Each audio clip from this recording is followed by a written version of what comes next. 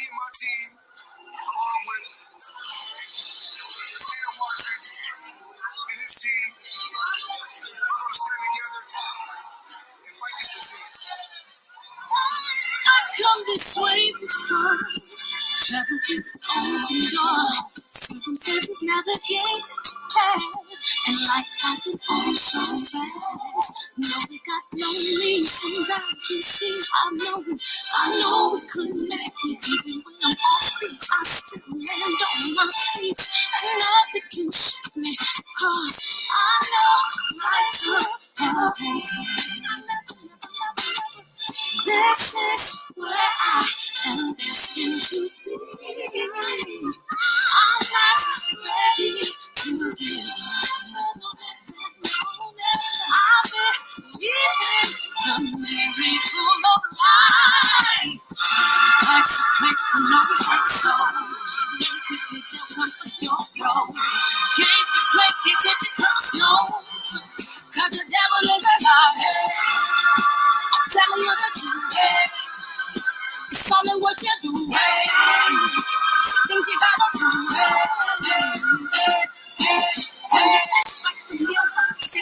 See the blessing in it. From much expecting, much is given. When I make the living, now I'm giving back to children. Never let the power come first before your happiness. Yes, you can be the best if you go the distance. Mix a little sweat with your persistence. You know that the best things are never instant. Just shine on that and make it real. If the moment is true, you know backing down. We're bringing it through like for the children, it's a given. Gotta give it, be a blessing. It's my personal statement. Run the game like I'm Mason. Learn and develop patience, determined to be the greatest. Yeah, bobbing and weaving, they came to the light of seasons and gentleness to the grind. So I do it for all my people. Jabbing in competition, back up against the ropes. You fighting for recognition, I'm fighting just to promote equality where we lacking. No plans to slow in our road. I'm confident we'll take it. Focus on common goals. Yeah, give back, give love to the things you do. Never give up, stand tall to fight another day. 2 toes, 2 feet, I stand on the ground. I'm going back soon and fight this final round. Let's make another song. Don't give me the time for your goal. Can't take it personal. Cause the devil is alive. I'm telling you the truth. It's only what you do. Some things you gotta do. Hey.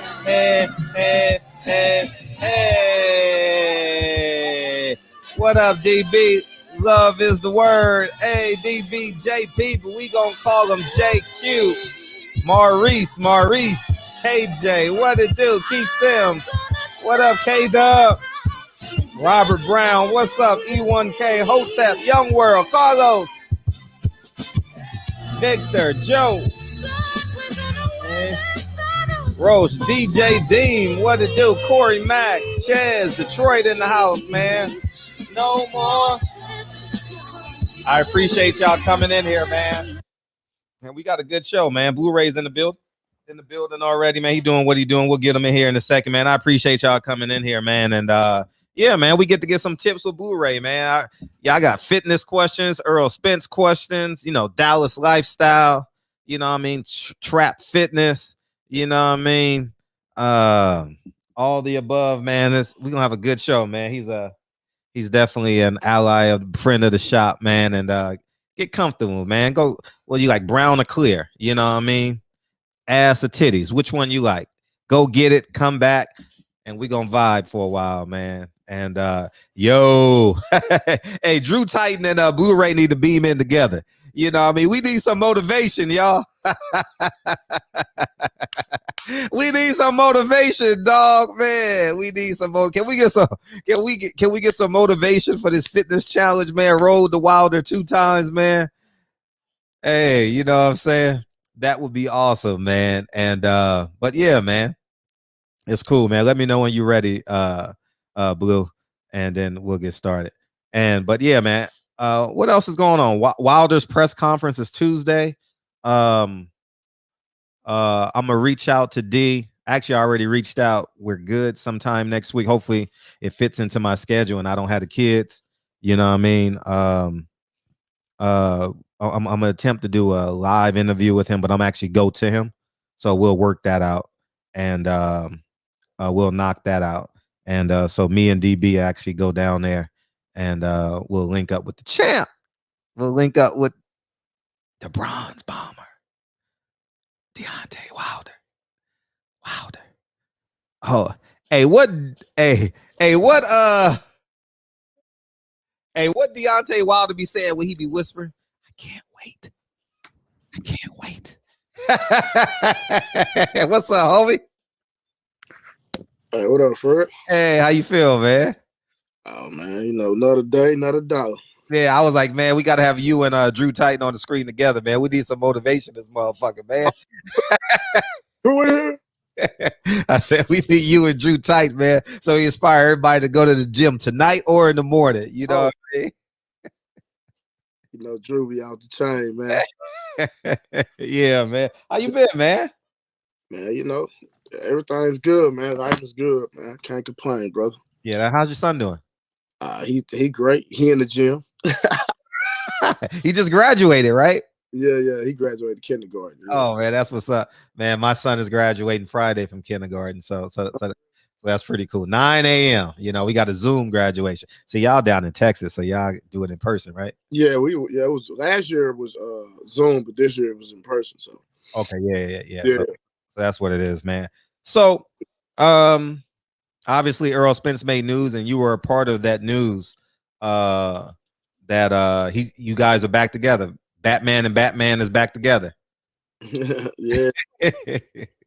We've been communicating and working a little bit, you know what I mean? Hopefully, because I don't think he's not even started camp yet, but we've been doing a little bit, you know what I mean? You know, we have to just keep up. You know, Earl's schedule is kind of, you know, different. My schedule is tight as hell, so we've been making it work, you know what I mean? We've been working a little bit, but you know, hopefully we can start getting 3 days a weekend. You know, that's gonna be my goal for this camp. At least 3 days a week. Because the volume that we output when we're training. So, you know, hopefully we can get on schedule and we can get a solid 3 days a weekend for this Pacquiao fight because you know, my goal for Earl, my personal goal for Earl is to, you know, in with respectfully, you know, everybody be saying respectfully. Yeah. Respectfully to stop Manny Pacquiao. So hopefully we can, like I say, do 3 days a week, get training in, and minimum 2, because I know I do a lot. Earl has to run, he has to work with Derek. He does a lot on his own, and then he has to come deal with me. And so I know when he deals with me, it's a lot of output, you know, and he has to spar.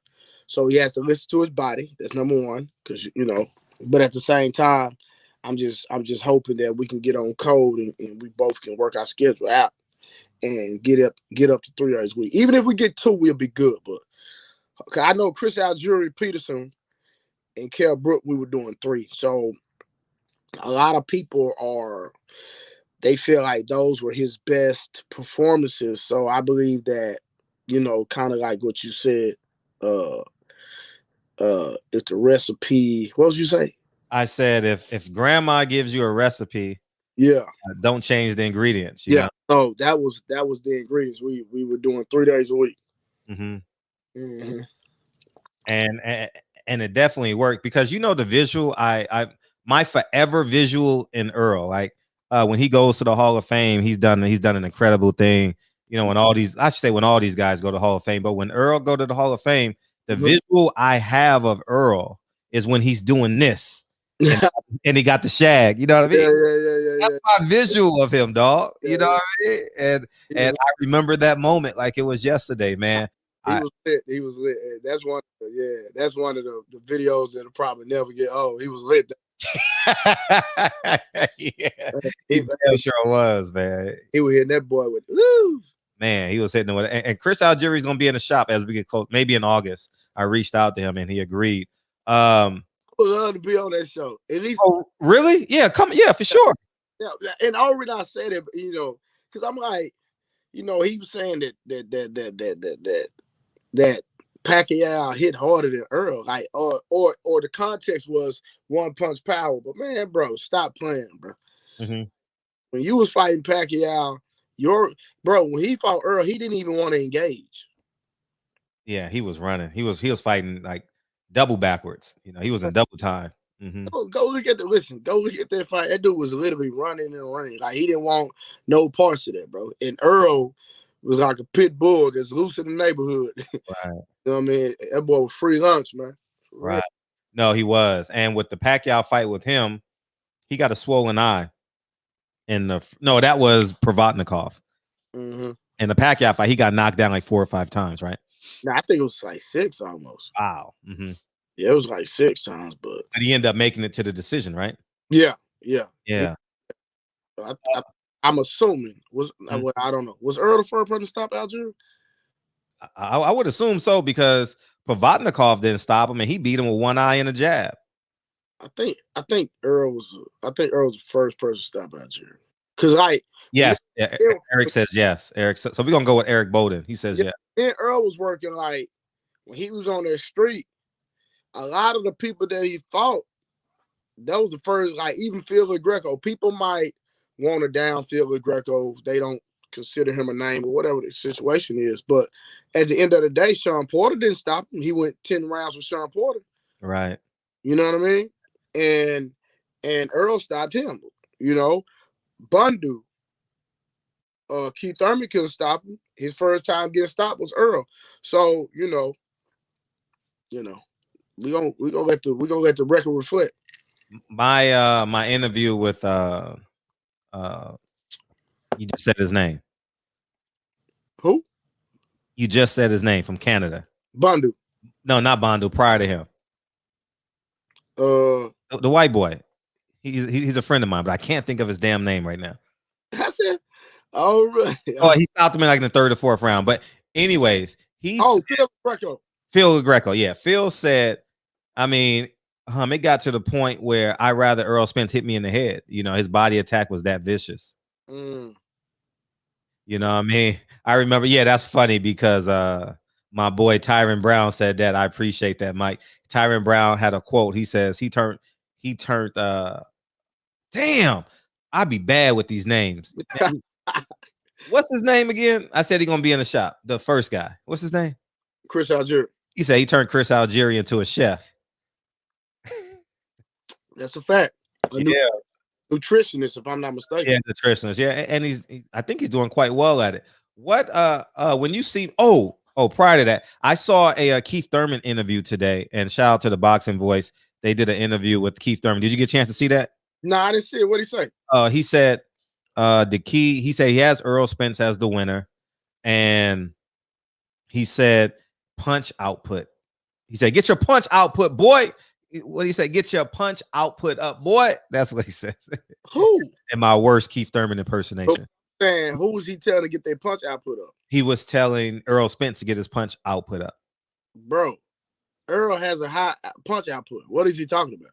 Yeah, because he said he missed about 15 punches. He said he did the math. He said he turned he missed about 15. If he would have landed 15 more punches, that would have been the difference in the fight. Who? That's what Keith Thurman said against. If he would have had 15 more punches against Pacquiao?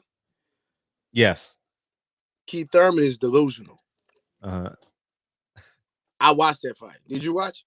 I was there. Okay, you were there. Okay. What was your opinion? I actually thought the fight was wider than it was. Be honest with you. Exactly. I don't know how it was a split decision. I watched the fight. The boy got demolished.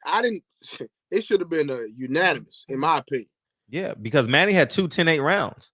The round when he buckled with the body shot and the knockdown in the first round. Smoked, bro. Mm-hmm. This dude got smoked. Yeah. Mm-hmm. What is he talking about? 15 more punches. 15 more punches wouldn't have helped you, man. What the hell are you talking about? Well, that's what he said today. Yeah, And bro. Of course he's gonna be biased. yeah. Always biased, bro. Nah, you're absolutely right. But he did pick Earl to win the fight.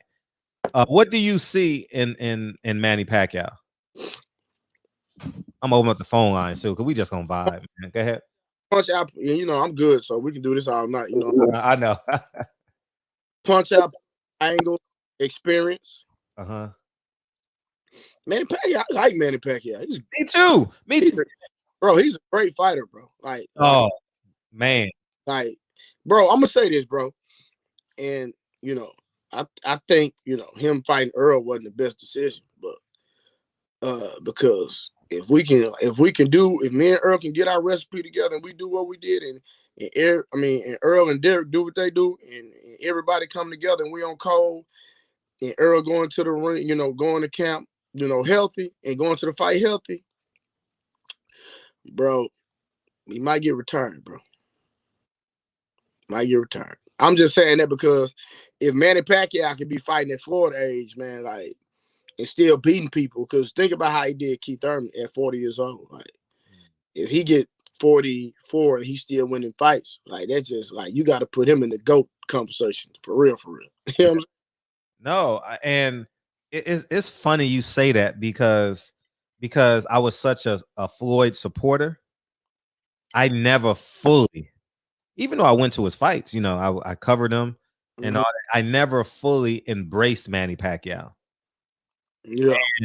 And I think because of where I was, the Floyd Mayweather versus Manny Pacquiao saga, it didn't really allow me to really embrace how great Manny Pacquiao is, not was, is. And now that I look back on his career, God damn. Yeah, bro. That dude got like 70-some fights, don't he? Yeah, 67-7, 67-6, 62, and something like that. And the fights, bro. And what's impressive too is Manny Pacquiao. I posted about a month ago his last 3 opponents. Broner. Someone just put it in the chat. Broner, Thurman, and Spence. Broner, Thurman, and Spence will be his last 3 opponents. Bro, at almost 40 years old, bro. That's impressive. That's insane. That's insane. And I think this era of boxing will hold Manny Pacquiao in the highest esteem. Yeah. And I got all respect for him. You know what I mean? As far as, you know, when he fight Earl, you know, he the enemy that day. Oh, sure. For that time in the ring, he the enemy. But, you know, I like Manny, bro. No, he's definitely easy to like. Me and Manny has a cool, he and I have a cool. I've covered him for so long, and I like the fact that it's going to be a changing of the guard. I wish Floyd had done this either on an undercard type of situation or actually fighting the guy. You understand what I'm saying? What do you mean? Like telling the boxing public, like, he is now. You understand? And I think beating a Manny Pacquiao will put you on the front of the New York Times, the Delaware Express, the UK Times. I'm just making up newspapers, but yeah. You get what I'm saying? Like, Manny Pacquiao is a worldwide name, you know? So I think, like, Errol Spence is going to look impressive. I also think Manny Pacquiao is going to hit the shit out of him once or twice in that fight, because I've never seen a fight that Manny Pacquiao didn't land that left hand, you know? And it comes from angles. It comes from, like, basketball positioning. It's just funny that how special Manny Pacquiao is, you know? Well, you know, I feel like that Earl has one of the best defense in the game.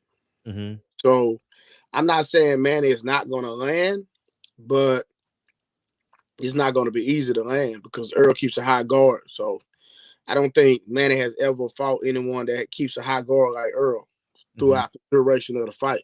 Yeah. So just trying to hop in like that, you know, he going to expose his body, and we already know, you know what I mean, what my brother going to do in that regard. So Manny going to have to really, really understand that, okay, with Earl, you're gonna give Earl a punch, but you sure don't receive one back. Yeah, a multitude of them. Exactly. So, you know, I think he's gonna have to really use his game plan. But one thing I can say,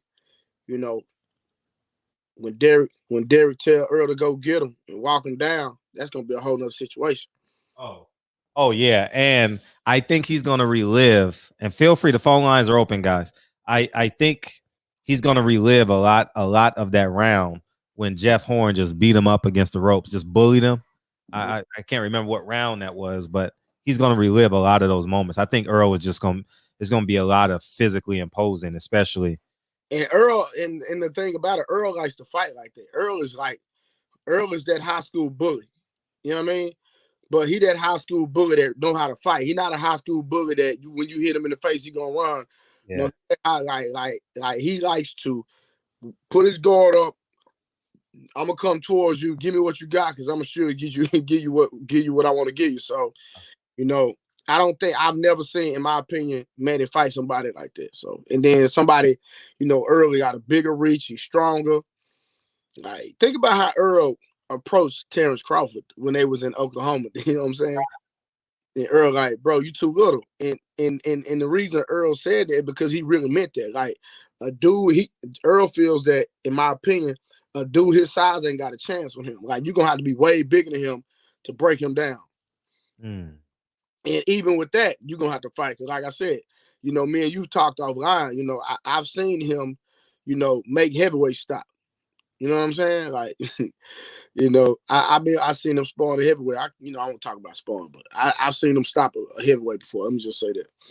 Yeah, I remember when I interviewed Chris Lovejoy.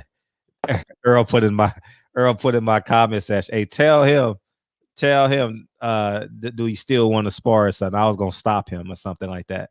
Earl challenged him in the Mayweather gym to spar. It was Chris Lovejoy, and he's probably anywhere between 250 and 300 pounds. Oh, really? Yeah. I don't think they sparred, but they were talking a lot of smack in the Mayweather gym. Nah, EJ meant that though. I know. He meant. I know. I totally know. And you know what I learned about? From that interview, Earl's been being very disciplined. I saw in the video you posted, I saw his ab line and he looked great, but he doubled down on it in the interview and he said he's probably 158. And think about it, bro. Think about it. Uh-huh. Right at 158 pounds. He only got to make 147. Uh-huh. Come on, bro. Think about it. 11 pounds, you got 10 weeks. That means you just steady focusing on technique and conditioning, bro. That's it. Bro, this dude gonna be a machine. Really? Damn. And shout out to Brandon House, man. He said, my guy, Blu-ray.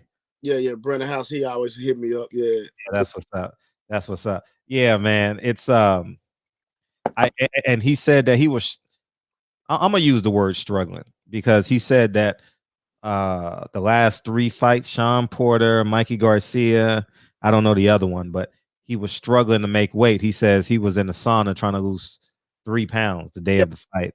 Yeah. I listened to that whole interview, man. I didn't know the details about that. Mm-hmm. Earl knew better, man. But he focused and he back, so that's all that matter, man. I love that he's not gonna get in his own way anymore. Yeah, because that's what I hate, and that's what I tried. I did my best with Adrian Broner, and if you don't know by now, I tried my best with Adrian Broner to try and tell this man to get out of his own way, bro. I don't this, bro. And I think I said this before in the interview. I don't understand how these men like don't take the Michael Jordan concept, even though I'm not a Michael Jordan fan as a person. But his work ethic and what he did on the court, I love it. And I feel like Jordan and Kobe, they had that philosophy that if I win, I make more money. I just got to win. You know what I'm saying? It ain't about, I just got to outwork the next person. I got to work hard. And I just don't understand.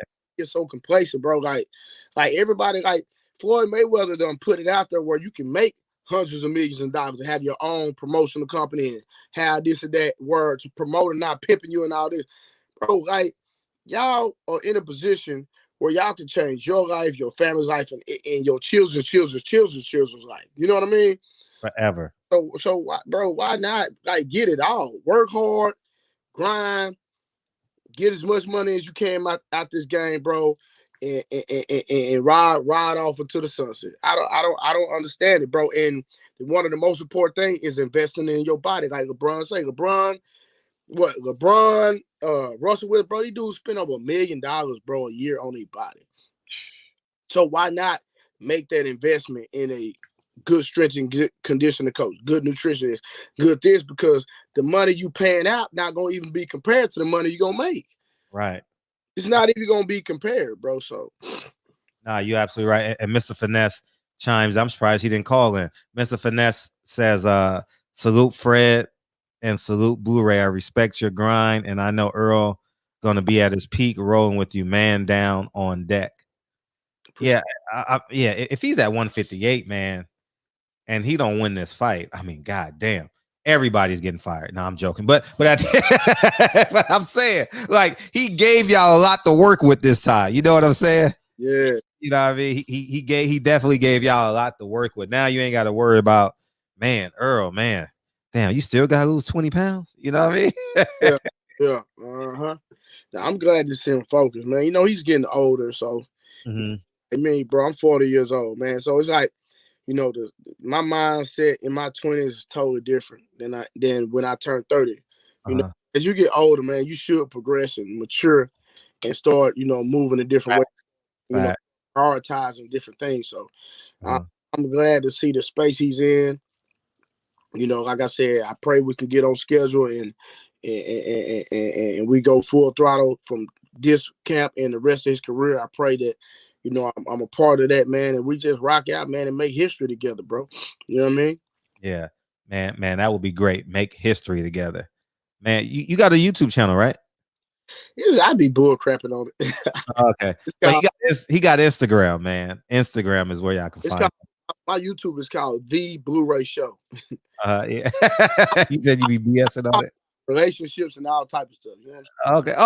You go there too. Everything worldwide. You talk about that on here?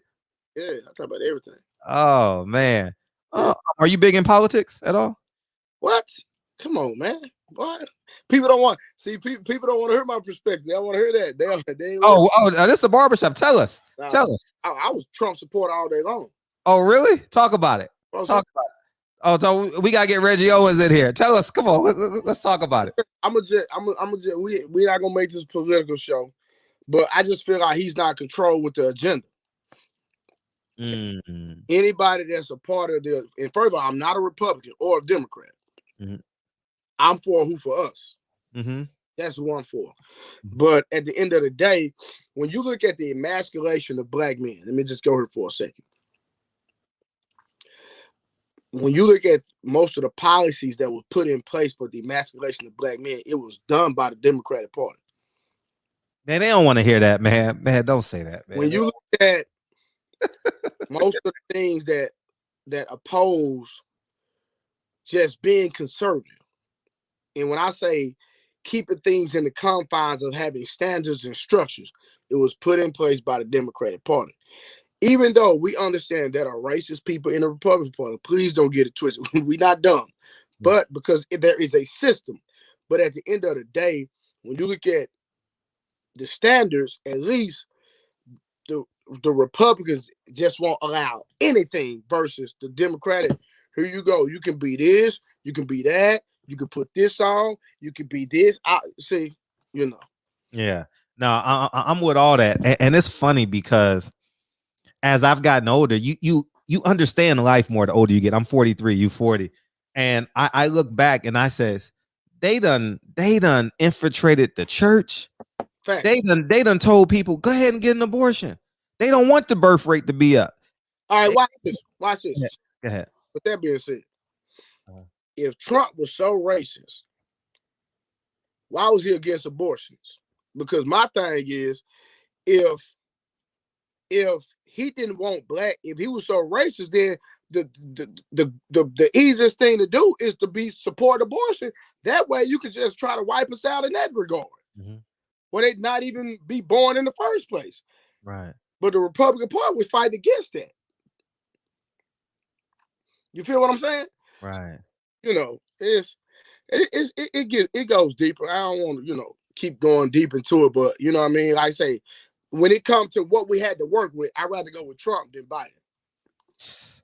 Man, I can honestly say I would have, because, and let me preface, because we got ignorant people in the chat and shit that's gonna listen to this show. I call them, what I call them, Democrats, or I don't know, I forget what I call them. But before I get there, Kevin Brower, Trump 2024. Bo Desi says, "Are you interested in training Haney?" And I'll answer it in a second. Yeah, yes, I am. I'm interested in anyone that is, first of all, gonna pay me right. I'm just going because it's about the money at the end of the day. Let's just keep it real.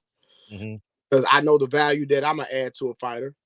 You know what I mean? So, and the situation is right. You know, the vibe. You know, because Black Fight Fan, man. You know, he was like, man, he was like, behind the scenes, he was like, the Haney family is a tight knit family. Yeah. He was like, they stand up, they real, and I know they're good people. Like Black, my brother, so if Black co-sign that, you know what I mean. I would love to be a part of an organization where everybody eating, everybody showing love, and everybody grinding together. So, of course, if it's a situation like that, of course, I would love to train. You know what I'm saying? First of all, he's a Black man, and I want to see him do great and be great, and I know the value that I bring. So, I would love. Yeah, I would say I really admire the Haneys, man. I like how, you know what I really, really like? I'm getting goosebumps saying this. You know what I really, really like about Team Haney? I've never told Bill this, so hopefully he's watching right now. Yeah. That Devin Haney never became gangster. Got all the money, got all the girls. He never publicly became gangster. He's still a little, now he's a, you call him a young man? You call him a young man? Is that what 21 is called? Well, he's still a man. 20. He's a young man. Because you know these young kids get money, they get tattoos and become gangsters. Man, I'll kill you. You understand? Bro, bro, you see, I can't even talk about my background and things that I did because I came from the street. You know? Yeah. And anybody that know me personally, and the stuff that I was involved in, we're not gonna talk about it public, we can talk about it off the air. But anybody know me personally know the stuff that I've done in my life and the stuff I was involved in, bro. The streets don't get old, but you do. Say it again. The streets don't get old, but you do. Oh, okay. So that's the one piece of advice I tell any young man out here. And I've dealt with the feds, I've dealt with it all, bro. And at the end of the day, what do you win? Where's the benefit? Right. Where's the inheritance for your children's children? You know what I mean? So it's not worth it, bro. It's a facade. It's all vanity. It's a whole bunch of, egotistical nonsense at the end of the day. So, I don't co-sign being gangster. I don't want to be gangster. Being gangster is taking care of your kids. Being gangster, being gangster is if you rich, make every nigga around you rich. Can I say nigga? Yeah. I talk. I'm sorry. Listen, I need to grow in some areas. But being gangster is make every nigga in your circle rich. You know what I'm saying? And then make sure they kids eat and make sure all your people around you eating. If you got millions and everybody around you not eating, and I'm talking about off you, where you employing people and you blessing people and you're doing it, bro, you're not gangster. Being gangster is putting everybody on, bro. No, I did it funny. I did a video yesterday in the car. And the volume didn't man, I was so mad, man. I had just picked up Lincoln from school, and I was like, this is because you know what not pissed me off, but inspired me to want to talk about that more this week. Young Thug did a video. I saw it, and it was like, this is how you can tell a pill is real and not fake. Did you see that? Bro, that was so stupid, bro. No, I was like, nah, man. That was so Young Thug should have said, listen, don't do drugs. Because at the end of the day, this stuff is affecting your body. Man, listen, God gave you one life, one opportunity, one body. You could take one. Bro, I know a young lady that was given a pill and died. You see what I'm saying? You know, me, like, I'm not, listen, people be smoking all these strands of weed. You don't know what the hell they done put in that. You don't know who manufactured that. Facts. If I ever decide, I don't smoke weed, but if I ever decide to smoke weed, I'm gonna grow my own and smoke my own because I know what's in it. I know how it was grown. I'm not finna y'all putting all these chemicals and stuff in it. Nah, hell no. No, sir. Mm-hmm. Yeah, man. It's that kind of woke me up, meaning I need to start talking about the little things. You know what I mean? Like picking up my son, going downstairs, making a smoothie. You know what I mean? Like when I make breakfast and stuff for the kid, flipping over pancakes. You know what I mean? The little things, you know, like that gets lost in the sauce, dog. Let me give you some game real quick. Yeah, okay. I'm all ears. My OGs, when I was hustling, right? I used to hustle. I ain't finna go into detail, so call what you hustling. Interpret how you want to. When I was hustling, my OGs and my plug, they would not mess with you if you had gold teeth. They would not employ you if you had tattoos. If you looked like you sold drugs, they wouldn't mess with you. Mm. They didn't like that. You look gang. No, they don't like that. Because you got to understand, we can't stay in business if you get profiled everywhere you go. Mm-hmm. We got to look the part. Yeah. We got to stay clean cut. Right. You see what I'm saying? The real gangsters is in suits. Yeah. Fun. The real gangsters is making your policies. Yeah. The real gangsters is in the house, the Senate. Nah, you're right, man. Man, that's so true. We thinking the real gangsters on the street now, man. Mm-hmm. Real gangsters are in control because when they say do this, you got to do it. Mm-hmm. So don't tell me you're no gangster. Like all these dudes out here, my nigga, talking about this my city. It's ain't your city when you don't own no land, pimp. Own no land, nigga. Jay-Z said it. 444. You feel me? Yeah. You got jury, my nigga, but you ain't got no land. You ain't got no land. Facts. You feel what I'm saying? And man. That's your house. I'm talking about land ownership. Yeah. Where you building communities, building apartment complexes, right. Helping the people, feeding the community. Bro, they talk about real work. Not this, bro, I'm not impressed by your jury. I'm not impressed by your car. I'm not impressed by nothing. I'm impressed about how many lives you affect. When people can see you in the street and look at you like you Santa Claus. That's what I'm on. Facts. That's huge facts, man. And you know what got lost in the sauce is funny because since you're from Dallas, I'll mention his name. Charleston White came on the show. Yeah. And he pissed a lot of people off because he said, fuck Elijah Muhammad. Fuck whoever. He said, fuck everybody. Fuck George Floyd. Fuck. And then he would go on to say some other things that everyone just missed. You understand? Because they were so mad in that moment. You know, he even said, fuck Malcolm X. And I just sat here and listened to him. Like, I mean, it's his show at the time. Bro, but go ahead. Talk about George Floyd real quick. Mm-hmm. What happened to him shouldn't have happened. Mm-hmm. Right? Mm-hmm. But at the end of the day, when I tell people as a black man, if you just comply, you can stop a lot of unnecessary things. We understand that there are black men that get killed. You feel what I'm saying? Mm-hmm. That even when they still comply. But my thing is, common sense tells me I have a better chance of making it out the situation or of any engagement with the police if I comply versus me trying to hold my ground or restrain. That's all I'm saying. Because I've had several encounters with the police. When I was in the street, I had a lot of encounters. You know what I'm talking about? Mm-hmm. But since I got out the streets, I haven't had any.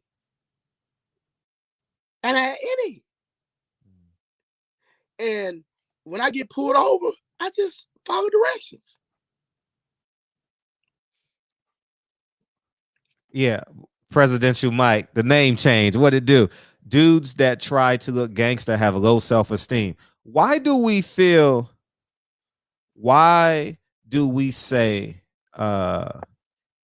we feel emasculated when a cop pulls us over? I don't.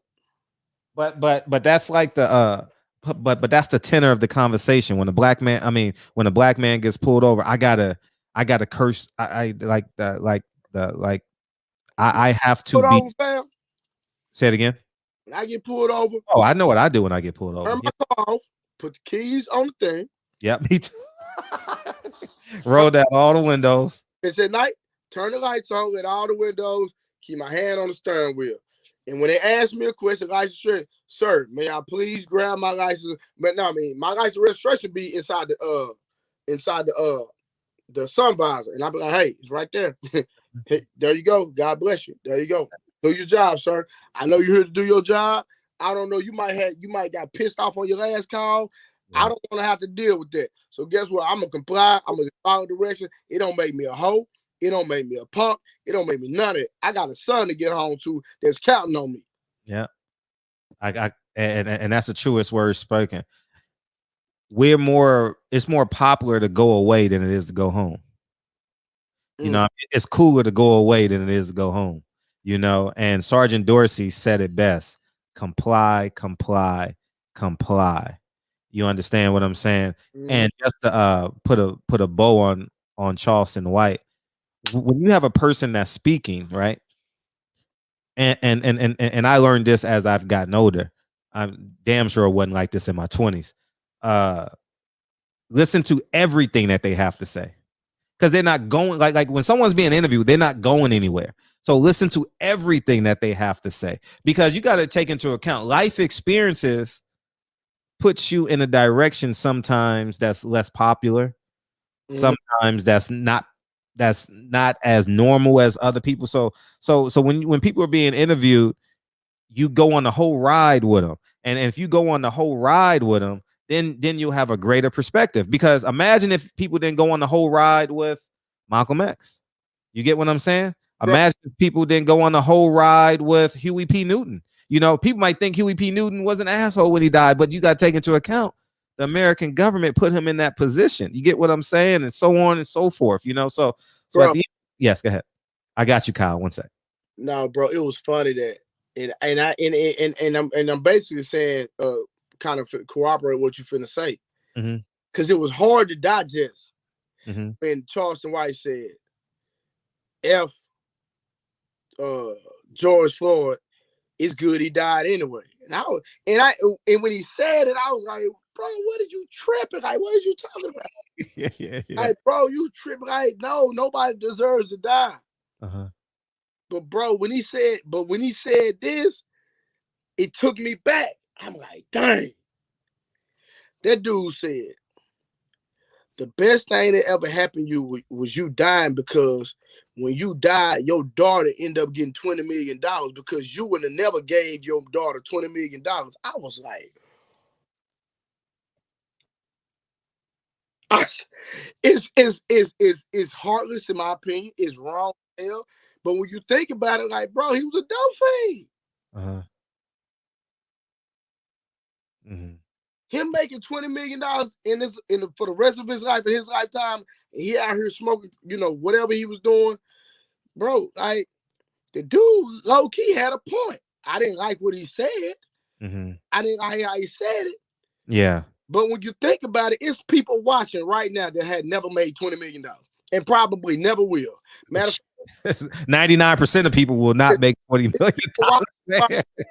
Listen, it's people right now watching the barbershop. When their kids get 18, watch this. They got to move out, get an apartment that they'll never own, go get a car with a car note, put themselves in debt because they're barely making enough money, and you're not setting your child up for success. Right. So, man dies, you know, golf, you know, they end up, I don't know if they put it in the trust or what. I'm pretty sure they did because I know how they work. They probably put the money in the trust, $20 million for his daughter. You know what I mean? I'm like, whoa. Because think about it. Watch this. What's the purpose of you living if you don't set your child up or leave something for your child? Because we got some people watching right now that ain't got nothing saved up for their kids. Let's be honest. We know a whole bunch of people that don't, as like, right now, if I leave the earth today, at least I'm comfortable with knowing my son got $250,000 coming for sure. Minimum with my life insurance policy. Not including my bank accounts and all that, but the life insurance policy alone, he get $250. You know what I'm saying? But how many people die every day, especially these gangster street niggas that ain't life insurance policy that don't leave their kids nothing? Wow, when you look at it from that perspective, you are a failed parent. Facts. Wow. Bro. Wow. And this may come off heartless to other people, but when you just look at the message, not the messenger, fuck your feelings. Fuck your feelings. Facts. If you don't prepare a table for your child to eat at for perpetuity, you have fucking failed your child. My son will never live in an apartment, bro. You know why? Wow. He can't own it. Why would I let you go put money on an apartment you cannot own, sir? Why would I do that? It makes no sense. You're wasting money. So you got two options. You can stay here and stack your bread. I don't care if you're 30. I need to equip you. Yes. We need to get a certain number. Okay, we're gonna do 50,000 or whatever it is. We gonna set you up before you get out of here. Bro, think about this. The brain is not fully developed until you're 25 years old. Why would I kick somebody 25? Listen to what I said. The brain is not fully developed as an adult until you're 25 years old. Why would I kick a 18-year-old person whose brain is not fully developed out into a world that I barely making it in? And I'm the parent. Because the average man and woman out here living paycheck to paycheck, my brother. Let's keep it 100. So I'm living paycheck to paycheck. In my savings, I can't afford to give my child $20,000, $30,000, $50,000, but I want to kick them out and tell them, hey, go be an adult. No. No. We're not doing that. Damn. So you gotta say, it's just like, so when my son turns 10 years old, guess what I'm buying him when he turns 10? I'm all ears. I'm buying him a mobile home. Once my son turns 10, every year, move after he turns 10, I'm going to buy him a mobile home. Cash. We're going to cash it out. Boom. We're going to rent him out. So he owns them. So when he turns 18, we know he got at least $8,000 a month coming in. Off the mobile homes. Daddy set them up. He ain't got to call me for no money. I know for sure you got at least 8,000 coming in, fam. And then once we did that, then we're going to go into building the houses. We can build a house in Dallas worth about 125, 130. Put it on the market, get you a good realtor, boom, sell it, make you 50, 60, 70,000 profit at 18 years old. I'm not going to tell you go get an apartment, go get a car note, and I'm putting you in debt. Why would I do that? That's it. I'm done. I'm just trying to give out some game to my brother. That's all. No, and people don't want to hear the game without the size on it. People don't like hearing just the main dish. You know what I mean? People need cranberry juice. You know what I mean? People need the motherfucking pink lemonade to go with their Ciroc. You know what I'm saying? But anyways, man, they got to drink their flavored Ciroc. Oh, we got a call at the same time. All right. Oh, I'm going to get Asia, then I'm going to get Kyle. Is that cool, Kyle? All right, cool. Hey, what's up, Asia? What's up? What's up, everybody? Hey, what's up, Blu-ray? Hey, what's up? Kyle, you frozen, dog. Go ahead. Go ahead, Asia. Oh, no, you're not. No, you're not. Go ahead. Go ahead, Asia. I was saying shout out to Blu-ray. I was asking what's up. Man, come on, man. How you feel, man? How you feel, dog? You think we forgot? Hold up. You think we forgot? You think you're gonna call into the shop? I know you want to see if we remember. How you feel, man? 56 sitting on 56 million. He just had a birthday yesterday, man. Happy birthday, man. Happy birthday. Happy birthday, bro. Happy birthday, big homie. Hey, we going. Hey, we swimming in the Atlantic tonight, man. What you got? Oh, yeah, I see. Wide open. I'm listening to Blu-ray. Good stuff he been dropping. Let's see if Blu-ray remember this. Shout out or shut up. Gilberto Mendoza. I drew a blank, brother. That's actually. Oh, so you know who? I'm surprised we never brought that back, Asia. Nah, I'm honest with you. Gilberto Mendoza is the president of the WBA. Oh, okay. So what happened? Well, he's about to be fighting Man, your client. yeah, I man. mean, let me back behind. Pacquiao is about to be fighting your client, and I, Mendoza is proposing to no, reinstate him as the Super hey, WBA champion. that's my brother. That's not my client, bro. It's my brother. Okay, my bad, fam. My bad. No, I'm Uh, just. your, your, But I don't like that, bro. I'm just being honest with you. So I'm just saying. So don't take offense to it. I'm just saying. no, I got you. That's cool. Now I know that's the relationship with y'all. That's your brother. Ain't no harm taken. But yeah, I broke the news on another site, on another platform, that Mendoza is going to be reinstating him. So how you feel about that? Oh, Pacquiao. hey, bro, Earl could have unified a long time ago, bro. If Keith Thurman wasn't running, come on, man. Let's just put the facts out there. Oh yeah, no, I done spoke on that on other platforms as well. Yeah, could have been unified. People, That's why I thought you was knowledge on that, and so I was just wondering how did you feel about the WBA president of no, Mendoza Jr. Earl always wanted was he wanted to unify the division. So, that's gonna be another belt for my brother, man. So, I'm happy. Straight up, I'm happy as hell they're gonna reinstate him. That's what's up. Then, Yeah. he can go across the street because he say he gonna go across the street and see what old boy talking about. Oh yeah, that was the plan. That was the plan. Well, So very well executed plan. everybody But, wants he you know, won't be no excuses unless he trying to outprice himself. yeah, I could see him doing that. But Bob Brown supposed to been coming in and explaining. He said he had an announcement to make in 2 weeks, but that was back in February. That was Valentine's Day Eve or something, Mm-hmm. and he ain't came in yet to tell us what's the big news regarding Bud. And shout out to Bud. I don't say what I said about him in malice and then, but I was one of the main persons looking for for the 147 division to be unified by now. By hook or crook, seems like some people don't want to play. They don't want to play for whatever the case. But all the smoke is clearing. We're gonna see what Bob Brown got. What is he gonna do? He's gonna put up a shut up. Because the walls is closing in on him now.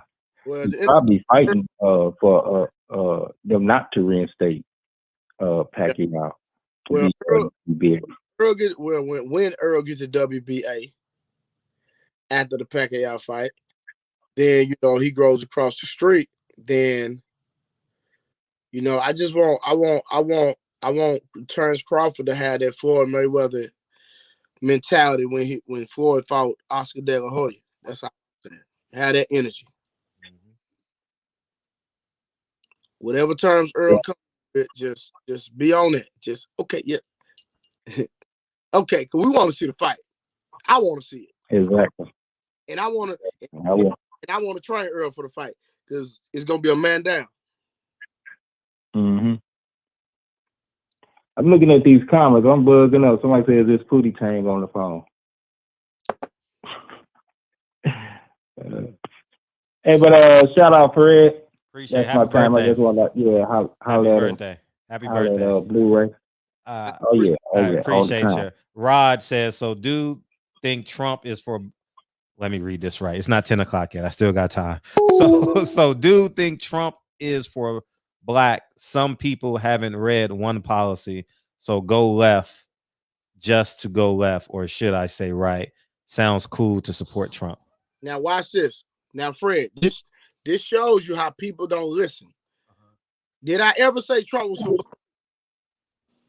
No, but you put the sentences together to make you believe that said it. You see what I'm saying? Uh-huh. People do not listen, brother. Yeah. People don't listen. And it's sad people just spew rhetoric based on how they feel, how they interpret it. I never said Trump was for black people. I don't believe he's for black people. Trump is all about money. He don't care about race. He care about money. What's up, Kyle? Well, what's going on, Big Fred? Shout out to Blu-ray Man for stopping through the shop. Dude, the replayability on that last segment, right before Asian Math, came up, dog. That was special. You know what I'm saying? You got to clip that, Fred. You got to clip that. That and put it on your channel too. Come on, man. You know how we do. You know how we do. Yeah. You know how we do. Yeah, man. But shout out to you, man. I'm so glad he back with you. You can see the difference already. I was at the Sean Porter fight, and I you can see the difference, man. You can see that he wasn't training as hard as he normally would, and he also said he wasn't training as hard as he used to. So I'm just glad that he back with you. I know last time he was on the shop, you were saying that you don't know why he didn't why he wasn't hitting you up and stuff like that. That's why, because he wasn't trying to train. Hey, he knew he called your ass. He had to go to work. Today, I don't know. Hey, Fred, listen. That nigga Fred used to always be on Earl neck everywhere he went. Bro, why you ain't training with Blu-ray?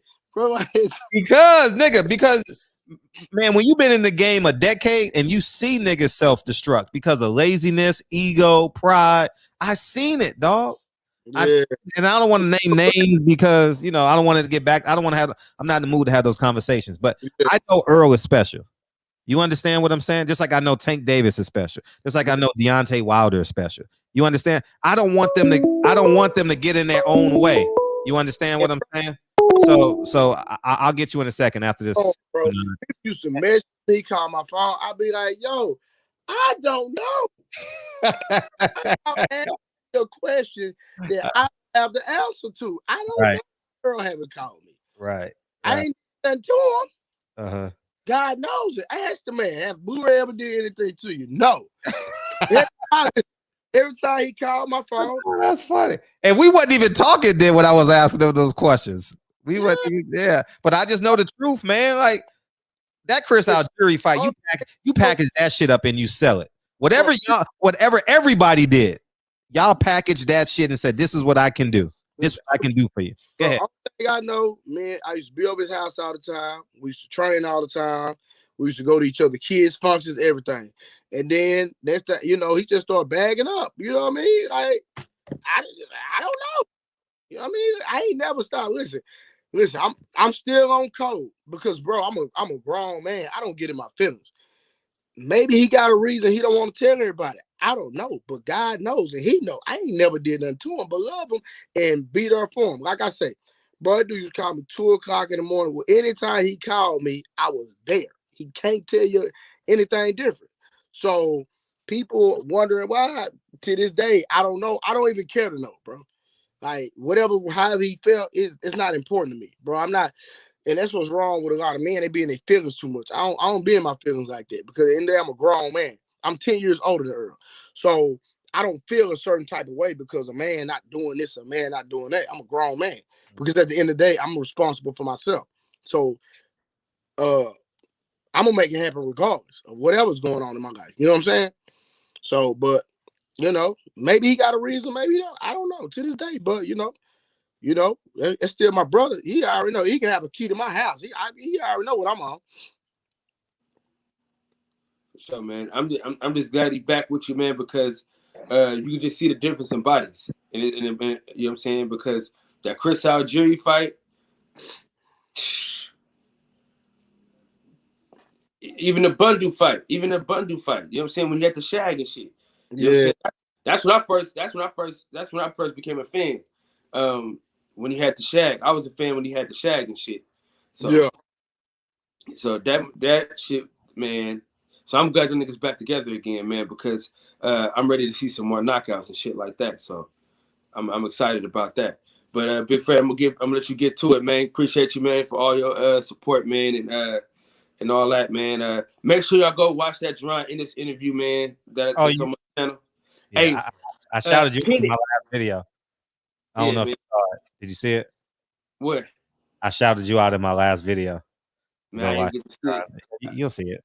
Maybe one day. Cool. I'm gonna see it. With Jerron Ennis. You said what? I said, when did you do the interview with him?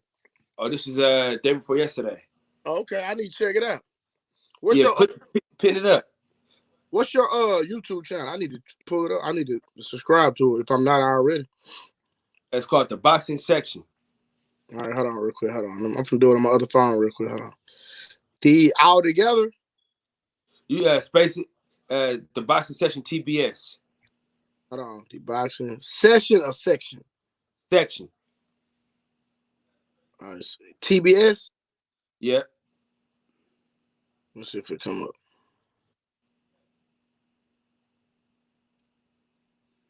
Bro, what the hell my Wi-Fi trip? You got Comcast? No, you got the same shit you got. I got AT&T here. Okay. Oh man, yeah, it was a good interview. Okay. Hey Fred, send it to me, bro. If you get, I'll send it to you. I'll send it to you for sure. Yeah, just send it. All right, big Fred. All right, Blue, man. Appreciate y'all, man. Hey, all right. Fred, keep your foot on these niggas next, man. Okay, promise you. Tristan has a good question. Tristan says, "What do you think Jarrett Hurd?" I would have never thought to ask you this question, so I'm glad he asked you. I'm glad they asked you. What do you think Jarrett Hurd has to do to get his career back on track at 154, or do you think a move to 160 is good for him? He need to learn how to box. Did you watch him? Bro, that was not boxing, bro. That is put some gloves on, walking in the ring, and just walking towards somebody. Do you agree or disagree? No, the phone lines are back open. Yeah, he definitely. It's funny you said that because I came on the show and says he just needs to be an expert at fighting on the inside and just be who he is. You know, he got too many styles in his head. But family, like, I disagree with that, Fred. Okay, I'm listening. Because to me, he can fight on the inside. He doesn't know how to box. Yeah, he doesn't know it. Right. Like, bro, how many jabs he throw? Bro, this dude stood straight up and just walked towards his opponent, put his head up, took some punches, started swinging back, boom, boom, took some punches. Come on, bro. That's not boxing. That's not the art of boxing. Mm-hmm. He needs to have a standard art, in my opinion, to come back. If he's going to continue to fight the way he's fighting, he's going to get beat every time, bro. Gotcha. They hung up. Yeah, that definitely makes sense. But he's not comfortable in the ring doing it because I believe Coach K, who is the trainer of Shakur Stevenson, and you can see how Shakur Stevenson boxes, that he wants to implement that. But I mean, like, bro, you stand upright, bro. If he here, bro, he has his arms are long as hell, very long. Bro, he can jab. He can jab the whole fight. Right. Bro, this dude is long like Paul Williams. All you got to do is boom, boom, boom, boom. Just everything off the jab. If he do the basic art of boxing, the dude will beat a lot of people. Bro, he would get more leverage on his right hand if he came from here. Right. Versus, come on. Man, I think he just needs to get on the bullet train, and I think his career may be short. You know, bro. I'm gonna be honest with you, bro. I feel for Jarrett Hurd, bro, and the reason I say that, bro, he takes too much damage, bro. He takes a lot of punishment, dog. Too many punches, bro. Like, that stuff gonna affect you when you get older, sir. You just walking towards somebody, bro. That stuff. You young now, okay, cool, but you how many vegetables you done seen come out the boxing game? Let's just be honest, bro. Nah. Man. Yeah, for sure. Whew. Hopefully, man, he gets hit a lot. I just think 4 or 5 more fights. You know, hopefully he get a win in his next 2 fights, fight for a big fight, take the biggest challenge you can possibly get, you know, make a few $1 million. hopefully you win, defend the belt. But I do think he takes a lot of punishment. Bro, it dude takes too much punishment. It takes a lot of punishment, and I root for the kid, man. Like Jared Hurd was one of the first fighters to introduce me to the gym, so I can't help but, hey, what's up, 629? What's good, man? Hey, how you doing? I'm doing wonderful, man. Why am I unable to get through for? You here now? What's up? Okay. Yeah, man. I'm really rocking the show. I like the content and everything. Salute to the chat. Thank you. Everyone I'm sorry, say what now? No, who am I talking to, man? I've never said 629. Where's 629? Shit, you already know. I believe it's self-explanatory who I am in the chat. Obviously, if I ain't replying back in the chat at the moment, I got through. Man, you put all that shit in like one sound. I don't know. I didn't make out a word you said. Nick. What'd you say? It's Mr. Andrew. Oh, appreciate you, man. I see you in the chat all the time, man. Yeah. Thank you for being active in the chat. Thank you for being active in the chat. Appreciate that. Man, thanks for allowing me to even, even be on the show, as a guest, Really appreciate what you're doing, man. Shout out to Blu-ray, Even though the brother kind of lost, though, talking about Donald Trump, that nigga is not for brothers, But anyway, each his own, Once you, I wouldn't say to get a long bracket, but once you, establish yourself financially wise, you tend to lose touch with the base of your own people, So I ain't hating on the brother, It is what it is, But I actually like to take a playbook out of the general. Hold on. No, you're not gonna throw no jab, but thank you. I'm not gonna counter, sir. So hold up, but wait. But to be honest with you, sir, really, okay, go ahead. Because really, this ain't even for you. This ain't even really for you. I really want to stand up. I was friends to be TFTV. You know what I'm saying? Like, this ain't even for you, my guy. But go ahead. Thank you. So, what did I say that constitute me being lost? Well, first and foremost, I was not the one who made a comment in the section. I only agreed with that comment. But let me go ahead and explain that to you. Yes, one, I just really believe that Donald Trump is really, on the business aspect. He look at the overall as a business transition. So even though he's still racist and all, do not get me wrong, but he still don't like brothers. You know what I'm saying? The difference is, I'm very, I wouldn't say I'm engaged with the political party or anything like it, but I understand that it was 150 Black Republicans that created the Republican Party. And if I'm not mistaken,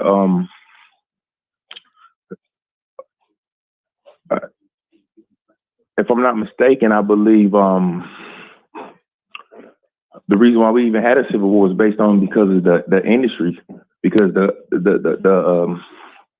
up north and down south, you got the cotton fields and you got the up north.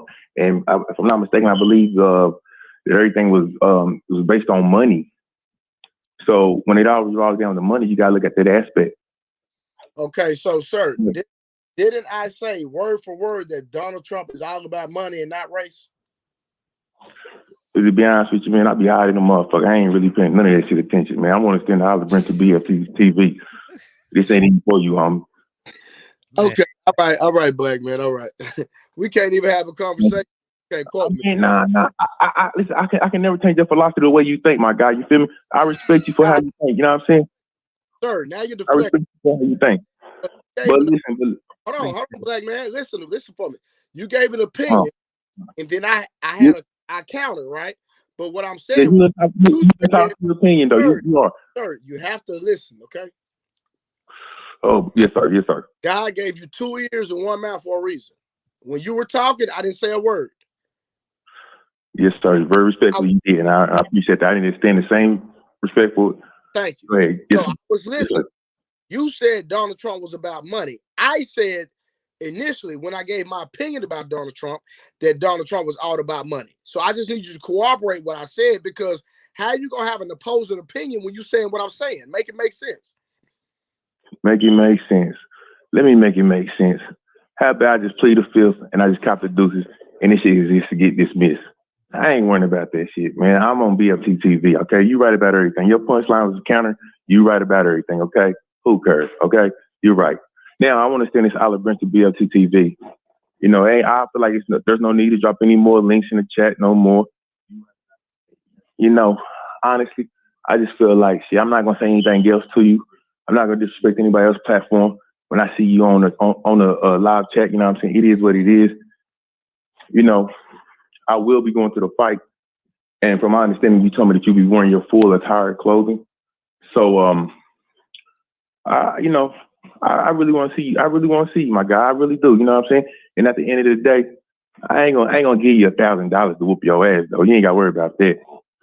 So, Black man, I'm a man of my word, and I want to see you. I really do. Black man, and that's all I want to see. I'm gonna get back in the chat. No, don't go nowhere. Hold on. So, oh my God, man, why he can't speak for himself, man? This ain't even for you, man. Let the man speak for himself, man. He keep dropping links and shit, man. I ain't got time for everybody else to fight for that man battle, man. Is that what the fuck a nigga run for the community for? Because he can't be a man on his own. But Black man, listen to what I'm saying. I don't even know what you're talking about, but I'm trying to figure out. Do you have a question for me or about Errol Spence or about the? I don't have a question for you, man. I just didn't want to have this conversation, man. I ain't sending no more shots. I ain't dissing nobody else on no platform because I see this guy. I'm just gonna respect this man respectfully. It is what it is. I put it up there in the barbershop conversation. Motherfucker, he can tune in. Motherfucker can relate to matches. I don't care. It is what it is, man. I'm gonna say it respectfully, man. But why so much tension against somebody on the internet, bro? What did he do to you? It's entertainment. This ain't real. I'm trying to figure out what did the man. Did he hurt your kids? Did he steal your money? Nah, he did shit. He just disrespected me. So, bro, are you go to this platform and say what you want to say and y'all even? Obviously, I can't because he always telling me to fuck out. Oh, so I was like, man, don't go. Man, don't go Marshmallow Man on me. Man, don't go Marshmallow Man on me, dog. I'm sorry, man. I apologize, man. I'm wrong for that. You going Marshmallow Man on me, dog. Come on, man. No. Don't go. Don't do it. Hey, what about a lotion at, man? What the Jerkins at, man? What about a lotion at? Huh? Man, get off the fucking phone, nigga. I don't know what the hell you talking about. Go, man. Hey, man. Shout out to the chat, man. I'm up, man. This nigga sound like Helen Keller's pimp, don't he? Nigga, I know what that nigga was saying. Bro, like this nigga sound like. Bro, we got too much going on in the world for us to be beefing with each other over the internet over some comments. This hurt your kids. This dude ain't did nothing to your family, bro. And you call in to the shop to tell whoever I don't even know who you talking about that you want to see him. Man, come on, bro. Stop, bro. Like, come on, man. We got to grow up, bro. Oh, man. Yeah, man. We grown men. We got to get on some grown men. Bro. Yeah, he was. That's Helen Keller's pimp because the nigga don't talk much. The nigga just point. And Helen Keller be like, yeah.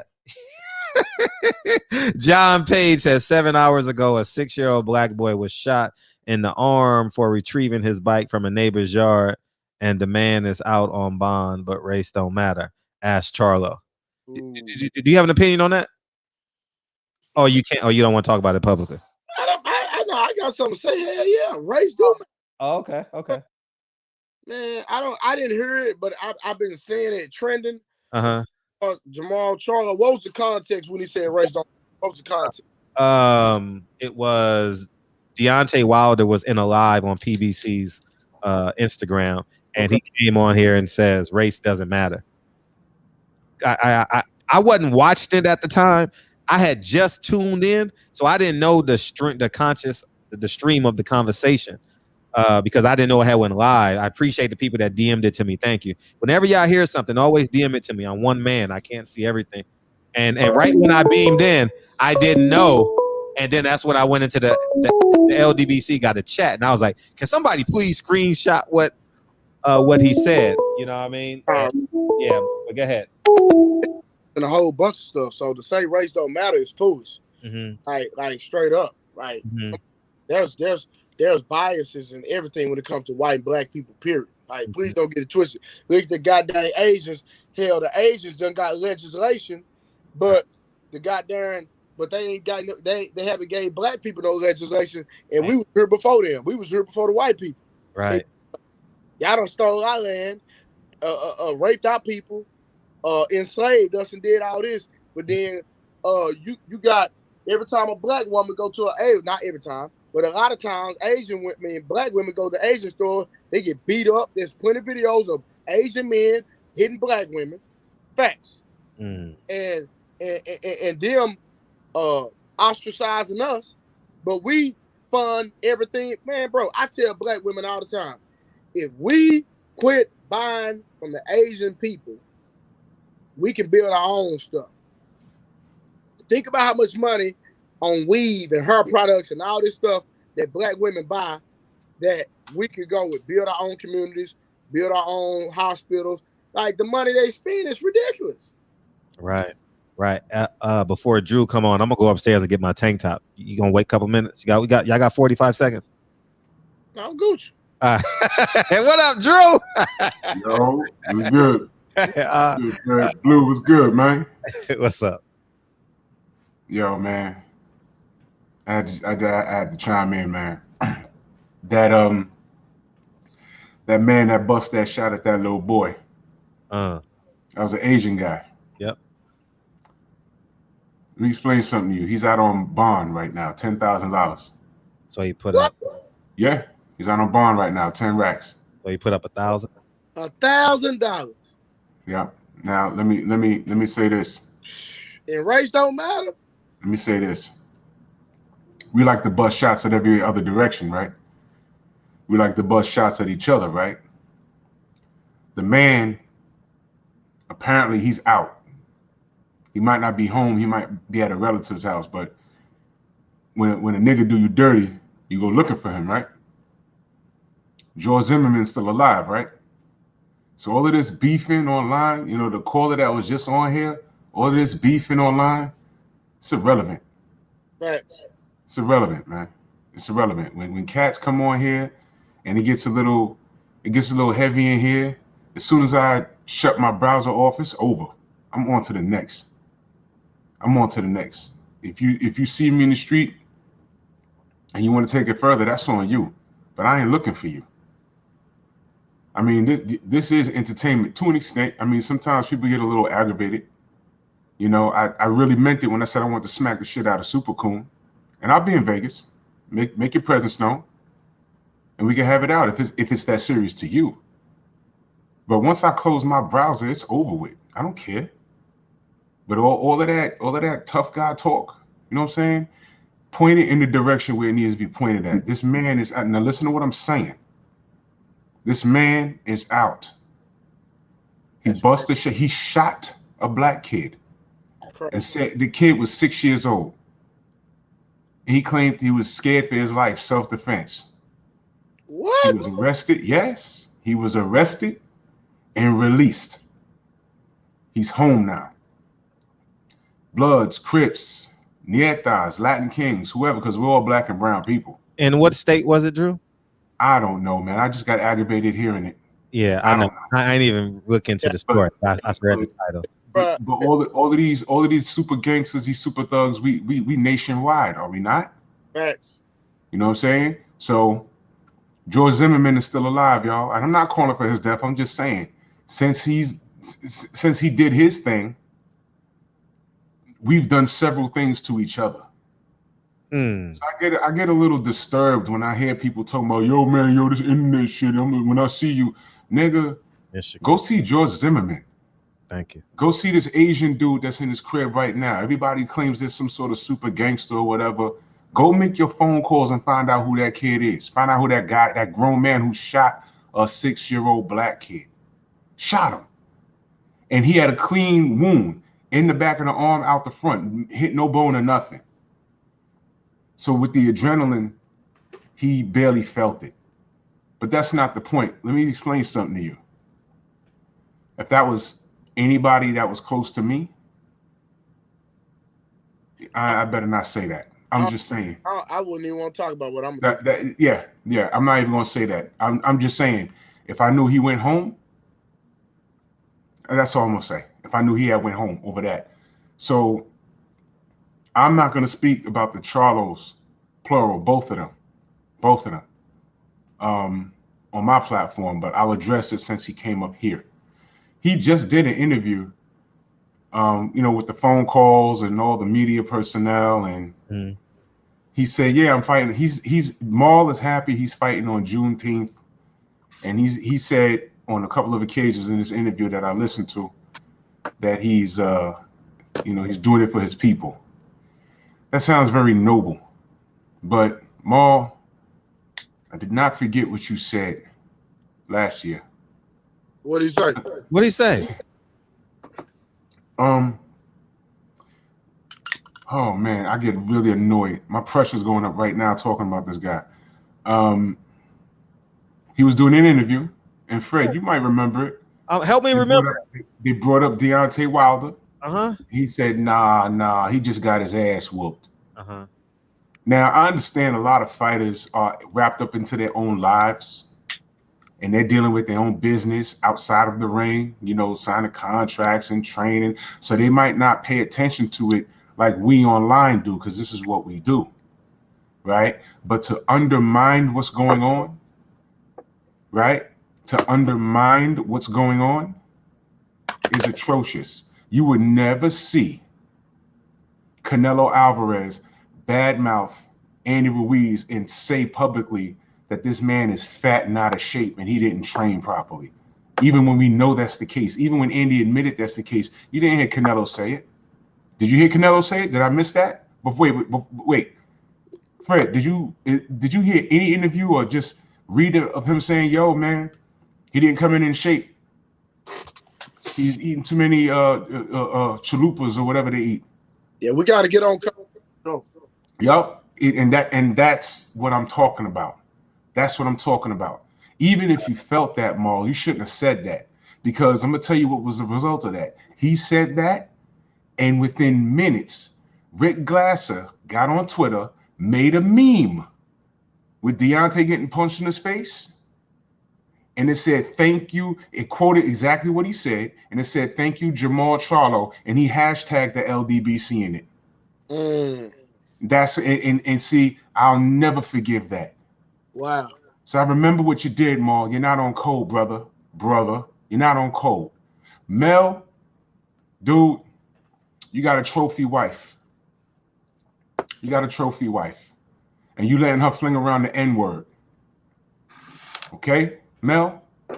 There's no coming back. Why on my channel, I'm not gonna even wish you ill will. My thing is, moving forward, both of those niggas gotta be picture perfect. Yeah. They can't have one close fight. They can't make it to 12 and get jerked on the cards, because I'm not talking on it. There's no race. You know what? Leave race out of it. You fight Canelo, you knock him down 4 times, and somehow those are the only 4 rounds he won. He won every other round, and then they get the call right. Every other round he won. Unanimous decision. Don't come screaming over here, because we the one. Listen, Champ Side, shout out to Champ Side. He just redid a pound for pound. They put out this shitty pound for pound list. He just redid it, and y'all remember how much hell Champ Side cost that he caught? I remember that. He caught a lot of hell for that, because if one Charlo wasn't on it, the other one wasn't ranked high enough, and they got all kinds of dudes from them booger weights ahead of him. Anui. This one guy, I don't even, Fred, they had some guy on there, I swear to God, and we watch boxing, I don't even know who the hell he was. I can't even think of his name. I said, who is that? He was like 115 pounds or something stupid. I said, why is he there? Oh, Juan Estrada. Yeah, something like that. Whom I believe they just made him a franchise champion, didn't they? I don't know. One of those dudes. Mauricio handed those out like it's candy.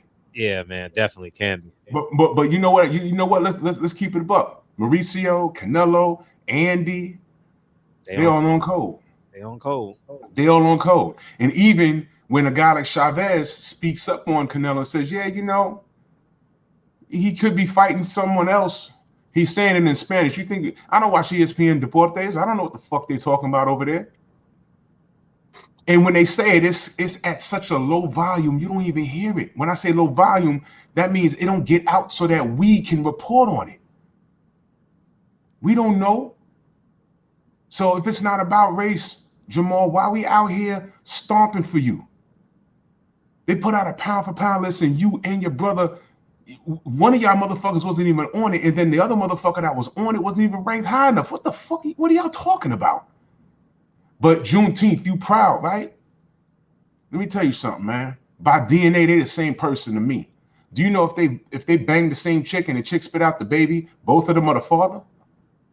By way of DNA, so in my opinion, they're the same guy to me. I ain't forget what Maul did, and I'm never gonna forget what Mel did. They gotta be picture perfect.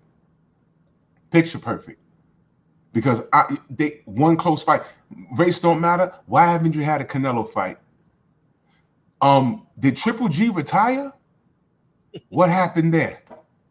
All right, see, remember when you called out Benavidez?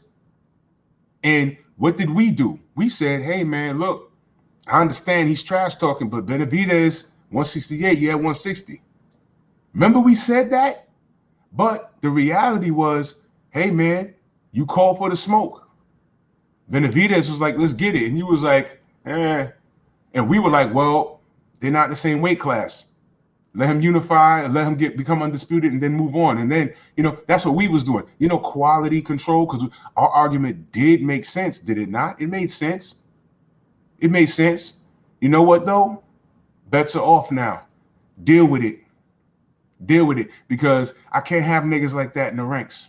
Nope. Nope. Do y'all remember when he misquoted something that Blue Blood said? And he jumped on it, told people to unsubscribe to him. Yo, when I see him, I'm going to smack him. Blue's not a boxer. The fuck you talking about? You going to smack him when you see him? What do you, really? Really? That's what it is? These kids are emotional. They're airing out their own personal business on Instagram, like the rest of these skinny jean wearing kids. You know what I'm saying? Calling their wives all kinds of bitch, not even wives. It's your baby mama, my nigga. All kinds of bitches and fat hoes and shit. And then your brother told me, yo, you really duck Canelo. And come on now. What is going on with y'all? That's crazy. What is going on with y'all?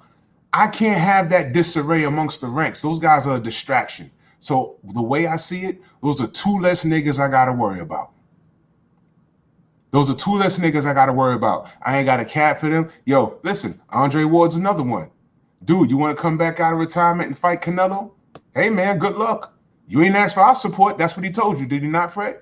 Oh, yeah. I didn't have Yeah, he told you straight to your face. When I heard that, I said... What did he say? He said, I didn't ask for your support. He told you that? Yeah, I told him, I says, man, I've never watched that interview, so I'm going to pretend I remember exactly what I said. I said, man, I was explaining to him that I got a strike. Supporting him and going hard. He said, I didn't ask for your support. And I said, yep. On God, that's what he said. Now I watched that. I had to rewind it. I said, wait a minute. What? Yeah. I was like, you know what, man? Bro, it's sad that, bro. Because in my thing, cause one thing about black media, one thing I love about black media is that, y'all can report the real. Mm-hmm. And it's like these other channels that are controlled by whoever they're controlled by, they show bias. You know what I mean? Mm-hmm. And when y'all can come in, they don't like for y'all to, kind of like when Deontay Wilder is exclusive interview to black media, Earl gets an exclusive video to interview the black media. They don't like that. You know what I'm saying? And I feel like that, everybody need to be on code. Like all the black fighters, man, y'all need to be coming to the black YouTube channels, man, coming to black media and giving y'all interviews. You know what I mean? Like straight up, man. Shoot, mess with who mess with y'all, because at the end of the day, my thing is that they gonna use you up and forget you. How? I mean, if I was to have a conversation with Andre, I would just ask him, how the hell did Gennady Golovkin come over here on an airplane and completely hijack your shine? He got Apple deals. He got a big old contract with DAZN, got stock options in the company. And you're sitting here. And when we bring up Gennady Golovkin, they try and feed us him in the same sentence with Marvin Hagler. When we bring up Andre Ward, they only talk about how he was injured. And then when Gennady Golovkin tried to sneak up to 160, no, I'm sorry, when he tried to sneak up to 168, yeah. You stopped him and said, no, if you come up here, you fighting me. And then he went back down, and then he tried to sneak up there again. And what did they say, Dre? They said, hey, man, why are you trying to bully the little guy? You need to go up and fight the other. Oh, okay, so he's bullying Gennady Golovkin, but you want him to go up and fight KK Kovalev. Fine. He did it. He beat him the first time. They said it was a tough fight, but he really lost because they were stuck on that knockdown in the first round. But I had Dre winning the fight. And what did they say, Andre? I don't think he's going to give him a rematch. It was too tough of a fight. He got in there with Kovalev. That right hand landed, and you stopped him. And we applauded. We got hype. And you retired. But we did our job because it was not only because you was black, but because it was the right thing to do. You was disrespected and violated. So you was too big for Golovkin, but you wasn't but Kovalev wasn't too big for you. Well, he wasn't. Prove that. But Drew, think about it was not black. Think about how many black. Hey, Drew, close that other window you got open.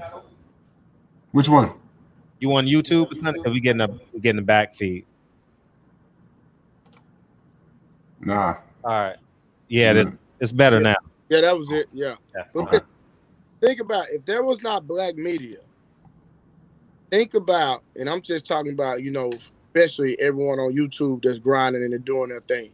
Think about how many black fighters that would never get exposure. Think about it. We had a 2-0 fighter on here last night. Got what the show do? 4,000 views. You see what I'm saying? Like, it's so important. It's so important, man. Listen, Champside played an interview today that he did with Jared Anderson. Like, what was it? Like a year and a half? It was a while ago, before his first pro fight. And look at him now. Yep. So what we do here is important. Y'all have heard me say that time and time again. What we do here is very important because, listen, man, Champside caught so much hell for that pound for pound list. He was called racist. He was called racist. Y'all leaving the Charlos off the list, and he's called racist. And Mel saying race don't matter. Why did he wait until D goes live? That's what I jump in the chat and do that. Now, and guess what? I know he has his phone number. He could have emailed him, called him, got their people to call his people. Like, yo, D, what's going on with you? First of all, are you okay? Second of all, do you need help? Third of all, do you think this is about race? And they could have had a conversation eye to eye and earshot of all of us. Thanks. And I love what Blue Blood was saying because I canceled those two dudes. But I love what Blue Blood was saying because I was listening the other day and I got hyped. I said, what Blue Blood say? Blue Blood said, imagine if we was all united. He said, imagine like, all right, Fury and Wilder 3's happening. Imagine if Floyd, the Charlos, Darrell, Ward, and everybody showed up with a Bomb Squad shirt. T-Rex shows up with a Bomb Squad shirt. It's a great idea. And sit right there in the front row and root for him. And then Clarissa's fighting, right? Imagine if everybody show up with a T-Rex shirt to her shit, her MMA fight. Imagine Floyd, Deontay, everybody just show up and support. And then they do that Juneteenth. Everyone show up to the Charlo fight wearing lines only. Imagine the power in that. Nah, that's but right. We are so messed up. We're so messed up. Wow. I just don't see it happening. Drew, everyone's so caught up with their own nonsense. That's powerful. It's but what imagine walking into a building, you pay but this 3 racks. What'd you say? I don't mean to cut you out, but this what you got to do. You just got to start with the people that's on code. Because one thing you got to understand about people love being a part of something. Fact. So if y'all start going to fights, I don't care what fight it is. I'll be like, okay, boom, listen. Everybody going to Deontay fight. Yeah. Fred going, whatever people y'all can everybody. Okay, boom. Everybody LDBC. Everybody buy a shirt. Make sure you wear your shirt. So start with the remnant. Start with the people that are on code. And as it becomes a trend, it'll pick up. And as y'all continue, it's kind of like a commercial, right? If I say the best part of waking up, y'all can finish. Folks just in your cup. Because you done heard it so many times. So Right. if everyone that has their news outlets, or if everybody's on code and y'all continue to talk about it and it becomes a cool thing, then people will expect, okay, boom, I got my jewelry, I'm looking fly, but I got my Bomb Squad shirt. Boom, I got my t-shirt. Like, everybody will start getting on code once it becomes a trend. That's all I'm saying. I dig that. I totally dig that. Drew, before you finish, let me get to the super chat. Africa is home. Salute, Fred. Peace to the chat. Appreciate you, Africa is home. I appreciate you supporting the whole LDBC too. Much respect to Blu-ray for supporting the barbershop and the LDBC. You got support in the Virgin Islands, man. That was like 13. I've been to the Virgin Islands. I think I was 13. Township, Michigan, man. Damn. Man, them niggas need to ride. Man, them niggas need to ride heavy, man. Appreciate you, Batman. What's up? Go ahead. All you. Man, that is so sad. I mean, really think about it. When Blue said that, that's powerful. I almost teared up because I said, you know what? Can you imagine the hater? All right, let's say it was Floyd Mayweather. I'm gonna make a video about that. Going to fight Jake Paul. Let's say he's fighting Jake Paul now. So now you got a problem because that kid can punch. So now let's say the hater pays $5,000 to sit in the front row. And now he's sitting there, yeah, Floyd gonna get it tonight. And he looks to his right, he see Deontay and both Charlos walk in. He looked to the left, he see the Darrell brothers and Andre Ward walk in. He looked behind him, he see Adrian Broner and everybody got a TMT shirt on. He's gonna sink in his seat. I don't care how much money he paid. He's gonna sink in his seat like, oh my God. Oh, they together now? What's happening here? That's power right there. And then we can ostracize the niggas that be like, I ain't a part of that. Well, fuck you then, nigga. Go hang with them niggas. Go to the other side. You know, Dan Raphael can't wait to eat your ass anyway. You know what I mean? We were supposed to lock this sport up. We already locked it up with the talent. Facts. We got the talent and we got the media. Listen. We are the media. We're the only dude. We can have a fight on the show. He ain't got to put on no makeup. He could be in the bathroom taking a dump. You know what I'm saying? And he'll be look. Got Blu-ray sitting in his room right now, just chilling. You come as you are. You could drop an F-bomb or two if you want. You could listen. No cap here. Whenever I have a guest on my show, I tell them, keep it as real as you want. If you want to talk wicked about somebody, it's on you. I'm giving you the floor. If there's something you don't like about the industry, speak on it. Mm-hmm. You know what I mean? When these guys go to ESPN or whatever, look, don't say this, don't say this, don't say this. Hey, yeah, we're live. Facts. They put makeup on you, and then you got to sit across from Stephen A. Snitch. Oh, what you should do is step aside. Why aren't you stepping aside, Deontay? Why aren't you stepping aside? Like that's how we talk in New York. Get the fuck out of here, dude. I'm so disappointed in that ass clown. Man, get the fuck out of here, man. But there's no unity, and the other ethnicities understand that. And I saw someone say this in the chat. Even these YouTube channels, we're not united. You got this guy hating on this guy and this guy hating on this guy. And when you get to the root of it, none of this shit makes sense. It's all stupid. Thanks. It's all stupid. I totally agree. But you got to understand, bottom line, this is racially driven. Engineered. It's engineered. It's racially engineered. And I don't know what kind of points some people, whether it be here online or I don't know what kind of points. Well, look, Stephen A. Snitch, I heard he's making on the upside of $10 million a year. So if his boss is paying him that, fine, dude. But I understand you, and I know not to listen to you. I know better. All right, because you're already on the tape. Fine, dude. But the lower level guys like us, listen, this ain't life-changing money for me. But I'm gonna speak what I'm gonna speak what I'm gonna speak. My integrity is everything. You know what I'm saying? And if someone throws a bag at me, it better be some life-changing money. It better be like Stephen A. Snitch money. Straight up. They're gonna come at me, they'll Drew, we're gonna pay you $10 million to turncoat. I will pick up the phone and call somebody and be like, look, this is what they gave me. What should I do? And the people in charge will be like, well, you know, but I will tell them so they can say, yo, we let you know Drew's a turncoat. I'm just saying hypothetically. You know what I'm saying? But my word is my bond. All I got is my word. You know what I'm saying? So some cats could lie and look at themselves in the mirror. I can't do that. That's crazy. I don't understand people. I don't understand. 1 minute you're this way, the next minute you're this way, and it's unexplained. I think I got you. But I don't want to get into that, man. But because some of y'all niggas are out y'all goddamn mind. And I can't be on the front line with y'all because I don't trust y'all. Y'all the niggas that look around, you see a few bodies drop, and you think we're losing the war, you run over to the other side. Yo, I got the secrets. I know where the base is. Right. I can't fucks with you, B.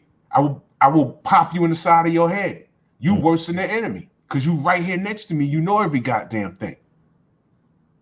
You know what I'm saying? There's no loyalty.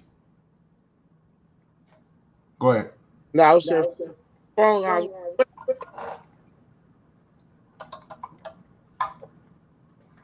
You know what? Fred is on his phone. I'm listening. What'd you say? I said, what's up with the phone lines? Where the questions at? Oh, I was letting Drew get off. No, for sure.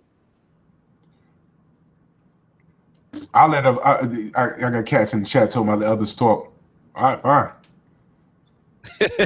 Now they listening. Hey, we gotta make it a reality. I want to bring someone else, and TY can come in. What's up, TY? No, I was saying, what DB at, man? Oh, congratulations! I'm glad you said congratulations to DB's son and his nephew. They graduated today, man. So he couldn't be here today. He'll probably catch the replay, man. We love you, DB. Congratulations on your son and your nephew's graduation, man. We'll see you in here tomorrow. Yeah, because we had a hot show today. We was about to go in today, you know. Oh, but after you had left, but then I realized when I said you gonna be here 2 or 3 hours. that's why. What's up, TY? What you got, man? Hey, what's happening, man? I thought you was blocking my call, man. You said I don't come to the show much. I come to the show, I couldn't get through. I was like, what the fuck going on? Because when I get multiple beamers, it's all love. I'm fucking with you. I got Brandon and yeah, got them wait. What you got? Hey, your piece of the panel, man. Peace, coach. What's happening? What's good with your family? Man, peace of the brother. I forget your name down there. I know you're fired, but I forget your name. Drew Titan, brother. Peace, Drew. Peace, Drew. What's happening? Yes, sir. Hey, so yeah, I got a question about Spence, about boxing, about all the politics and shit that's going on. So maybe this will kind of combine it all. As far as Spence, when I think of Spence, when I think about that Bondu fight, when I think about him after he knocked him out, man, I think about him just stretching dudes' necks, and then remember how his energy was after that fight when he was doing that gesture, that belt around his waist. Yeah. He was if you think of his last 2 fights, I don't see that same energy. I understand that he kind of went through the stuff in the past, and I remember back then it was about that hunger, it was about that drive. So you as a coach and you as someone that knows him personally, what is his drive today? And how long do you see him boxing? Do you still see that passion? And it makes me think, like, bouncing back to the Charlos and everything that's going on with all our boxers, the game takes something out of them, man. You know what I'm saying? The game takes something out of them.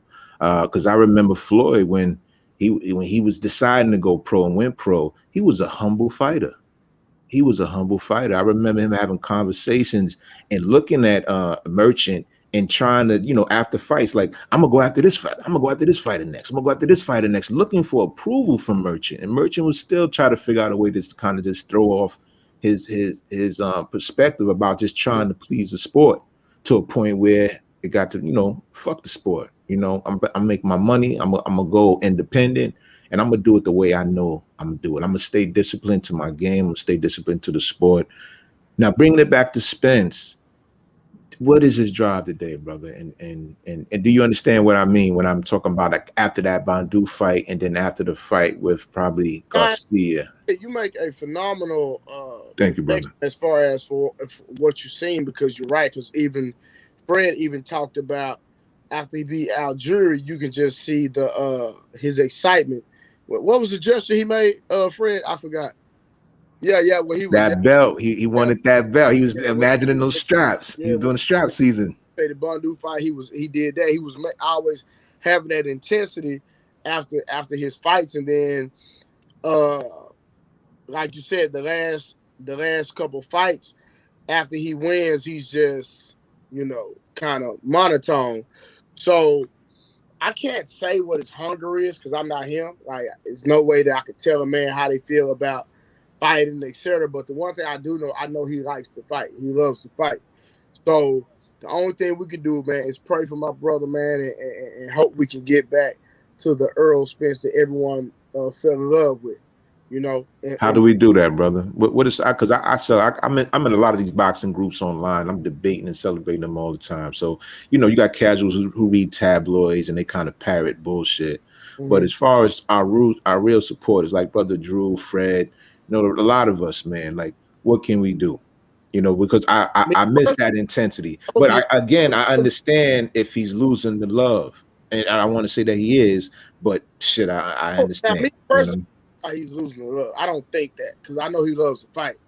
But you got to think about it, man. You got young dudes with millions of dollars, man, and so much stuff at their exposure, man. It's so many influences and so many things that can, they can get involved with and get them off track.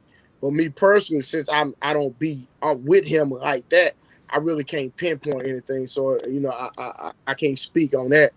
So man, but my thing is that we just got to keep praying for my brother, and hope back that we get, because it's like when it comes to, like, I was telling somebody the other day, like, before Earl got his announcement and before Deontay got his announcement, it was like the boxing world was dry. What? It was like it was nothing to talk about.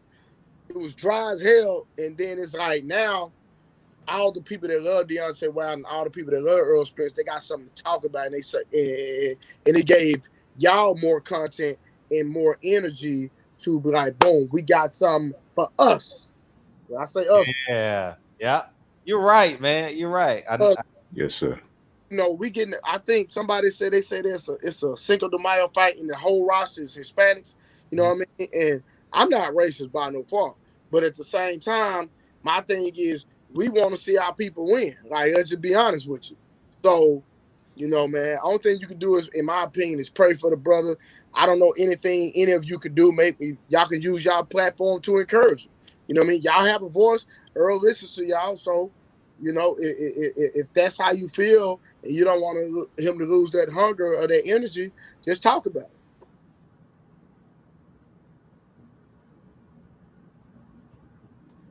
it. Respect. I'm talking about him tomorrow. Yeah, the show's about him tomorrow. Incidentally, yeah. Hey, I'm getting my podcast on too, Fred, Drew. So I'll be doing that, chiming in as well. I'll be banging my drums as well for the brother. Yeah, y'all gotta have continue to do what y'all doing, man. Have these brothers back, man. And I know Drew and Fred, man, they real heavy about holding the black fighters down, man. So y'all just got to keep doing what y'all doing, man, and y'all counterparts, let them get on code, and y'all just continue to put out that content, man. Like, boom, this is what we want to see. This is the energy. If you want a video about Earl, take all the clips when he had the energy and talk about it. You know what I'm saying? Like, Earl, listen, where is this at? You know what I mean? We want to see this after the fight. We want to see that energy, that crunkness you had. That feeling where we feel like you were unstoppable. You know what I mean? Talk about it. True story. Hey, if y'all don't mind, I want to chime in real quick on the whole Islam thing. We ain't talk about that. We could definitely gonna talk about it in full tomorrow. I'm not telling you what not to say. No, say it. No, I just want to say, say it. I don't do religion. I think I mentioned that to you on the show before, Fred. I see religions as just it's like going to a buffet. You know, you go to a buffet and each plate is a religion. You know, I get my plate and I pick off the wisdom that I feel that is nourishing for my spirit. You know, but I'm not one of them people that dive into those big plates. And we need to just start recognizing we have God in ourselves. That's all I want to say, man. Like, you know, when you close your eyes and you pray, yes, there is a higher divine, but you know, you hear yourself. So empower yourself, celebrate to yourself, look yourself in the mirror and give yourself praise. You know, that's just what I want to add to that. Before y'all get deep into the shit, you know, I don't want to throw the vibe off tonight. No, it's a buffet tonight. Yeah, well, you know, if that's the case, man, Islam and Christianity grew from the same bush. You know, it's all rooted together. You know, it's naturally, again, it's rooted to that one scenario about us being more connected to the divine than ourselves. And then most religions figured out a way to kind of either persuade us. You got a lot of hungry people. They get the buffets, you know they don't eat all the shit they put on their plate, but they put it on because it looks like a hefty plate, you know, and that's how some people look at spirituality. Some people run to it, and some people know people are hungry, you know. So, if, you know, you got assholes out there that'll give you a bowl of food. Some people give you vegetables. Some people put shit on the bottom of your bowl and put pretty food on top, you know, all depending on who's serving. You know what I'm saying? And how hungry that person is, you know. And, you know, if, you know, since most of you brothers, I'm sure, are athletic and into health, you know, it's like to turn down certain foods. Like, I'm just not going to fuck with that now because it ain't going to do me no good. And there's some people out there that we see who got like asses on their elbows and necks and everywhere else because they just decide the food is more important. They just want to ingest, you know, for that satisfaction of the tongue.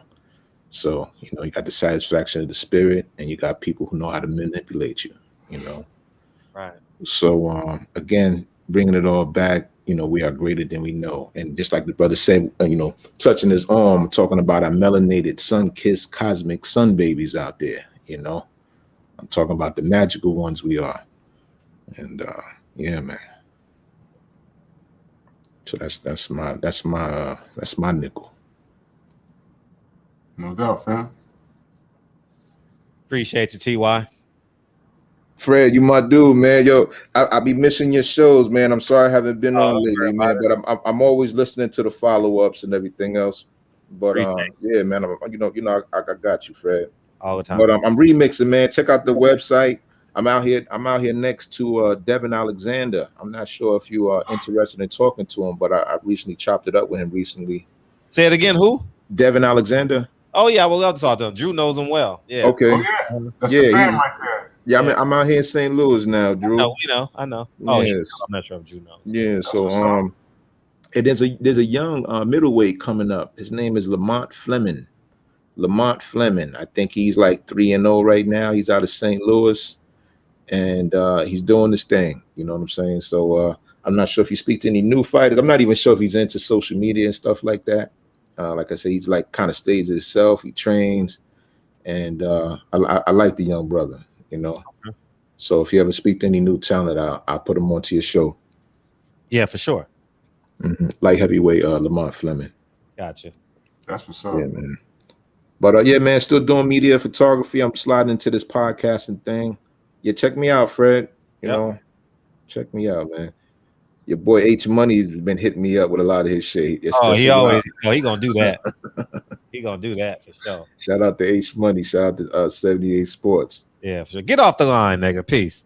Peace, champ. Right. Hey, John Page, Al Heyman, free Gary Russell. Stop being his oppressor. Yeah, tell Gary Russell to come on the platform. We could talk about it. You know what I mean? I want to quote Gary Russell. Shit, you know what I'm saying, Batman? Hey, Fred asked Blue and Drew, do they think Manny's speed and reflexes will be off a bit since he's coming off a 2-year layoff? And me personally, I don't think so.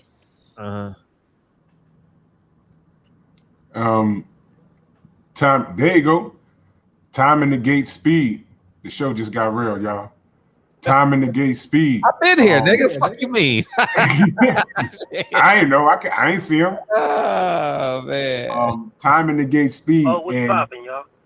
You know, Errol doesn't do anything like, you know, like if you grew up watching Roy Jones, you got kind of spoiled. But Errol does what he needs to do. And I think he's going to stop Manny to the body. That's just my personal opinion. And I think whatever Manny thinks he's going to do, Errol might be 2 or 3 steps ahead of him. Plus the 2-year layoff and the drug testing. I don't see Manny winning this fight, but big up for him for pursuing it.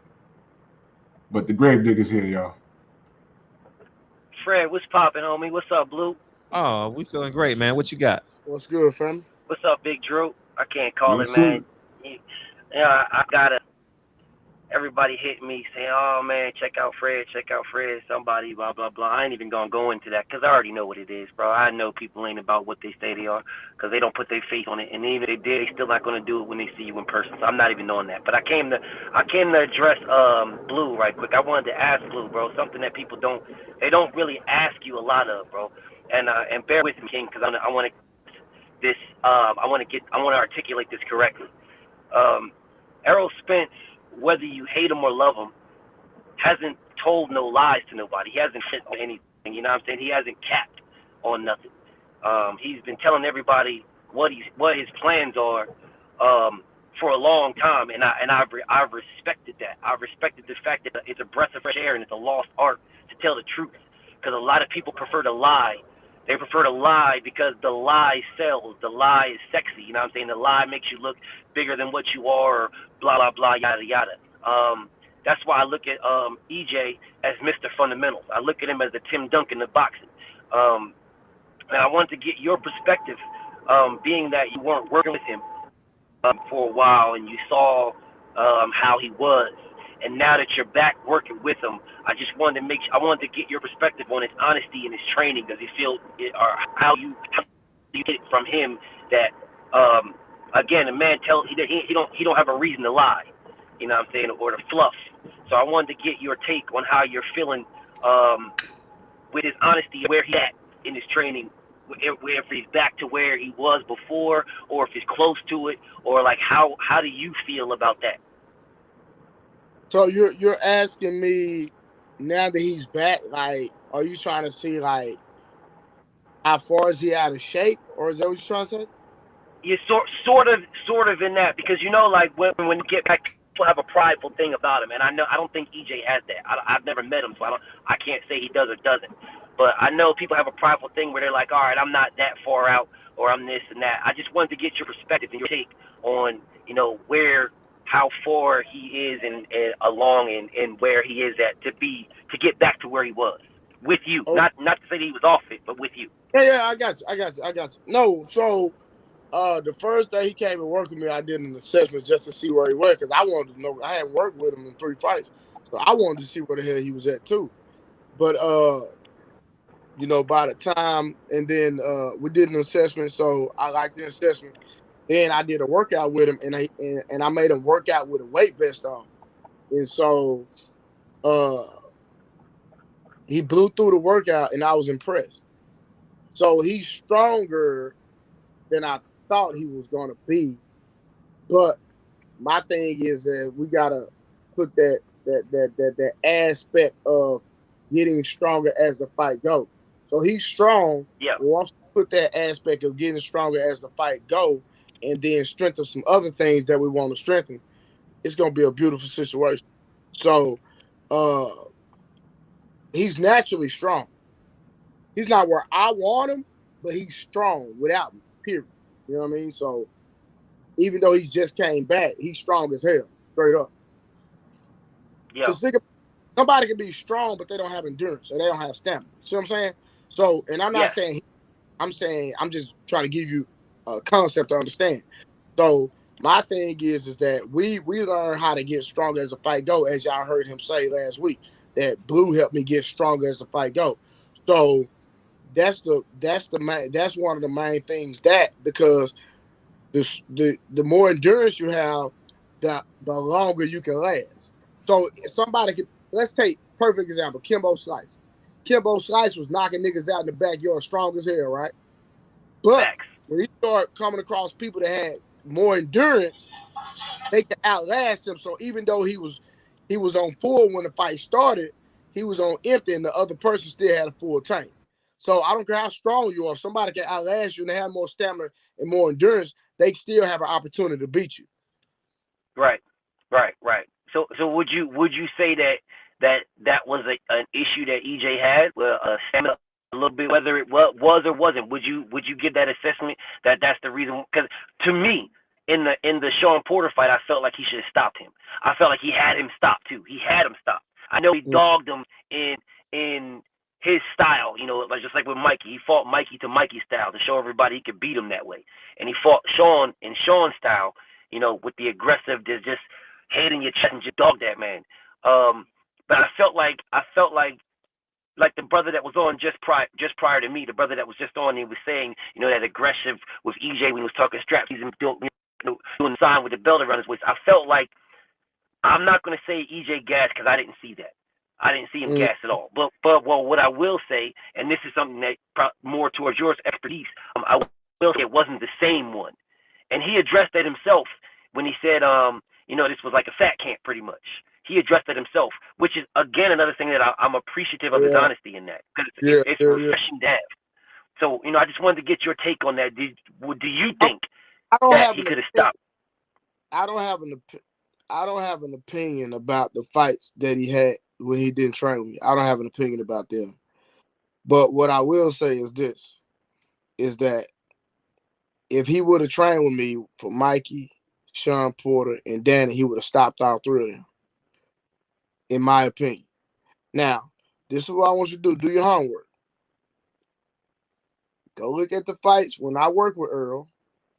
I want you to look at the velocity of his punches. I want you to listen to the sound of the impact of his punches. And I want you to look at the response of the people when he touched them, when I trained them versus when I didn't train them. And that's going to show you, and that's going to corroborate what he said last week. I'm not going to give my own opinion. It's going to corroborate what Earl said about me last week. Yeah. Well, that's homework that's already done, King. I got an A on that one already. Okay. I already did all that. But that's why I was getting your opinion from that. So I got that one. Listen, so if you've done the homework, tell me your opinion. Well, my take, because I'm not in there. I'm not in there with you. So I want you, Drew, and Fred to give me y'all opinion, if y'all don't mind. Yeah. Well, mine is. I don't think it's an opinion. I don't think it's an opinion at this stage. My thing is, I can't see anybody stopping Danny Garcia. That's just my opinion. But I believe that he would have stopped Sean Porter. I believe he would have stopped Sean Porter. I think that Danny Earl would have worked together and did 3 days a week and did our push-ups and did everything else we did, and he would let me add some stuff because Earl don't like doing a lot of stuff. Let me just be transparent about that. Certain stuff I try to do, he'd be like, he ain't doing it, and that's cool. But if he would let me have my way and let me do what I'm doing and what I'm good at, he would have stopped Danny Garcia, period. And I'm with that. I'm definitely with that. But yeah, again, King, you asked me my opinion. But I'm definitely with that. I believe that Sean Porter, he would have stopped Sean Porter. I truly believe that in my heart. And Sean Porter has never been stopped before, but I believe EJ would have stopped him. I believe that right there would have been a stop. It's the Danny Garcia one. I believe he would have beat him better than what he did, because to me, he just washed him. But I believe he would have beat him better. It could have been he would have dropped him short. But Danny's chin, bro, I put respect on Danny, bro. Danny's chin is that dude. People down that man. They down him and shade him, but I believe Danny's the goods. He's just not as good as EJ, and that's the problem. It's just one of those things. So in that one, potentially not stopped for me, my opinion. But in the other ones, I think he destroyed them. Especially I think he would have destroyed Mikey Garcia, bro. I think for what he was doing without you in the Mikey Garcia fight was just to show everybody that he can do what they said he couldn't. But I think My opinion, if he would have with you, he'd have destroyed him. Period. Watch. The Chris Algieri, everybody say Earl bulldozer. Bulldog. Earl boxed him. He did. He was so strong. Chris Algieri could take the punch. It was like he was getting hit with bricks every time Earl threw a punch. Now imagine Earl in a Chris Algieri shape fighting Danny Garcia. Yo, can I point out, Chris Algieri is a personal trainer too. Facts. You know what I mean? So he couldn't take it. Every time Earl landed on him clean, he wanted to go home, man. Facts. That was painful to watch. Very true. Very true. Very true. I still put respect on Danny's name. I think EJ would have beat the brakes off of him better than what he did. He washed him already. In my opinion, he washed him. He would have stopped him. I would have loved to see it, bro. I would have loved to see it. I mean, I'm eagerly looking and anticipating this Manny Pacquiao fight. I think it's going to be a difficult fight. But I think Errol destroys him, bro. I think he destroys him. Watch this. Name a fight when I worked with Earl, he didn't stop somebody. You're not going to ask me that because I already know the answer. Oh, okay. Okay. You're not asking me. I already know the answer. I know what that is. I know what that's hitting for. And that ain't got nothing to do with you. That got something to do with Danny's chin. That's the only reason why I did it. Ain't got nothing to do with you. I already know the drill. Man, EJ a monster, bro. I know this. Not worried about Danny's chin. If Earl would have been just as strong, bro. Earl said he was 75%. I think he said 60. Go look at the fight, bro. At around the 5th or 6th round, Earl let off the gas. Do y'all agree? No, that's true. Yes. So I don't think he had the same intensity around the 5th or 6th. If Earl I wouldn't say let off the gas, though. So, no, he let off the gas. Go watch the fight again. Just imagine if Earl would have been working with me, would have been strong, and he did Danny the way he did it. Man, bro, that dude, they would have stopped that fight, bro. Trust me. Hey, now that's different. That's different. If they stopped it and not Danny, that's different. I'm speaking of EJ stopping Danny, like knocking him out cold or just dropping him several times and stopping him like that. That's what I'm saying. But if his corner stops, it's a whole different story. Stopping the fight is stopping the fight. I don't care. Very true. Very true. But that's very true. You're 100% correct. But I'm talking about Danny's chin in that aspect. Try to stand in front of him. You see what happened? Say it again. Say it again, Blue. You seen Peterson try to stand in front of him. You seen what happened? No. Yeah, I was at that fight, bro. That was man. I love them both, man. I love LP, bro. I love Lamont, bro. And you know it's man down over here, but man, that was painful to watch, bro. That was painful to watch, man. That was painful to watch. I'm glad they stopped that, bro. About how flat-foot Danny is, bro. I'm telling you, it would have been worse. Well, here's my question. How you think this thing gonna end with Manny? You asking me or Blue? Well, you know what? BFTV. I'm gonna ask you first. How you think it's gonna end? I think this Errol's going to win. He's going to win, but how he wins depends on what Pacquiao does. If Pacquiao tries that herky-jerky jumping and stuff, bro, that is good. He's going to get destroyed, bro. That is all bad to do that jumping and stuff, because timing beats speed any day of the week. I don't care who you are, bro. I don't care. You can be as fast as you want to be. Amir Khan was faster than Canelo Alvarez. How'd that turn out? Like, timing beats speed. Amir Khan's faster than Danny Garcia. How'd that turn out? Yeah, bro. Listen, bro. If Manny Pacquiao comes in with that herky jerky, think that he's gonna do what he did to Keith Thurman, you know, with the bum rush, bro, he's going, man. That's bad, bro. That's bad. But if he tries to like do what he did, like a more so how he fought Floyd, more so, I think it'll go some more rounds. I think it could potentially go to distance potentially if he just tries to like stay away and try to box and stuff like that. He's not win. He's not win. But I could potentially see it going a distance if he tries to do what he did with Keith. Bro, that's just bad, bro. I would recommend him to not do that if I was in his corner. That bad. He's going to get hurt, man. He's going to get destroyed. badly. Yo, is Brandon Washington trying to call in or something, man? Why are you crying, dude? Oh, is he? I'll I mean, it seemed like the show was flowing, so I'm not really. I mean, come on, dogs. Relax, man. Uh, He's literally in the chat shedding tears, man. Enjoy the show, man. Relax, dogs. Blu-ray. I don't even see the chat, so I don't even know if homie's talking about me or not. I don't even see it. That type of stuff is not important, man. He's just crying for no reason, man. Relax, kid. Blu-ray. Yes, sir. How's it going to end for Manny? I don't never predict how it's gonna happen. You only had one prediction, nigga. Cut it out. Stop fronting, nigga. I don't predict, nigga. You had 11 knockouts in a row. Fuck you, mean? What I'm saying, what I'm bro. I just gotta see how Cap. Hey, ask me who the best YouTube channel is, nigga. I don't know. Fine, nigga. Shit, what am I supposed to say? Oh, BFTBs is the best ever.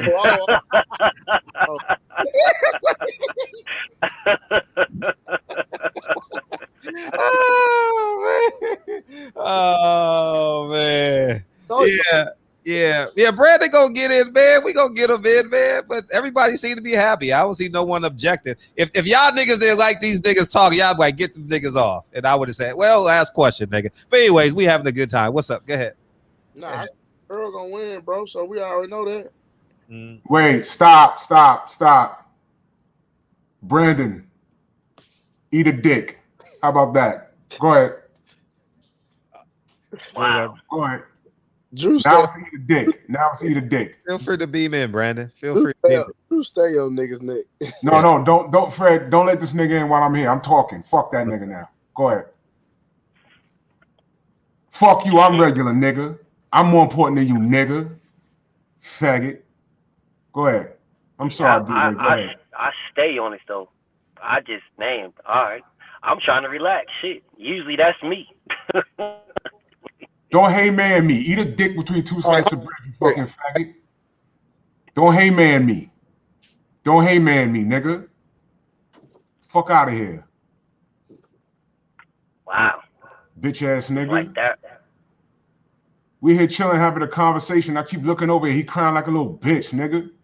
Bait ass nigga. Fuck you talking about, nigga? Get out of here. I'm sorry, Blue. Go ahead. You was talking. Men are talking. You was talking. Go ahead, man. Nah, you good, man. Nah, you good. But nah, man. Man, I'm happy to be back. I'm happy to be working with Earl, man. And you know what I mean? Because it's like boxing need a breath of fresh air, man. And Earl was a breath of fresh air. Oh, wasn't he? Wasn't he, dog? Live. I'm sorry, I'm cutting you off, but you right, man. I love when they get their fight. The boxing thing, bro. We want to see them man downs. We want to see people getting stopped. We don't want to see no 12-round boxing. We see that. You see that with the average fighter. Yeah, you mean we don't want to see that. You know what I mean? And then it's just the way Earl was doing it. It was just so magnificent, man. So, and that just creates more content for y'all and get y'all bragging rights because y'all know y'all be in any different chats and be in any different blogs and stuff. And you know what I mean? Y'all ain't got nothing to talk about. I'm good. I always got something to talk about, homie. I can make it happen. No, but what I'm saying is that, when it comes to, like I say, to the black fighter, like before the fighter got his date and before we knew who Earl gonna fight, man, the boxing scene was dry, man.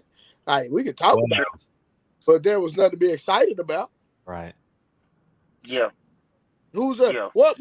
Hold on. What boxer? Name me a black boxer that was to be excited about. Tell me one. Kunta Kinte. Who? Shaka Zulu. Oh, come on. you proved it wasn't none, homie. It wasn't none. I know exactly. Fred. I'm here. Let Brandon beam in. He could beam in. Yeah, no problem. He fell off. He was actually next, but he fell off. Nah, beam in, nigga. Oh dang! I'll go ahead and bounce out because I just want to chop it up with Blue. But if you're gonna bring him in, if you need it, I'll move off so you can get on it. That's the case. Yeah. Shout out to Heavy Andy, man. Heavy Andy. That's funny, dog. That's funny. Do not forget the WA put Shakur's mugshot on the site. I didn't see that. Fact. But No. They Yeah, you moved did, Frank. huh? They moved it. We talked about it on this show. Yeah, you did. So that was boxing scene.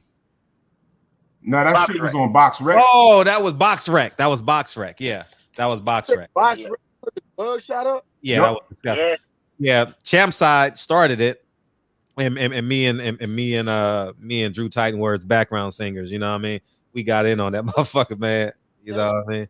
Yeah, man. People forget the things that we do, man. Like for real, man. Feel free to beam in, man. See, it's based upon the guest energy, man. The guest is not tripping. So if we got 4 people, y'all want 5 people to beam in, 5 people beam in. I'm not tripping. You know what I mean? Come on. Yeah, I'm good. Yeah, because I'm a punk now. Brandon Washington, beam your ass in. I'm gonna cook you. Cut your camera on though. Yeah. So Cut your camera on though. This dude done. I'm gonna tell you straight up and down why I flexed on you just now. We in here having a conversation. You the only motherfucker in the chat out of pocket, crying. Yeah. So beam in. I'll tell you to your face. Nigga, you was off cold first. I'm reading everything that you're saying. And grown folk are in here trying to have a conversation and you are violating. Scroll up and read it. So that's why it's like, fuck you. Beam your ass in. And turn your camera on. Yeah. Let the roasting session begin. I was in here having a conversation with the brothers and you was in the chat violating the whole time. You're distracting me.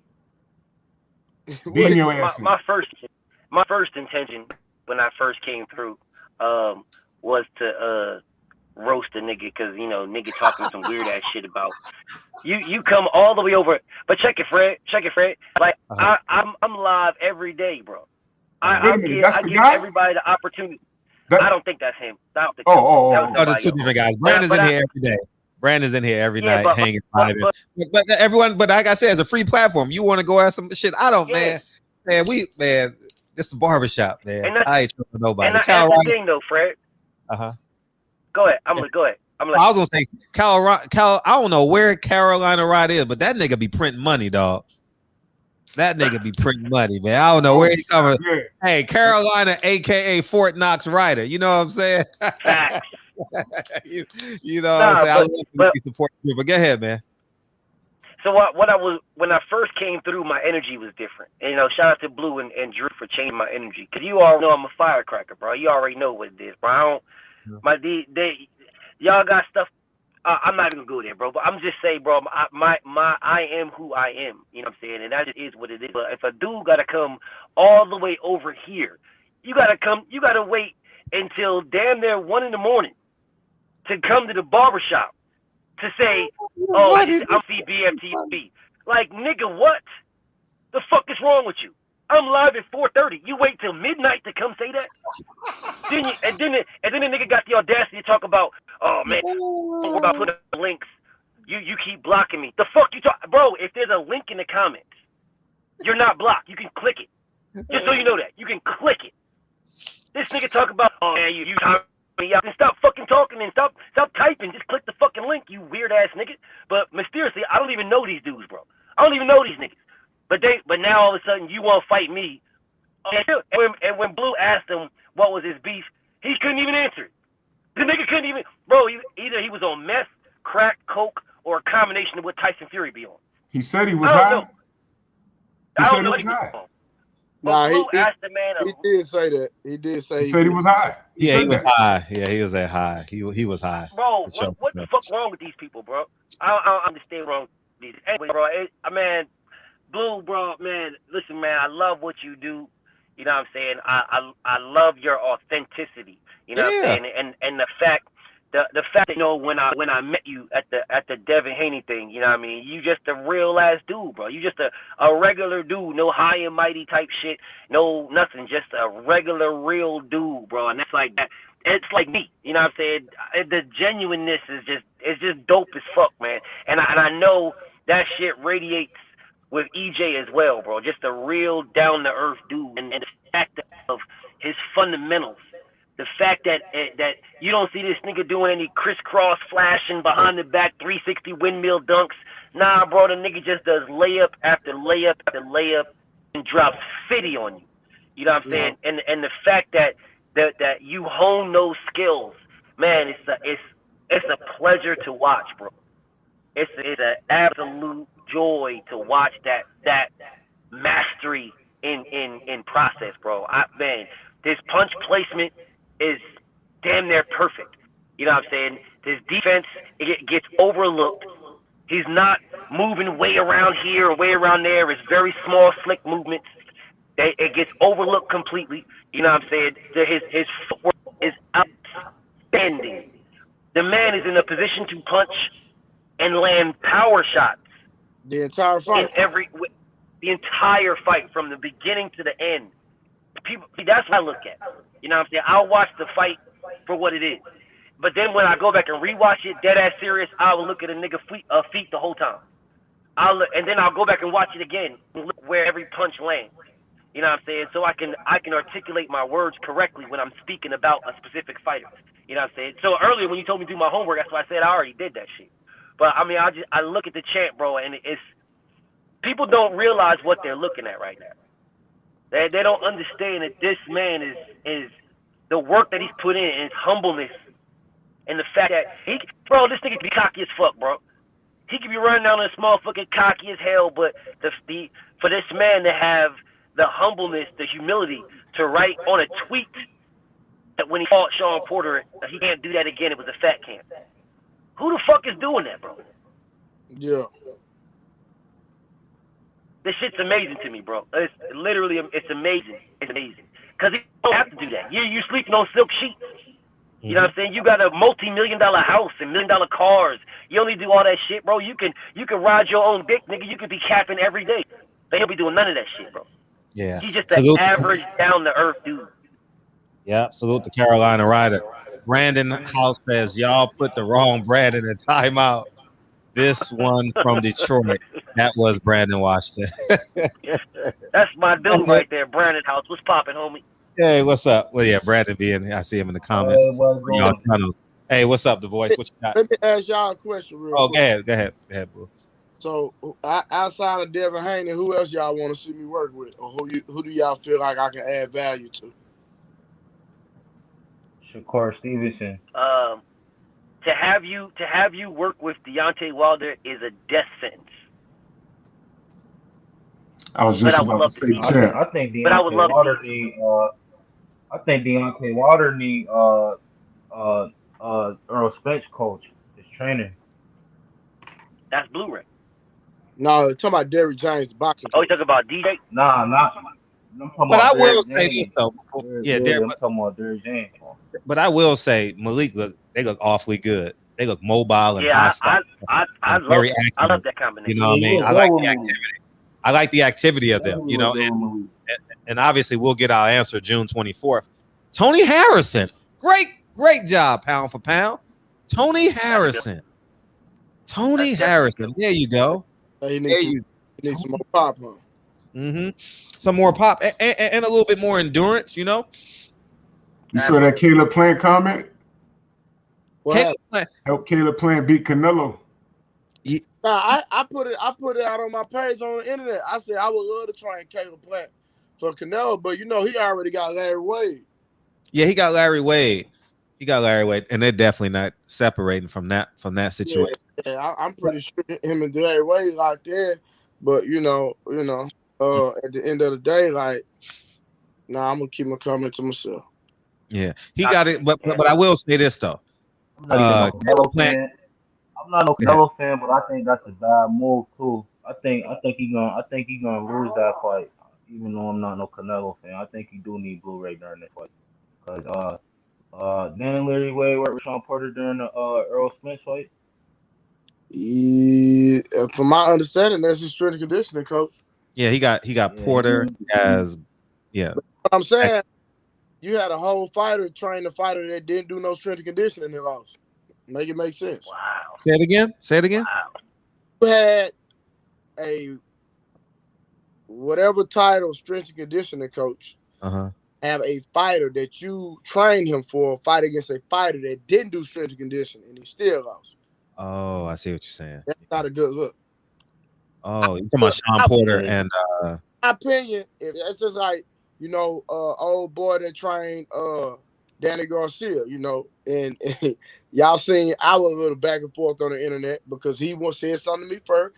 I don't even know the man. The dude threw a shot at me, and I had to come back at him. You know what I'm saying? But for Earl to come out and say the things that he's saying now, that he was 75 or 60%, whatever it was, against Danny Garcia, and that he didn't do strength and conditioning for Sean Porter.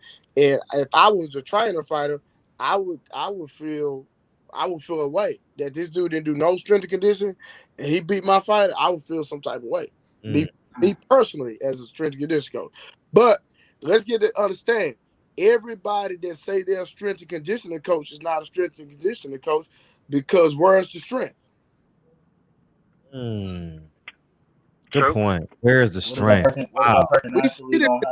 Naturally not have strength. Listen, I'm saying we see the conditioning, but where's the strength? Because this is me. Since I came on the scene, and I'm not trying to toot my own horn. Now, if I'm wrong, correct me. I don't have an issue with that. I'm not free of reproach. But I haven't seen a fighter get stronger as the fight go until me and Earl start working together.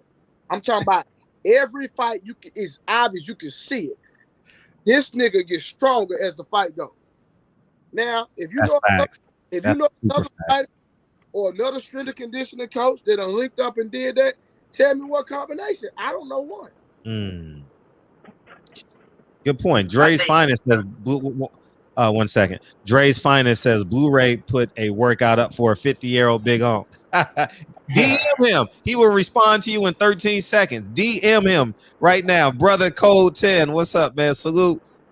Blu-ray, much respect. Definitely glad to see you back with Spence. I also have taken some of your exercises to the gym. Oh, say it again. He's taking some of your exercises to the gym. Yeah, I got a program that's for called the Foundation of Strength. Matter of fact, Drew been doing. I know he had like a tear in his pec, but Had Drew, a little tear in the pec, Had a little tear in the pec, but believe me when I tell you, that shit worked.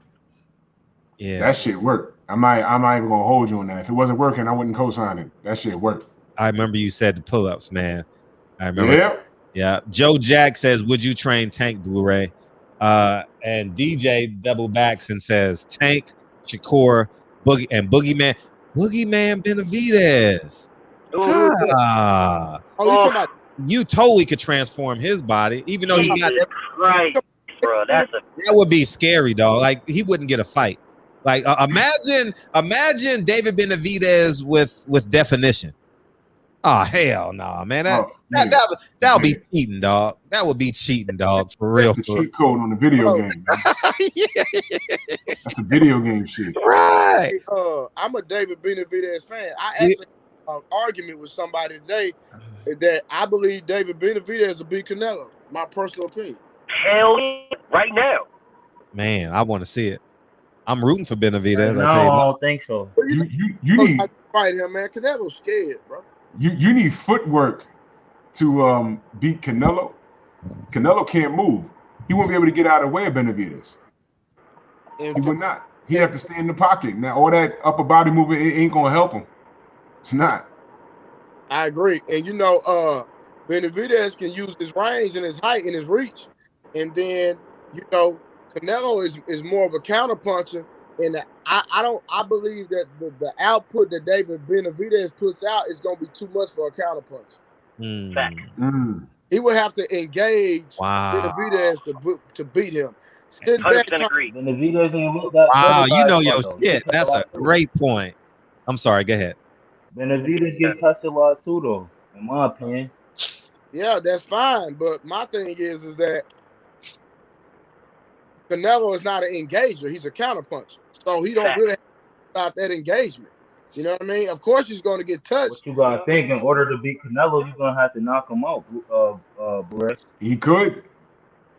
David Benavidez, I feel like he will overwhelm because he's going to make Canelo throw more. Bro, look how many punches he throw against Billy Joe Saunders. That dude, man, somebody pull it up. How many He punches didn't was throw he? many, bro. He was throwing any punches. Bro. He was countering. He was waiting for the opening to throw a shot. And bro, think about this. Billy Joe Saunders, to me, my opinion on the cards, he was winning. Yes. It was close. Yes. It was definitely close. Yeah. It was one round either way. Nah, I Yeah. can't say that. I can't say that. I don't know what fight I was watching. Billy Joe Saunders, Oh, he messed up. He was fucking him up the whole fight. messed Besides the later rounds of the fight. Because this is my thing. First of all, Billy Joe Saunders didn't do the art of standard boxing, which is to keep your goddamn hands up. That's number one.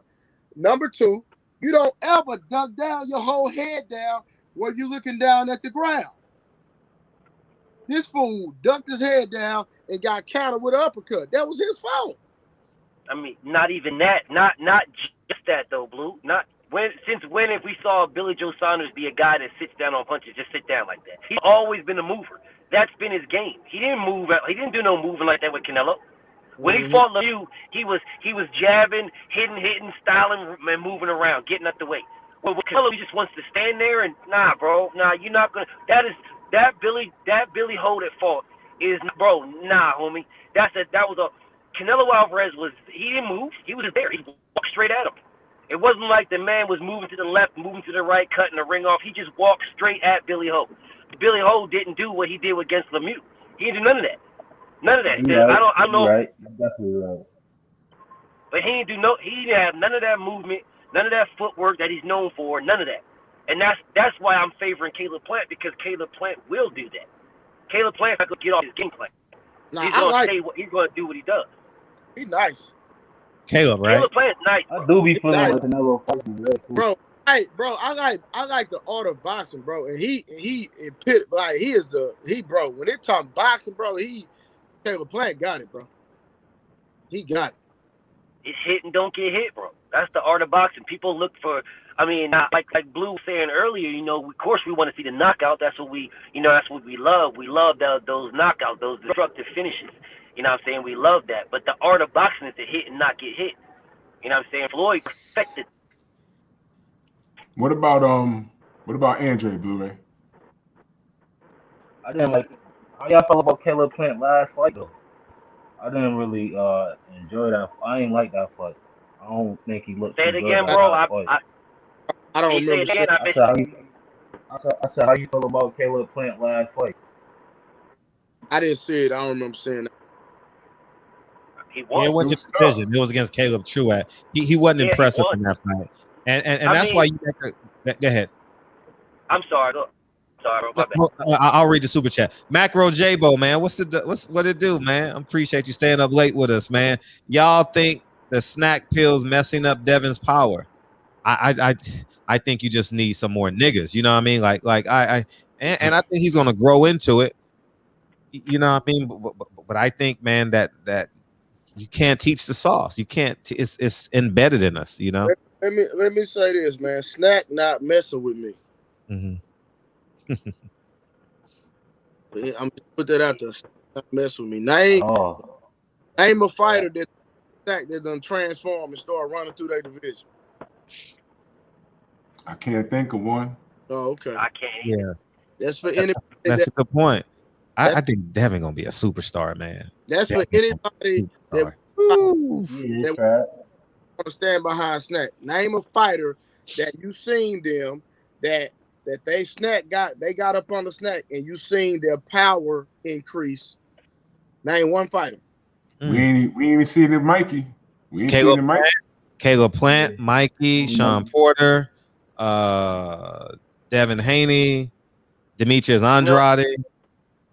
It's almost, what it feels like though, Blue. It feels like it's almost like it's like people are they're forgetting the strength part, and they're worrying about the conditioning, and they're looking at the nutrition part, and not these fighters don't doing hard work. I'm not saying that at all, but there is things that you could do back from the old days, how people worked out and how people did that type of stuff, where they just had raw strength when they're going into the ring. You know what I'm saying? And I feel like nowadays with Snack in general, people are looking more so at the nutrition aspect, and they're sort of straying away from the stuff that gives you the raw, brute conditioning and strength. Because it's strength and conditioning, not just conditioning. And I feel like that's where a lot of people are missing. And I think that snack, not to say it's bad, everything is bad. I'm just saying, like, I feel it's almost as if you're on snack and you leave something alone. So I'm gonna leave that alone. I'm gonna focus more on the nutrition. I'm gonna focus more on the supplements and all that sort of shit. And they missed out the raw, hard work part. Not to say that they're not doing hard work, but they miss out on that you bring to the table. Bro, they're not doing no hard work. I said. Nah. I'm gonna let you say it then. Hard work. I ain't saying, bro, because if they doing hard work, where's the proof in the pudding? Where's the increase? I haven't seen any. Well, I think we need to get you on the phone with Bill ASAP. Come on, bro. Listen, I'm gonna tell the truth, because it's my thing. If these strength and conditioning coaches' philosophies is so good, tell them niggas put their money up and challenge me to a workout. I'm 40 years old. They ain't gonna do it. But I'm just glad the other side to that is I'm glad that Bill and Devin see that it don't matter who Devin chooses to be. Whether he tries to be Deontay or tries to be Floyd, it's not gonna matter. He's still gonna get the same hatred. Whether you're a boxer or a puncher, don't matter. That's real. Because at the end of the 10th, that's all they seem to remember is that exchange at the end of the 10th. Automatically, they forgot about the rest of the fight. But see, this is what trips me out. People are saying that he's chinny. How is a man chinny when he get hit and he still end up winning the fight? Make it make sense. Because and walk back.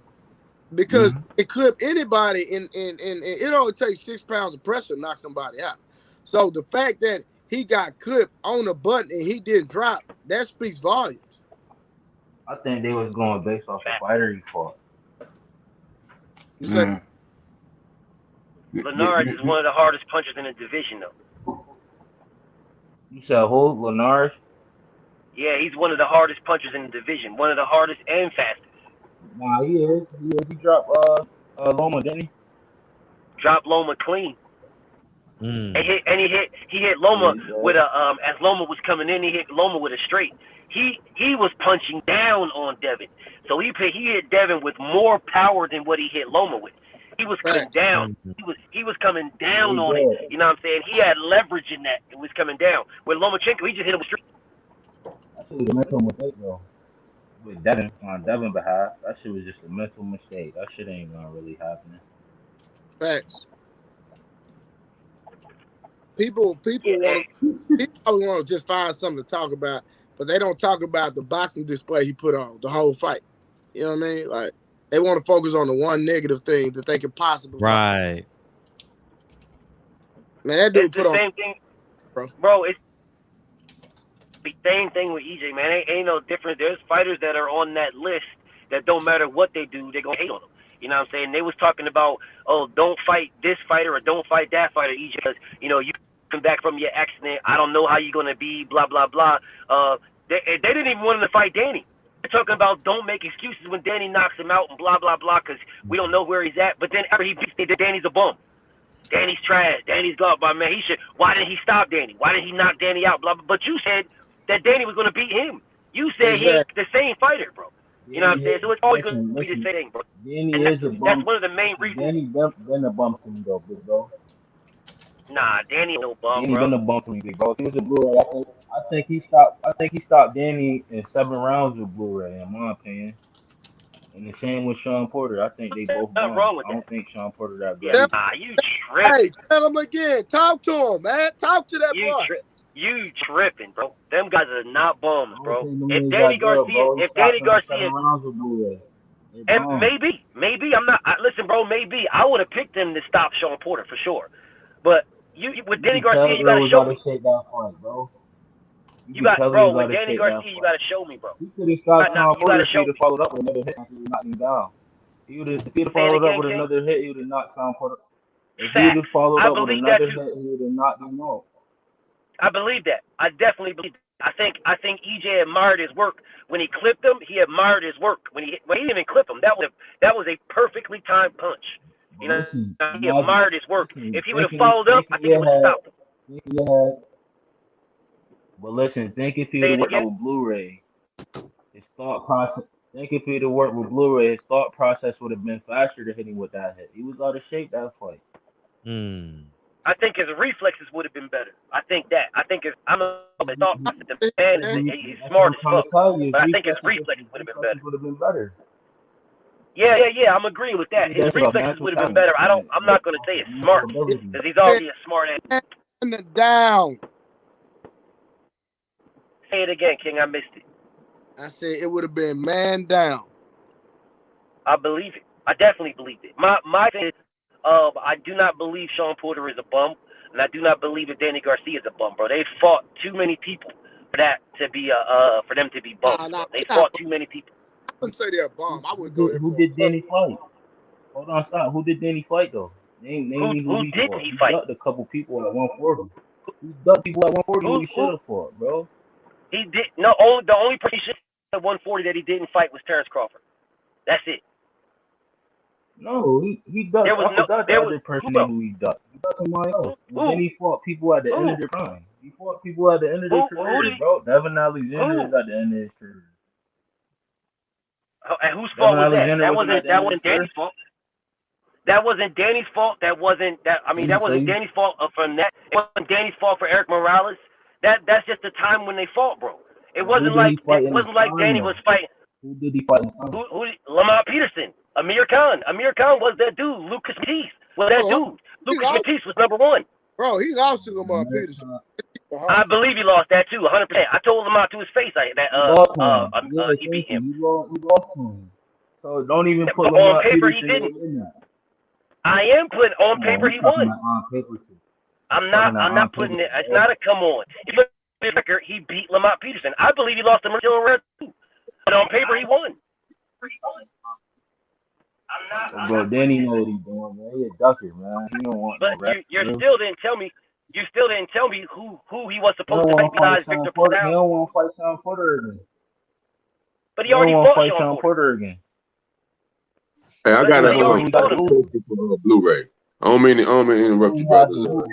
Yeah, you mean to interrupt? You just jumped in the middle of the conversation. I ain't gonna lie. What you call he was kind of cooking him on that though, man. Like no disrespect to Jay, but he was getting kind of cooked on that point though, bro. You know it, Fred. What's that? Well, the point he was trying to make. I got a question. I got a question for Blu-ray. Shout out Blu-ray, another Dallas boy. You know what I'm saying? I forgot what part of Dallas you from, but I'm from East Dallas Projects, bro. I'm from Holly Hills. Oh yeah, Pinks or the Browns? No, I'm from the houses. Okay, yeah, it's the same. It's all the same to me, shit. Yeah. But I'm just gonna say this real quick, and I'm gonna bounce out Fred because I want him to elaborate on it. Yeah, sure. But Tony Harrison, man. Tony Harrison is probably he's probably my favorite fighter in the entire PBC, man. You know, I like his skill set, and I really do think that if he could sit down on his punches a little bit better, man, he would be a little bit more effective in terms of you know what I'm saying? I think he would be a little bit more effective because when he was fighting Charlo, if he wouldn't start bullshitting against Charlo, he whooped Charlo ass the whole fight, man. But I think if he had that type of strength and conditioning that you could bring to the table, man, we could really see some fireworks from that brother. So I just wanted to say that, man. Like I said, I didn't mean to interrupt on y'all brothers like that, man. I just want to and Fred, I apologize for Brandon. You know that the brother was out of character on that. We don't conduct ourselves like that. So I apologize. Man, we all in here, man. People can be themselves, man. Nah, bro. Nah. He know we held to a high standard, bro. He know that. We don't get out of character. Now, when we joking with you going back and forth, we know that's brotherly, but we don't get out of character like that. Man, it's a whole bunch of men in here, man. So men gonna be men. I'm not getting in the way of no other man. Yeah, but I just wanted to ask you that, Blu-ray, man. How could you? What do you see in his game? I don't know if you paid attention to his technique, but what do you see where you could improve him at? I'm out, man. I'm out. Like I said, I didn't mean to interrupt like that. I just wanted to get that off before I went to sleep. I think you and Tony Harrison. I'm glad you reiterated what someone else suggested in the chat. Sitting down on his punch, you know, that's Derrick James line. You know, I don't teach people how I focus on getting people stronger. That's what I'm good at. That's my lane. You know, I know when it comes to getting somebody stronger, it can't nobody touch me. Period. Right. I really wasn't like. I mean, I'm just saying. I wasn't saying for you to instruct him. I was saying if he could sit down on his punches, and I was actually asking because I don't know how would you go about in training him so he could actually get a little bit more oomph behind his punch. Oh no, I would do what I know to do. You know what I'm saying? Like anytime I deal with anybody, bro, the first thing you want to do, you want to assess their weaknesses. You right. See where they're weak at, and then you know you see where they're weak at, you see where they're strong at, you see where they need improvement. You do all that, do your analysis, and then you put a plan together and you start strengthening their weaknesses. And then, you know, you just put the recipe together. You know what I mean? Kind of like Kwame Brown said, get that mama's cooking. Mama's cooking. That mama's cooking. That mama's cooking. Yeah. Get that mama, put that mama cooking in that pot, man. You know what I mean? Like back when I was in the street, when I used to work that wrist, man, I started, you know what I'm saying? I do my thing, man, and it's a wrap. You know what I mean? So, bro, I can get anybody stronger. That's what I do. I get people stronger. I don't care who you are. You can be a grandma. I'm gonna get you stronger. That's just what I'm good at. You know what I'm saying? That's my God-given talent. I mean, gift is getting people stronger. So, you know what I mean? It's a philosophy that God gave me, you know, through my mentorship, you know, the people that helped train me. And, you know, it's a 1 + 1 = 2 philosophy that I got.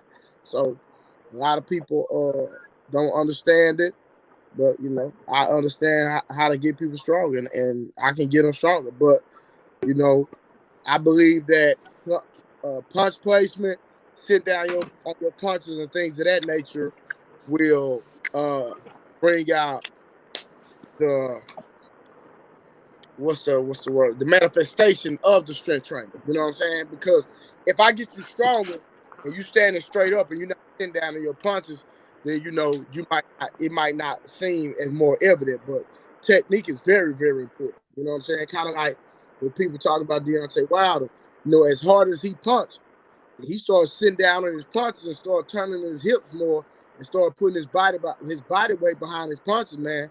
It's gonna be a scary sight, brother.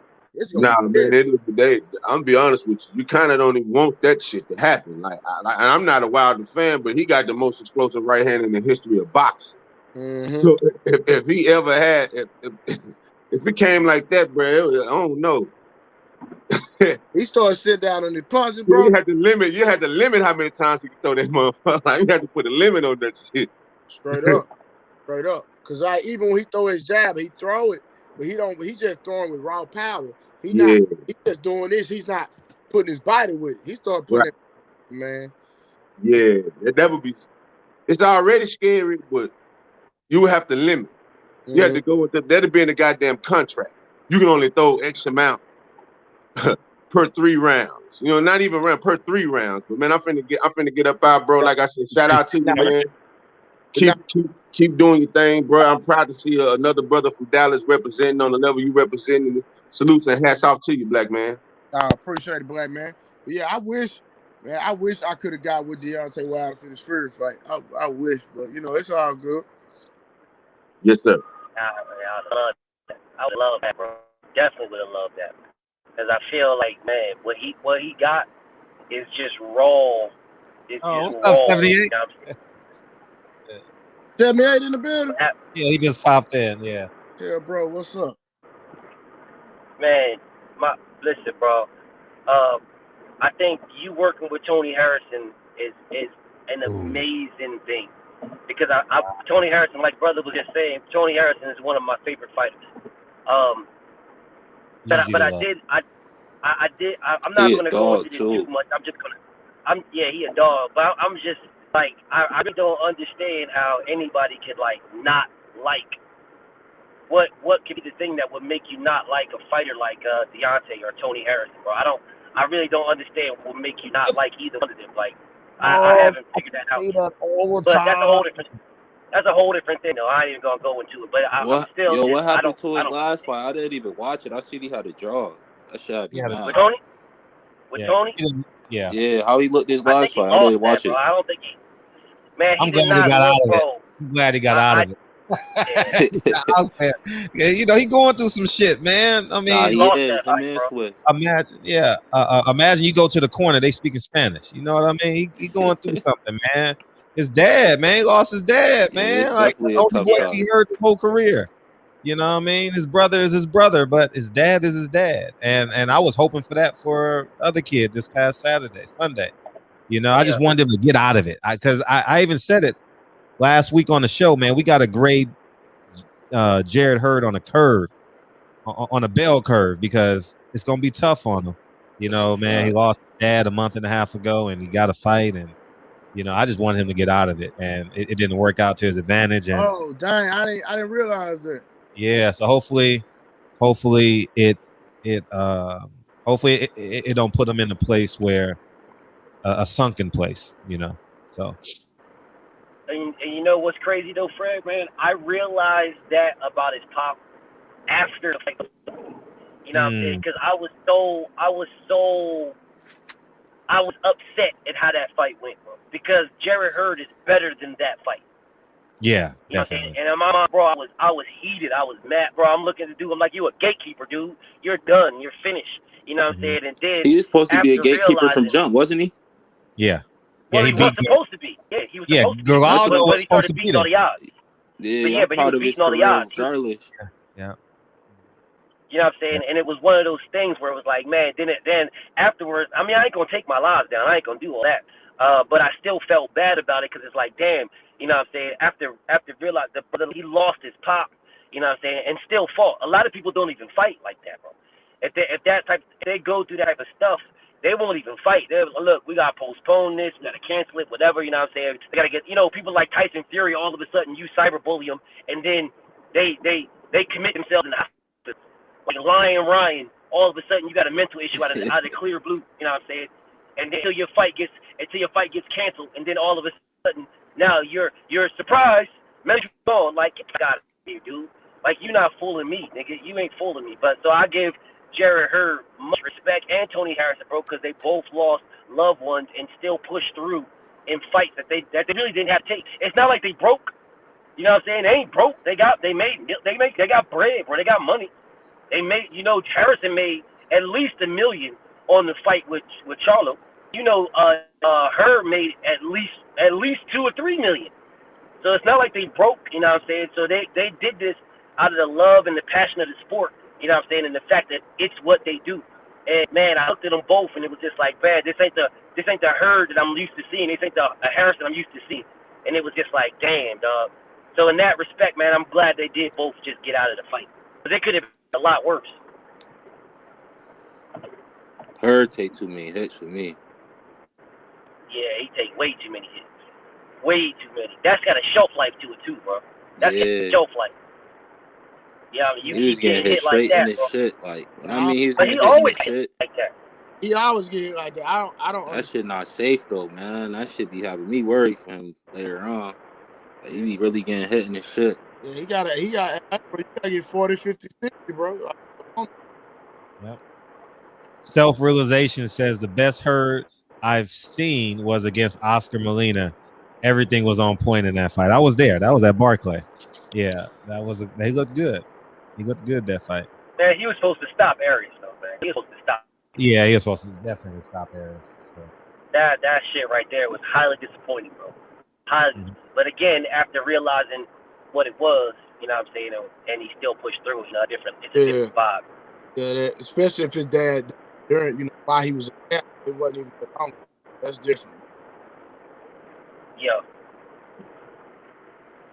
Where the hell are you driving to, BFT? You driving cross country? Hey, boy, hey. Fred, I said the same thing. I'm just driving around Dallas, bro. I'm just driving around. Oh, you in Dallas? Yeah. I'm just driving around Dallas, bro. That's all I'm doing. I like the skyline and shit. This nigga is just driving. Like, where? Oh man, gas prices must be good down. I'll be bored, bro. When I get bored, I just be driving around, man. I'm just driving around Dallas looking at shit. Oh man. The way gas prices is, nigga, your money must be right, nigga. I ain't worried, homie. I am not worried. I'm not pressed at all. Talk your shit. Driving in the spaceship. Driving in the spaceship now. I'm not pressed. Yeah. Respect. That's what's up. That motherfucker going to Wilder early. That, you know what I mean? That nigga on his way to Vegas. Like bomb squad, nigga. Where everybody at? Hey, by the way, I can't wait to get to Vegas and see all these niggas' names and faces that I've never met before, man. For sure. Can't wait. Can't wait. Can't wait. I get there Thursday, y'all. I can't wait. Blu-ray. You going to Vegas for Wilder, or you just going to Earl's? Nah, I'm just going to Earl's. Yeah. You going to the Tank fight, Fred? Nah, I'm not going to that. No. Yeah. You would be in Atlanta. I would love to go, but I can't. Man, listen. Floyd said this is a legal bank robbery. He called me a bitch if I give him some of my money. You know what I mean? Like I can't do it, dog. Like you call me a bitch. Like, nah. That's man. your fact. You ain't about to get me. Nah, I can't. You say Floyd called you that? Floyd told the world this is a legal bank robbery. Legal bank robbery. Like you telling real niggas like you a bitch, nigga. Like give me your money. Like nah, I can't do it. So I mean, and people were mad at him though, Fred. They was mad at Floyd because he didn't stop Logan Paul. Like nigga, he told you what he's gonna do. It's a legal bank robbery. He don't gotta stop that. Oh, you already paid. And there was no winner anyway. You already paid. Yeah. You got his bread. That dude Tank fighting. I heard. Can he fight? He can fight. Yeah, he can fight. Yeah, that's he did. Tough fight. It ain't no walk though. Yeah, one of my homies he was telling me that. When you watch the weigh-in, you're gonna be like, "Oh shit!" For real. When you see them weigh in at the same weight, you're gonna be like, "Oh damn, Tank fighting a big nigga." Oh, he that big? Man, Tank yeah. I ain't gonna hold you. Tank gonna shoot some. Yo, if you seen Tank can't, he look good. Yeah, Tank look good today. You're gonna see the best Tank. You're gonna see the best Tank on that 26. I ain't gonna lie. Well, we 2 weeks away. Tank, man, he gonna beat the brakes off the dude, bro. Yeah, he is. He gonna beat the brakes off. It look like that power there. But I definitely want to go back to this conversation that I was having with my mans right here, though. We were saying Danny a bum, though. I'm still trying to figure out who he didn't fight besides Post out. No, I said he fought Zab Judah, old Zab Judah too. He didn't beat nobody. He beat old fighters. Who was he supposed to beat? I mean, he's supposed to fight Terrence Crawford, in my opinion. Well, why didn't Terrence fight him? I mean, there's that top rank together. Then they said Terrence called him out, right? I think I watched Bernie's show, and I think he said Terrence called him out, and he ducked it. He ducked it. And Danny agreed. He ain't really want to fight Errol either. Let's be honest. But, he ain't want what to you fight mean he Errol. didn't really want to fight? If you don't really want to fight, you just won't fight. That nigga. Nah. He didn't want to fight Earl. Come on now, brother. He surely didn't. He ain't want no smoke with Earl, man. He tried to get Earl. Now he wanted to fight Errol when he fought Errol. When he fought him, he wanted to fight him. He didn't want to before that. Bro, what they did was they pulled a sucker move. Him and his dad pulled a sucker move. What they thought was after Earl coming off that wreck, they thought he wasn't going to be strong. They thought he wasn't going to be 100%. They tried to capitalize and catch him a weakness. Don't do that, bro. Let's keep it 100% agree. Hey, you don't get no disagreement here. I already know what it is. Danny Garcia Brody, I ain't even gonna lie. He didn't want to smoke with Egypt. Yo, big bro, I'm not gonna lie. I do this sports shit. If a nigga coming from a car accident to fight me, he not beating me. Say it again, homie. I missed that. I said I come from the sports background. If a nigga come and he say 80% through training camp, he not beating me. Danny is a C+ B level fighter. He a B+ fighter. I'm not disagreeing with fighter. He a B-level I ain't disagreeing with none of that. But I'm not disagreeing with none of that. What I'm saying to you is, who was he supposed to fight? You only named one fighter. Terrence Crawford. He was supposed to fight Terrence. So why wasn't Terrence supposed to fight him, bro? They said he fight him. Terrence Crawford said he called him. And Danny said he fight him. He said he had fighting, but where was the? They was on the same side of the street. It can still happen now. It ain't can gonna still happen. happen. Ain't nothing Why holding he it up. not calling? Why not? Why he not calling his name on? He got the belt. They Well, who been did? called Danny out. Danny should be on his eyes. Danny should be on. That's the same thing as saying Keith Thurman, bro. But that still doesn't change what I stated, though. Keith It Thurman in the doesn't change. way. Saying that Danny Garcia is a Keith Thurman stealable don't want to fighter fight is nobody. okay. He won't fight people. These people want to Bro. fight people because they don't got nothing no more. Facts. And that They don't don't mean got nothing. nothing That no don't mean more. nothing. That's why they want. Bro, fight I'm you. not disagreeing with that. I ain't disagreeing. You don't got no disagreement with me on that. But I'm that saying when they still had don't the mean belts, they can't fight you him. gotta ask me when they had the belts. Why didn't they want to fight? You mean why didn't who? That's what you should be Which asking fight? me. Why didn't Danny and them want to fight when they Which had the fight are you belts? talking about? Which fight are you talking about? Danny and Keith. Why They Danny? ain't Well, want Danny, Keith, because and both of them Sean. ducked All Errol. three of them. They didn't want to fight nobody. All, Danny, not Keith, just and three. Sean did not. All of them. They All all three of them did ducked not want to Errol. fight nobody. No, you're missing me, King. All of them ducked Errol. Not all three. All of them. Every one of them. That's what I'm saying. Crawford, they all ducked Errol. All of them. That's what I'm saying. But that still doesn't mean just because they ducked him, you know what I'm saying? I get that. I'm with you there on that 1,000. We're on the same page. You know what I'm saying? That them dudes ducked Errol Spence. And yes, I said Terrence Crawford. Yes, I said. They all ducked that man. Every last one of them. But with that being said, you know what I'm saying? With all that being said, Danny Garcia fought him, to your point, correctly. He fought him because he felt like the man was coming off a loss. You know what I'm saying? Car accident. So he's coming off a car accident. I'm going to see and if I can capitalize on this shit. I mean, I know it. Because he could have been, Danny could have fought a long ass time. He chose not to. You know what I'm saying? That was a choice for him. He still fought the man now. You know what I'm saying? Yeah. So when you said Danny's a bum, yeah, I agree. I don't disagree. Say he's not I ain't saying he's no A+ level fighter, no plus level, but I'm not gonna how man. How he look versus Ivan Redcap? How Danny look versus Ivan Redcap?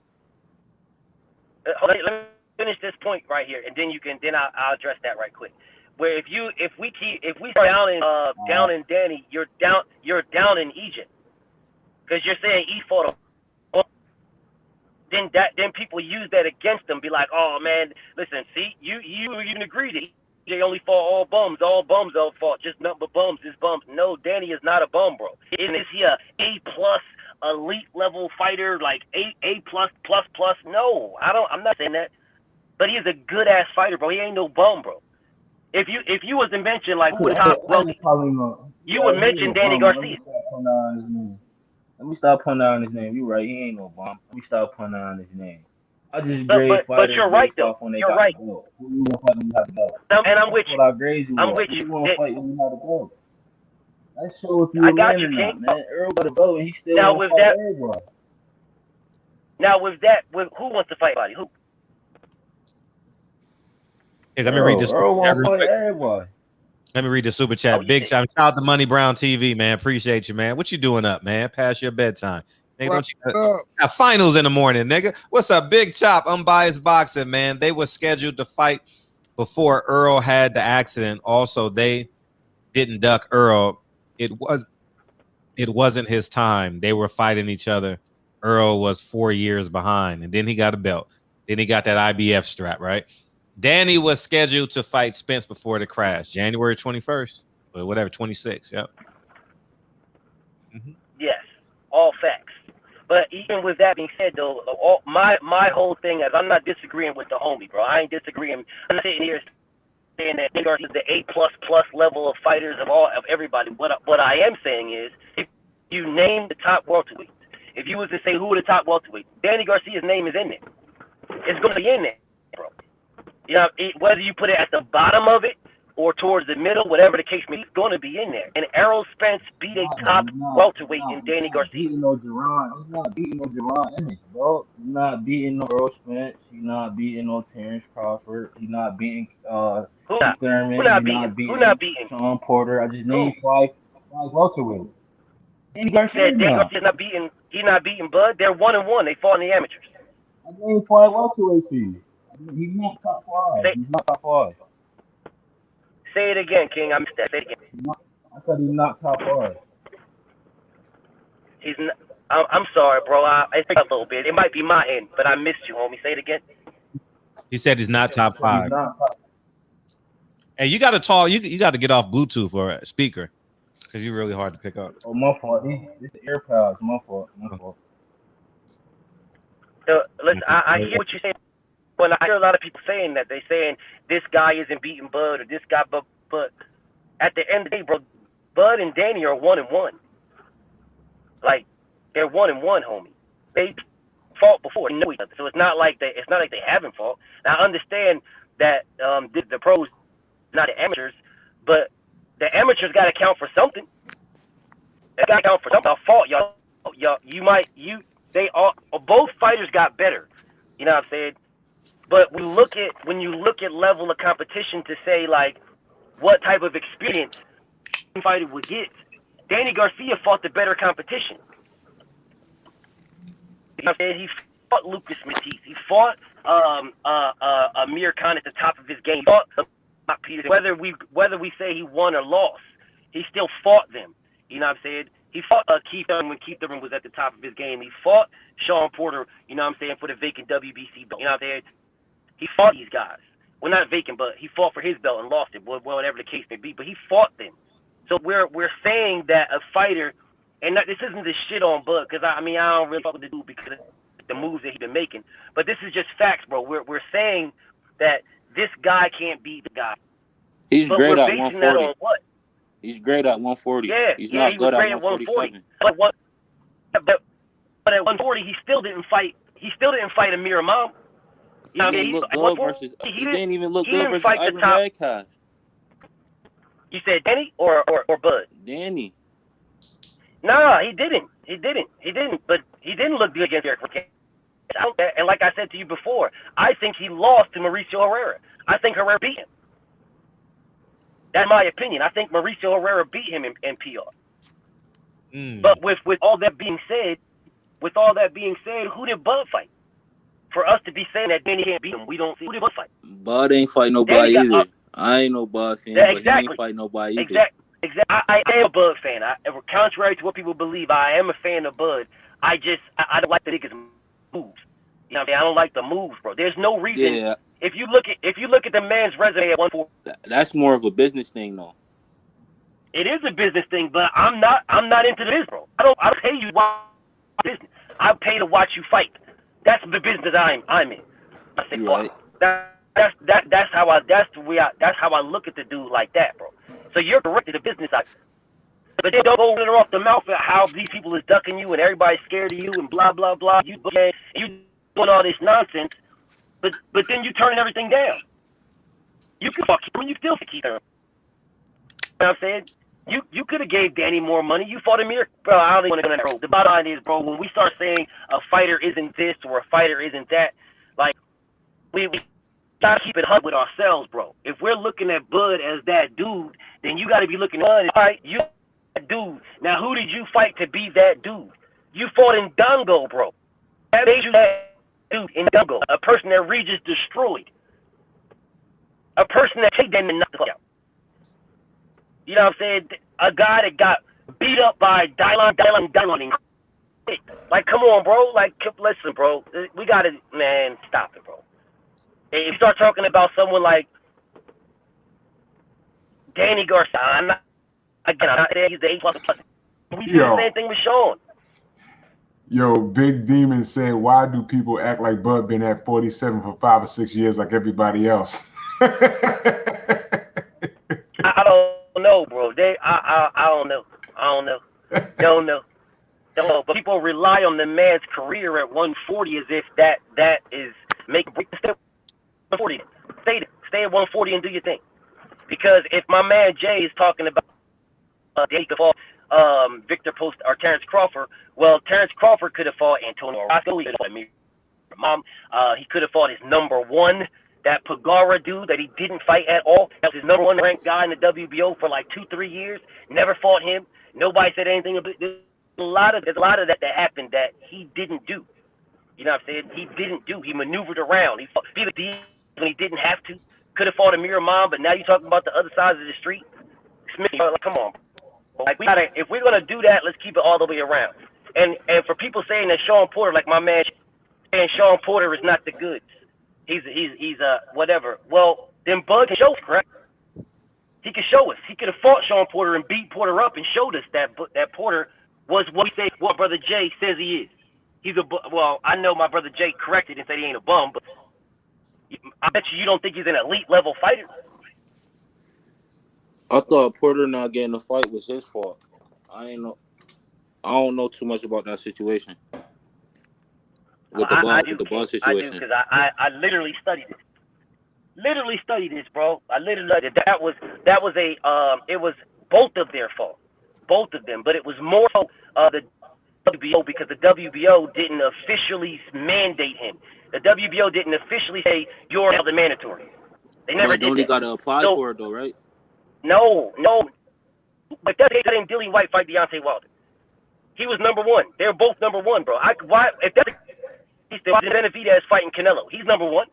You don't got to apply for it. The sanctioning body says who their mandatory is when they do their board of governors meeting their conventions. When they do their conventions, then they say this guy is that and this guy is that and that guy is this. It happens every single year. You don't say, oh well, I'm the mandatory. Don't work with it just because you're number one. No, they have to call you as the mandatory. When they call you, if they call you as a mandatory, that's when purse bids start to happen then. Because they call you mandatory and they say you have X amount of days to finish negotiations, if it does happen, then it goes to purse bid. If they never call you as a mandatory, then you can just negotiate all you want. Yeah, you can just go forever if that's the case. Because the champion is under no obligation for you to fight, which was been my beef with Bud for the longest time, bro. Because Terrence Bud Crawford, as the undisputed 140-pound champion, when you moved up, you had the pick of the litter, King. You had the pick of the litter. You could have become the IBF mandatory, the WBA mandatory, the WBC. You could have fought Dan Garcia for the vacant WBC title. That's a fact. You chose to fight Jeff Horn. All right, as the undisputed guy, you had a chance. You could have fought anyone, but you could have became Errol Spence mandatory for the IBF title. You chose Jeff Horn.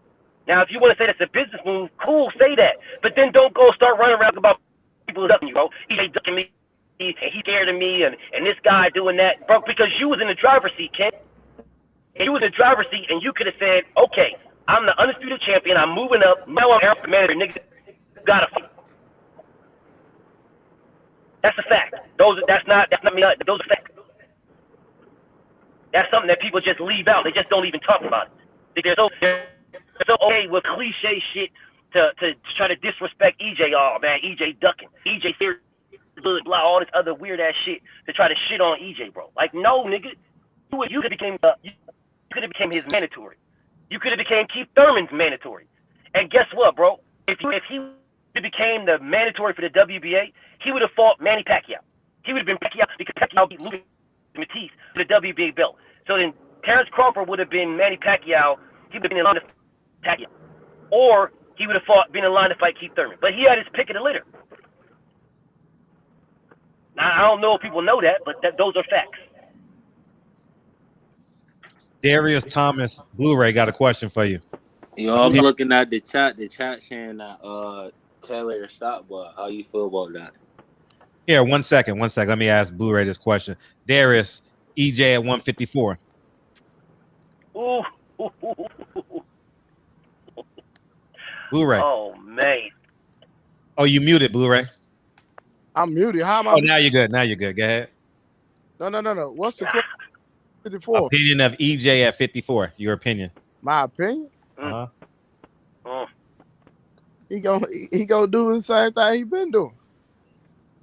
As long as he stay focused and we put the work in, he gonna do what he been doing. I know the inside. I know a little bit more insides that I can't talk about as far as but he gonna do his stuff. How did you make out his response when I was like, hold up? If you move up to 54 in your next two fights, then he said, I don't know what Jamel gonna do. I was like, okay. I just left it open ended. You know what I mean? Because I know what his answer has to be. You know, keep my comments to myself. You know, I can't talk about that level. Yeah, Bud should have took the 60-40. He had a chance. Yeah, I do. That's another one he turned down. That's another one. Man. And EJ said it's still on the table. Still on the table, bro. And he still ain't taking it. I'm still trying to figure out this. My bad, Blue. My bad, Blue. Go ahead, bro. Go ahead. No, I said, what is their excuse? Why they won't take it? Because they're ducking. They don't want to fight him, but they never want to fight him. Never. They never wanted to fight him. Never. I don't think he thinks he can win. That's my only other explanation. That's my only other thought. I don't think he thinks he can win. Did y'all hear? I know if it's Bud. Did y'all hear Shakur Stevenson about what he say? He don't like Bud's situation. He don't like what? He said he don't like Bud's situation or something. Oh, you said that? Well, it's his situation too because he didn't fight none of them guys at 26 or 30. Oh, really? No, he hasn't had a big fight yet. He's been a champion since, I don't know, 2 years now. Well, he gave it up, but still. The top ranked model, man. Yep. It's top ranked model. You know, all you got to do is just hide behind Bob Arum, let Bob Arum to the public and start lying to everybody. And just lie here and lie there and make this shit up. And he gets caught in his lies all the time. Don't nobody say nothing. Nobody say nothing. He'll say 1 second, Errol Spence don't want to fight Terrence Crawford. Don't blame Al Heyman. And then the next conversation he'll say Al Heyman won't let Errol Spence fight him. It's like, well, which one is it, bro? Because both of those two things can't exist in the same room. Which one is it? Either Al Heyman is not allowing Errol to fight, or Errol Spence don't want to fight. And none of that has anything to do with you turning down 60-40. So which one is it? Yeah. And it's still there, though. That's the crazy part. If the 60-40 is still there, it's still there. EJ said it again. Oh, it's still there. And he said, we're going to see who holding up what when I get this purple. It's still there.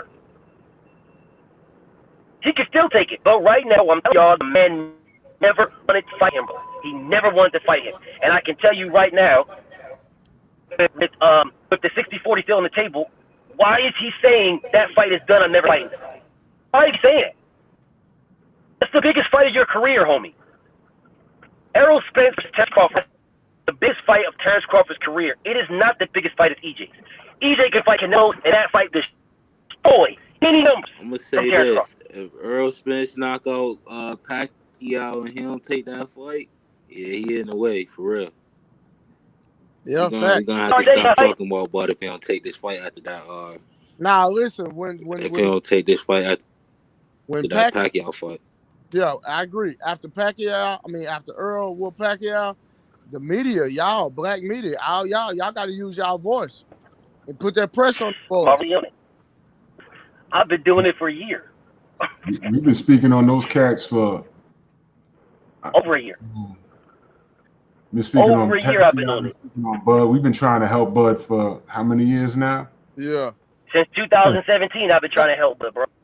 Well, but what I'm saying is that we know for sure. We heard it come out of Earl's mouth last week. He said after the Pacquiao fight, he gonna go across the street and see what they talking about. He said if they ain't talking about that, he gonna move up 54. So what I'm saying is y'all got to use y'all channels that now that hey, said this. I'm going across the street. We're gonna see what they're talking about. So my thing is y'all got to use y'all voice. Be like, yo, listen. Put yourself in the Floyd Mayweather position when he fought De La Hoya. Understand it. If you beat Earl, fight at whatever terms you want to fight. If you beat Earl, you become the top dog, the pound for pound nigga, whatever it is. That way, if he look at it from that philosophy, he'll be more focused on the fight than the split. I disagree. 100%. 100% disagree. That's that now.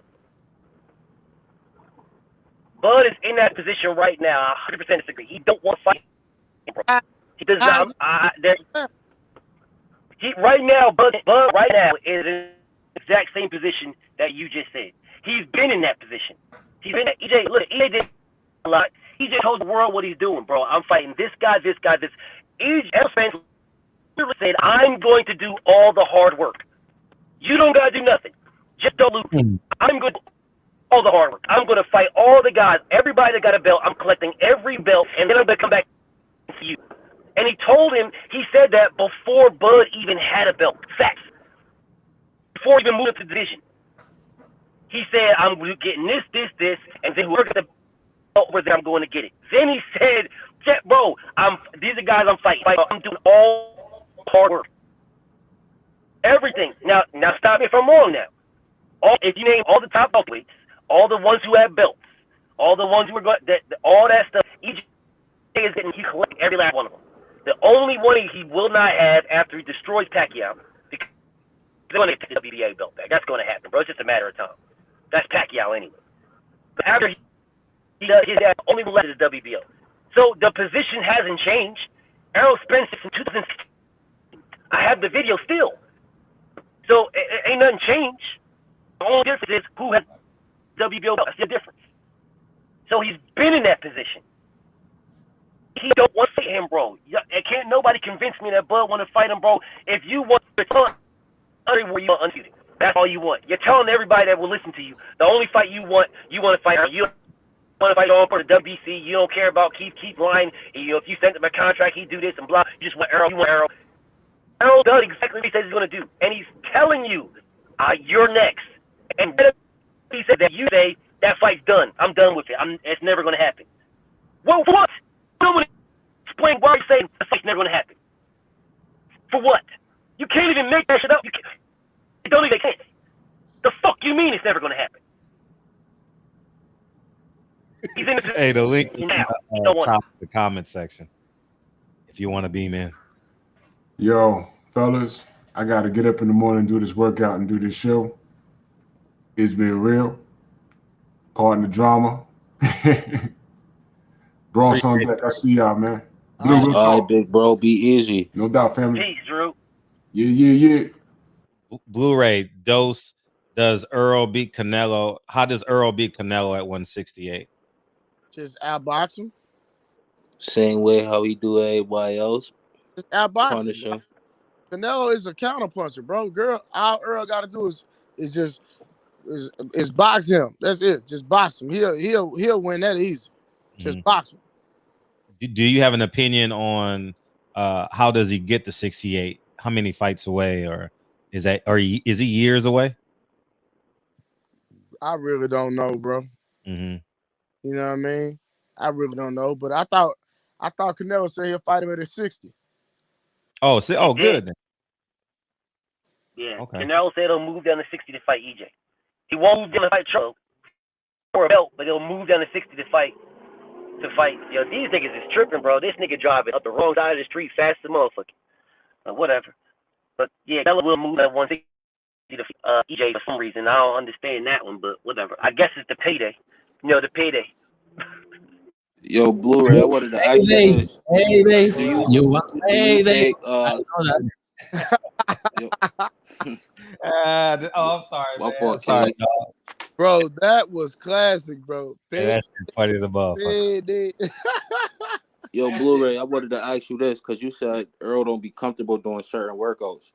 Do you think if he move up in weight, will he be comfortable to do certain workouts? Do you think it's because the cutting of the weight that he don't want to do certain workouts?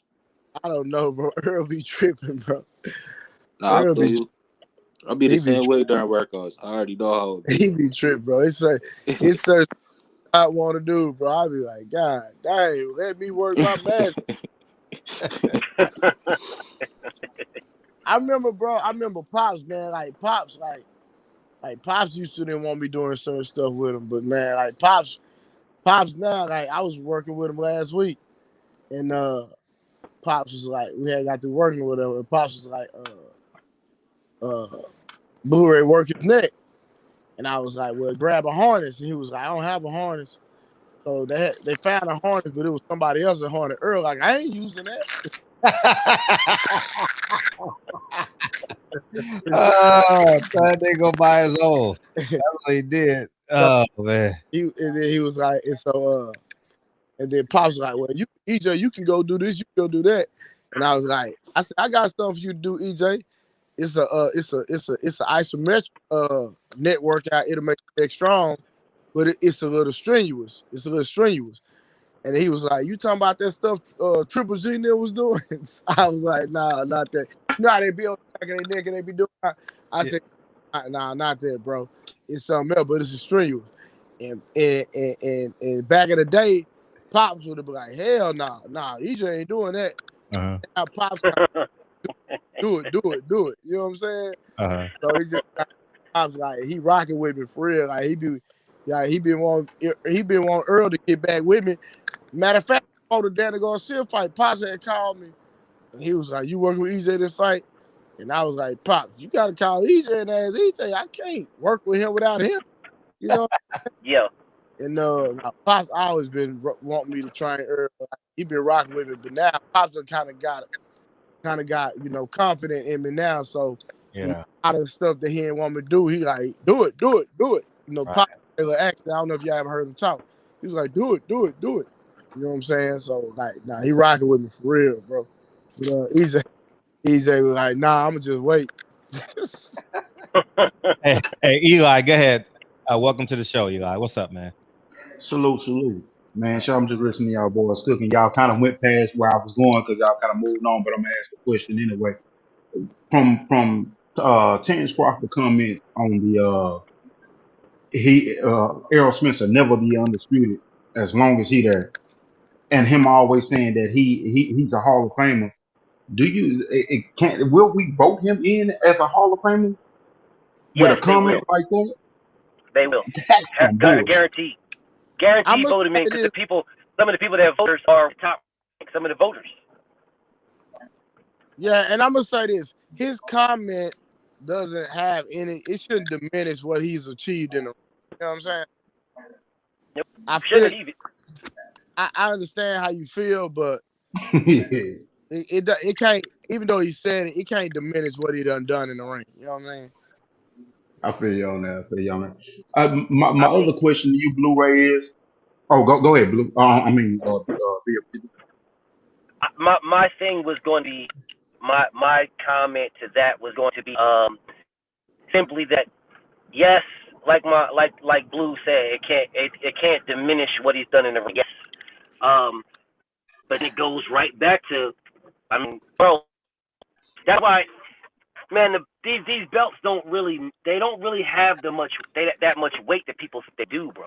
They really don't. The weight is behind holding them. That's where the weight's at. It's not with that. That's the reason why people are always looking at Bud and be questioning, like they looking at it crooked eye.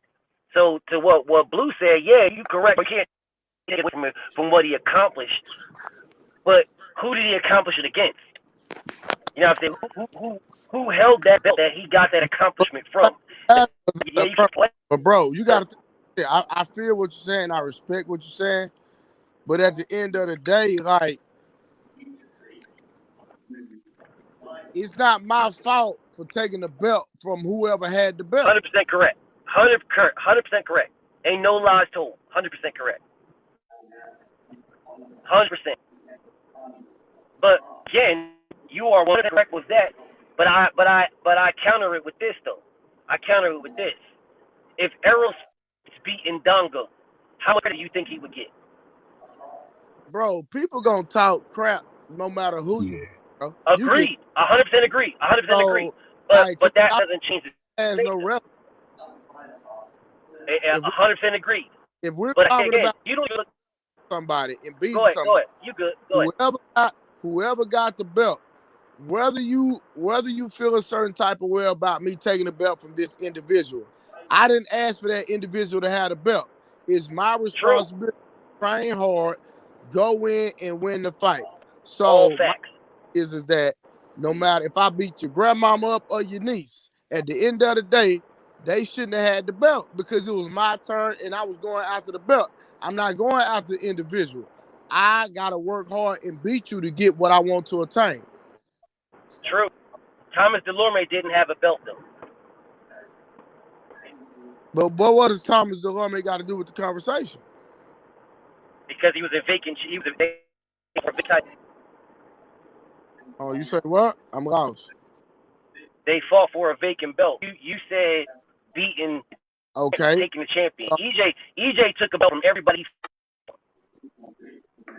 Okay, but what's the comparison though? The comparison, I'm bringing up Ndongo, and you said he beat Ndongo and took a belt. All facts. Yes, he did. 100% did. Thomas Delorme didn't have one though. Hold on.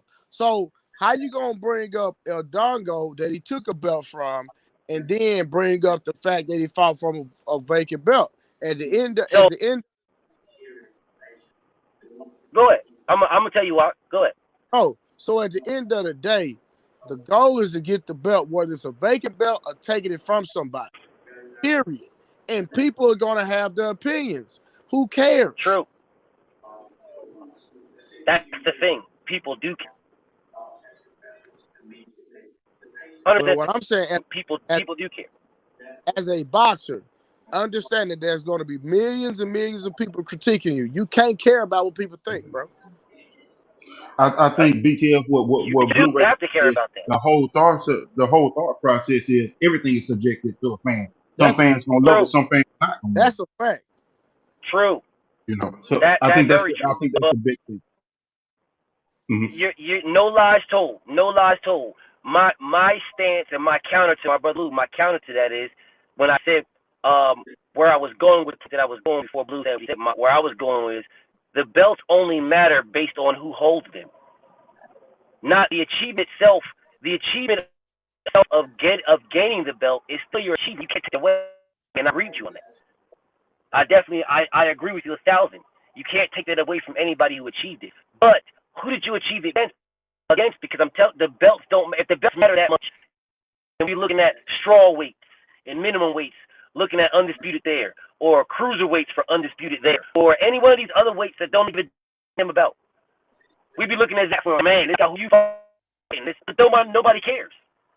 They don't care because there isn't an Errol Spence in straw weight. There isn't an effort in straw weight. There isn't a Wilder, or AJ, or Fury, and nobody cares.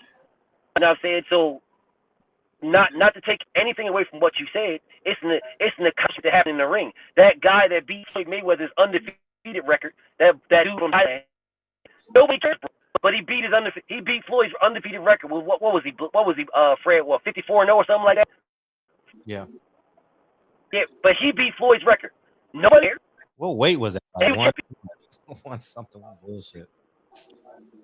Yeah, because don't nobody care, bro. They care where people care about is getting the belts. Yeah, it's a compliment taken away. Who holds it that you beat? Who did you beat to get that belt? That's where the relevance comes from. That's where that comes from. So you're correct. It's an accomplishment you can't take away. But how much weight do you put on that? If you know Blue, you know what I'm saying, you go beat the shit out of like 75 preschoolers. You're 75-0. And you're in 5 weight classes. 105, 106, 107, 108, and 109. Like, well, how much credit you gonna get for that? Like, and nobody care until you move up to a weight class where motherfuckers actually care about the fighter holding the belt. All right. So let me ask you a question. So when you go to the Hall of Fame, they saying, "Oh, you're going to the Hall of Fame because you beat so and so and so." No, they're not saying Bud's going. Nah, Bud's going. That's different. That's irrelevant. I don't have a vote in the Hall of Fame. What I'm doing, I'm countering your point to show you how much relevance that your point does not really truly have. When you go to the Hall of Fame, you're not going to the Hall of Fame based on who you beat for the title. That's not true. Why is it not? That has weight on it. It does have weight on it. Who you beat for belts has weight on it. Bruh, the fact that your accomplishments is what you're going to the Hall of Fame for, not solely on who you beat. I didn't say solely. I said it has weight on it. But what I'm saying is that, okay, the only time when you beat somebody for a belt, when it has relevance, is when it's a Mike Tyson versus Lennox Lewis type situation. Outside of that, That's the they name. don't care about who you won the belt from. Are you talking about the Hall of Fame, or are you talking about the tournament itself? I'm talking about it all when you really think about it. Bro, there's fighters in the Hall of Fame that were never even champions, but they fought fighters. They fought fighters who had the name. I understand that, but let's speak about today. We're not talking about then. We're talking about now. People now are not making to the Hall of Fame based on who they fought. Now you're going based on your accomplishments. What? I'm confused, brother. Who went to the Hall of Fame based on their accomplishments and not who they fought? Who did that? Okay. So hold on. So who did Roy Jones fought that was so prominent that it was just the fight of the century, where y'all acknowledge this fight and you're gonna overshadow that over his accomplishments? Who did Roy Jones fight? You said Roy Jones? Yes, sir. Who didn't he fight? Again, He fought everybody. Listen to what I'm saying. Who did he fight that was so prominent that you're talking about? Ooh, Roy Jones beat this individual over his accomplishments. Over his accomplishments, brother. A lot of people don't even know how many belts he had. They know he beat Roy. They know that Roy Jones. They know that Roy Jones beat Bernard Hopkins. They know that Roy Jones. They know that Roy Jones went to the heavyweight, beat Ruiz at heavyweight. They know that he lost to Tarver and beat Tarver. They know that he lost to This is not a prominent. They know that. That is not a prominent fight people are talking about. But Bernard check it out. That's an accomplishment. Check it out real fast. If you take away all his I'm lost, brother. and you just put the James Toney fight up there, and you say just the James Toney fight this is what I get from Blue-ray. If you saying accomplishments matter and you saying the big fights matter, if you take away all the accomplishments and you just put that one fight, if you put just that one fight, does he make it to the Hall of Fame just because of one fight, one person? I never said one fight gets you to the Hall of Fame. I never said that. Not one time. I said the fighters with the S that he fought. The fighters with the S that you fight has weight on it for a Hall of Fame. You don't have to. Like I said, there's fighters in the Hall of Fame that were champions, but they fought fighters. He went to fight Ruiz for an accomplishment, not for a fight. Yeah. Let me touch Blue and BF. Let me touch on, bro. Fred, what's going down, Fred? How you feel, dog? Man, chilling. Tired as a bit. Money Brown. Chilling, man. Look, Blue got a big point, BF. You got a point too, but the point Blue is making is this, bro. You can't take away the accolades or the accomplishments from the fight. And I'm not saying you're doing that, BF. When you look at Julius Ndongo, bro, he went to Russia, wasn't supposed to win. He went over there and knocked the motherfucker out. He went to Scotland. Wasn't supposed to win. Knocked him the fuck out, right? He went to Scotland, beat the same motherfucker that Bud beat, right? Ricky Burns, Bud got his first title at 135 from Ricky Burns. He went over there, beat Ricky Burns in a boxing match. He ain't knocking him out, beat in a boxing match. So for Julius Ndongo to do, in Scotland, to do those things, right? To do those things, bro, is still a hell of an accomplishment for Julius Ndongo. Then not only that, Julius Ndongo came to America. He could have did some other shit. He had the IBF and another. He could have did some other shit, but he came and tested skills against the best motherfucker at the 140-pound division in Terrence Crawford, and he ended up losing. But he's in the history book, and he's in the history books, right? So when you talk about the Hall of Fame, you're talking about accomplishments and accolades. It doesn't matter who you get them from. It doesn't matter how you get them. It's all about the accomplishments and accolades. That's why Adrian Brown is a Hall of Famer. That's why Terrence Crawford a Hall of Famer. Who Tank just knocked the fuck out Leo Santa Cruz and so on and so on. But what you saying is the recognition and the notoriety, and that's why Bud ain't as big as Errol Spence, because the names. Even Bud, you're saying it's the notoriety. You don't get that much notoriety from the fans, but at the same time, your accolades is your accolades, and they can't take them away from you. So we're looking at the situation. You guys are both missing me, bro. Y'all both missing me. Hold on, watch it. No. I know. I get you loud and clear, sir. But watch this. Adrian Broner's most prominent fight was the fight he got beat up in. Madonna. Facts. But he's not going to the Hall of Fame based off that fight. No, he's going to the Hall of Fame for everything he's done, to include the fight that he did. No, BF. Let me say this, BF. Let me say this, 135. BF. Let me say this, BF. I get exactly what you're saying, bro. Because those fights will count. Look, when you got Bud Crawford saying out his own mouth, right? When you got Bud Crawford sitting up there doing an interview with Andre Ward out his own mouth, y'all are not getting me, bro. I still need that. No, I get. Yeah, BF, y'all are not. Y'all don't get me because I never said. Y'all don't get me because I never said. Bro. You gotta listen I never to me. said it's accurate. No, this don't matter, bro. This is to your point. No, this is BF. I know, but this is to your point right here, bro. When you got Bud Crawford sitting with Andre Ward saying that he still need that prominent, because he said you're a Hall of Fame. He said, yes, I'm a Hall of Fame, but I still haven't had that marquee fight to solidify that Hall of Fame run. Because he felt like what he did against the opponents wasn't the opponent like the opponent. All right, listen to me, bro. The opponents, right, wasn't the top caliber opponents that us, the fans, that we resonate with. You know what I mean? Like I said, every time we look at Jules and Dongo, motherfuckers say, "Oh, Jules and Dongo ain't shit. He's a bum. He got his ass whooped here. He got his ass whooped there." I said he was a bum. Act like so. No, not you, B. I'm just saying in general. When you mention Jules and Dongo, most motherfuckers ain't gonna even know who he is. Most motherfuckers ain't gonna even know he fought in the fucking undisputed fight. But Blue saying the accolades is the accolade. But what you saying is the prominent names, because we all know, right? The names is what matter in the boxing game for as getting the recognition and being out there. Yes, I know. But you said, but you're saying the belts don't matter because of who hold them. You're saying because of the names. Yeah, because of the names. The belts matter. The belts matter. That's why you get the accolades. They don't matter. Because like I said, there's fighters that are in the Hall of Fame that never were champions. Okay, all right. Now watch this. How many people? So let's go there. Let's go with your theory. How many people? My stance, that ain't me.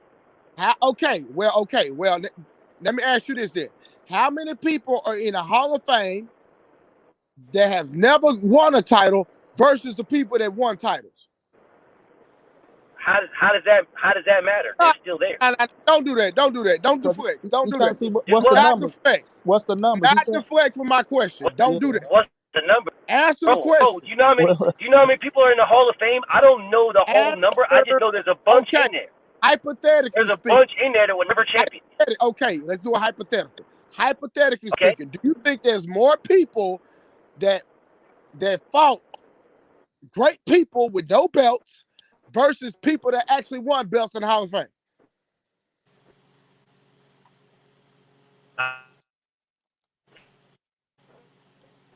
Hello. He driving through a bad area. I think. Let me say it again. I think my opinion, because I don't know the full numbers, but my opinion, I think there's more people in the Hall of Fame that have belts versus the ones that don't. But I know there's still all fighters. Thank you. There still are fighters in there that don't have a belt. Okay. So, I don't understand what you're saying. Listen, they still don't have belts. Thank you. I don't get what you're thinking. I don't understand what you're thinking. Well, I think it's plain English, fam. The percentage, bro. You probably saying the percentage probably is smaller. People getting into bro, listen, bro. Hold on, I'm just saying when I'm feeling. I just let you cook, though. Am I going to respond? Am I going to? No, this Monty Brown. I'm saying what Blue said. I'm just feeling like he probably saying the percentage is low of you getting into the Hall of Fame, then without belts, then with belts. You know what I'm saying? Like you probably got to do some amazing, extraordinary shit. I don't disagree. To get into that Hall of Fame without a belt, then having a belt. Disagree. There's no disagreement with me with that at all. None. Terrence Crawford is going to the Hall of Fame. That's happening. There's no disagreement with me in that statement. None. What I said from the beginning is that it's not the only thing. That's what I said. It's not the only thing. It's not. Because the accolades that everybody's talking about that were so prominent with Terrence Crawford, we're looking at undisputed.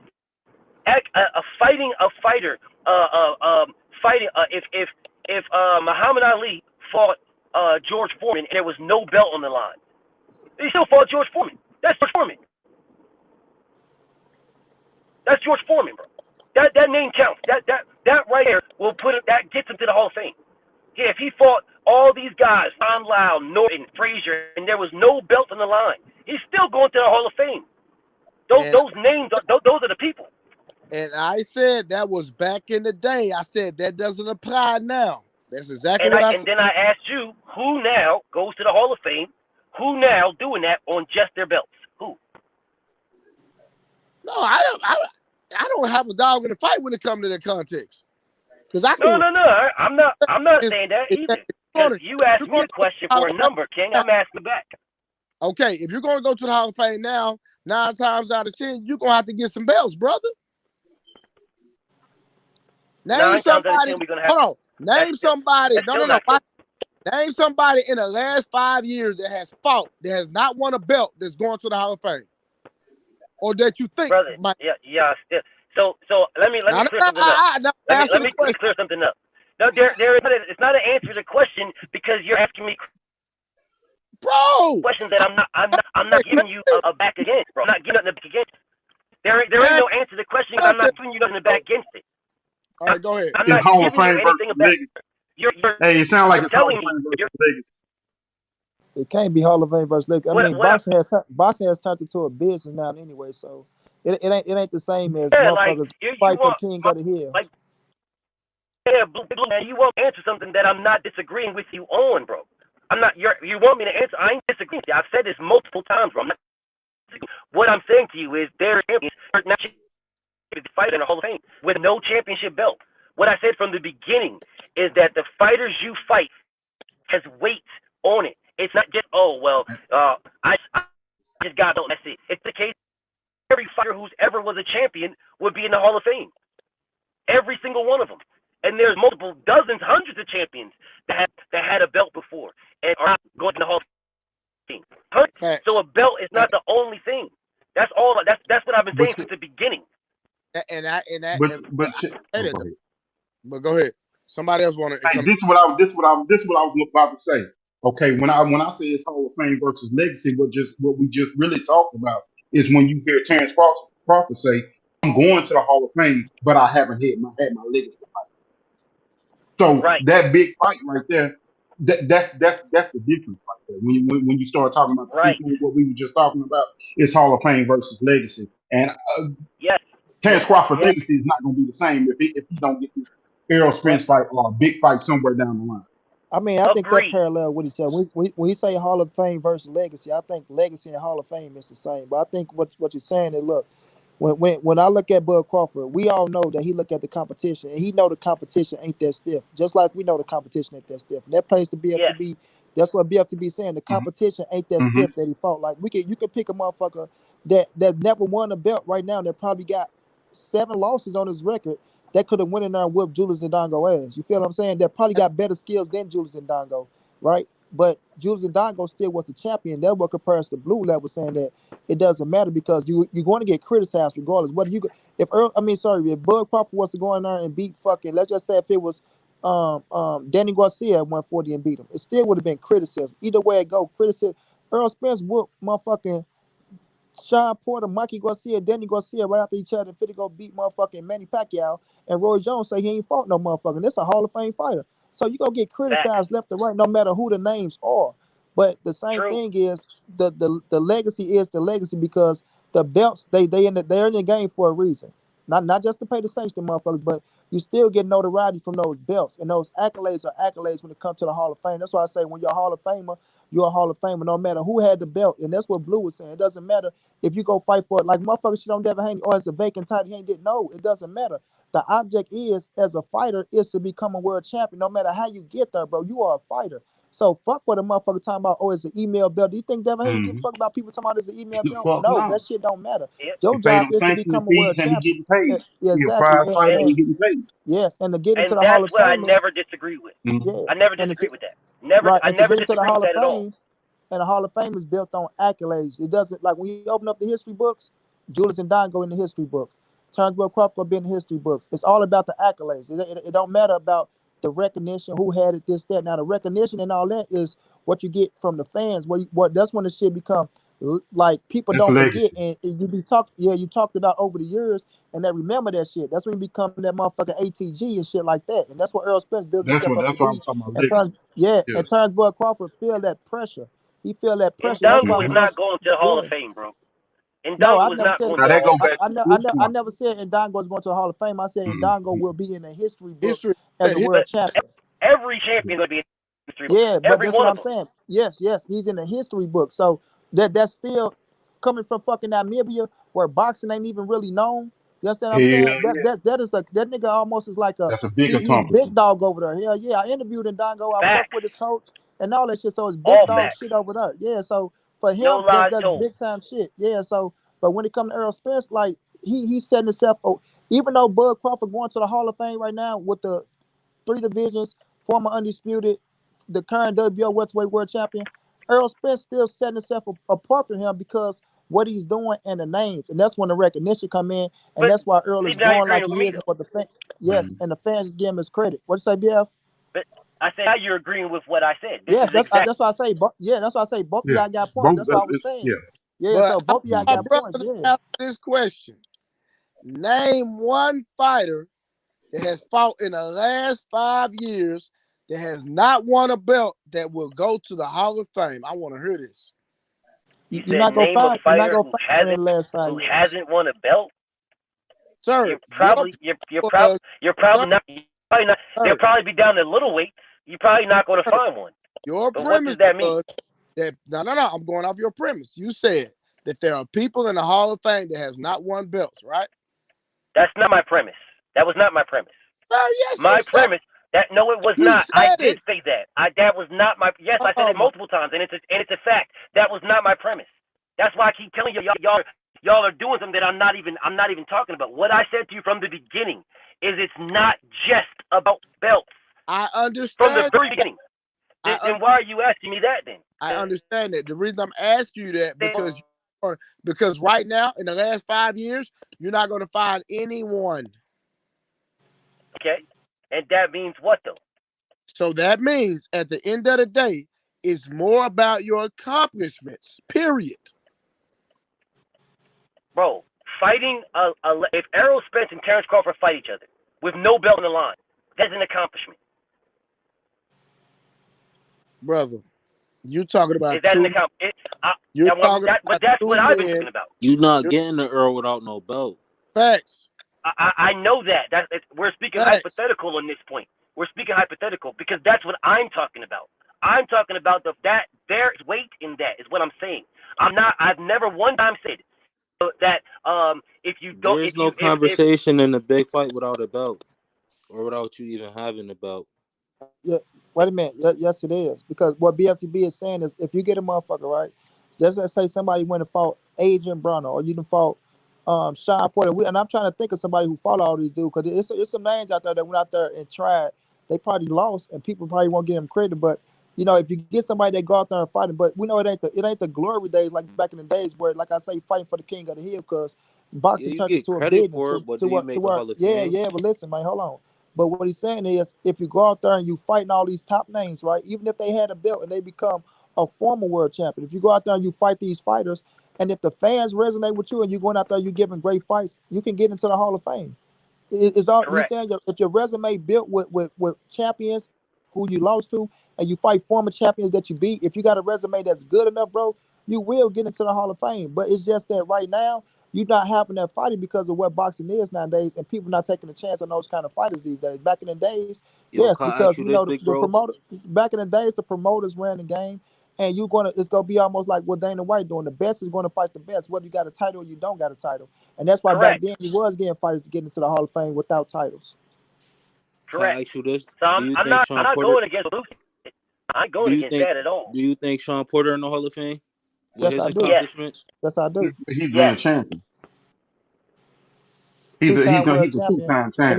his Yeah. resume, he done fought every goddamn body except Yeah. Terrence His Crawford. If his Terrence his, Crawford his, fought him, he done fought the whole facts, fucking situation. He facts. done fought Earl, Sean, Some Danny. Yeah, And if he and Sean yeah. Porter, a Sean better Porter is person would be like Chris more of Arreola. a Chris Sean Arreola had Porter is all the more. good Yep, stuff. yep.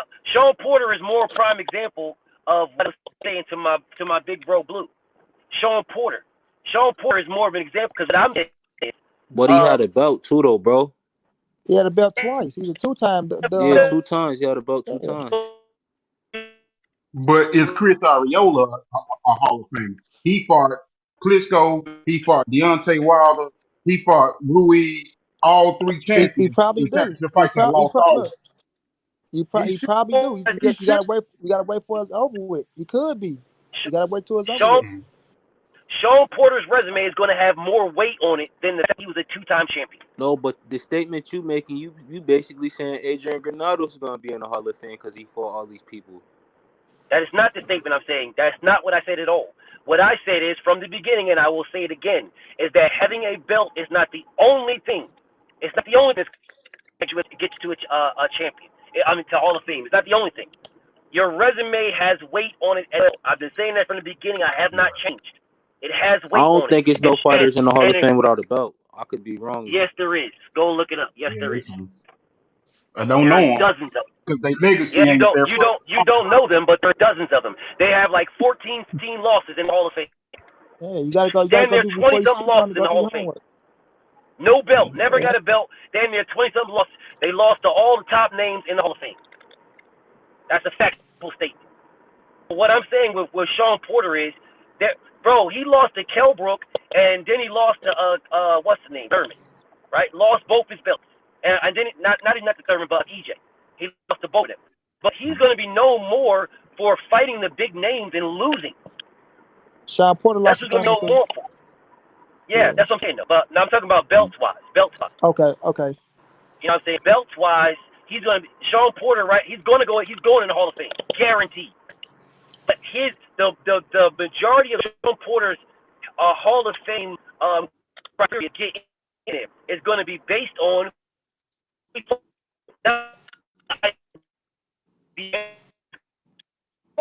everybody.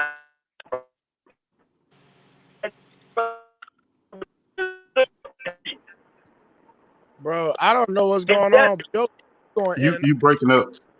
I don't know where you parked at, but you were doing better when you was driving. Let me say it again, then. Hey. Let me say it again. I'm still driving, homie. I'm just driving around and shit. I'm probably out in fucking.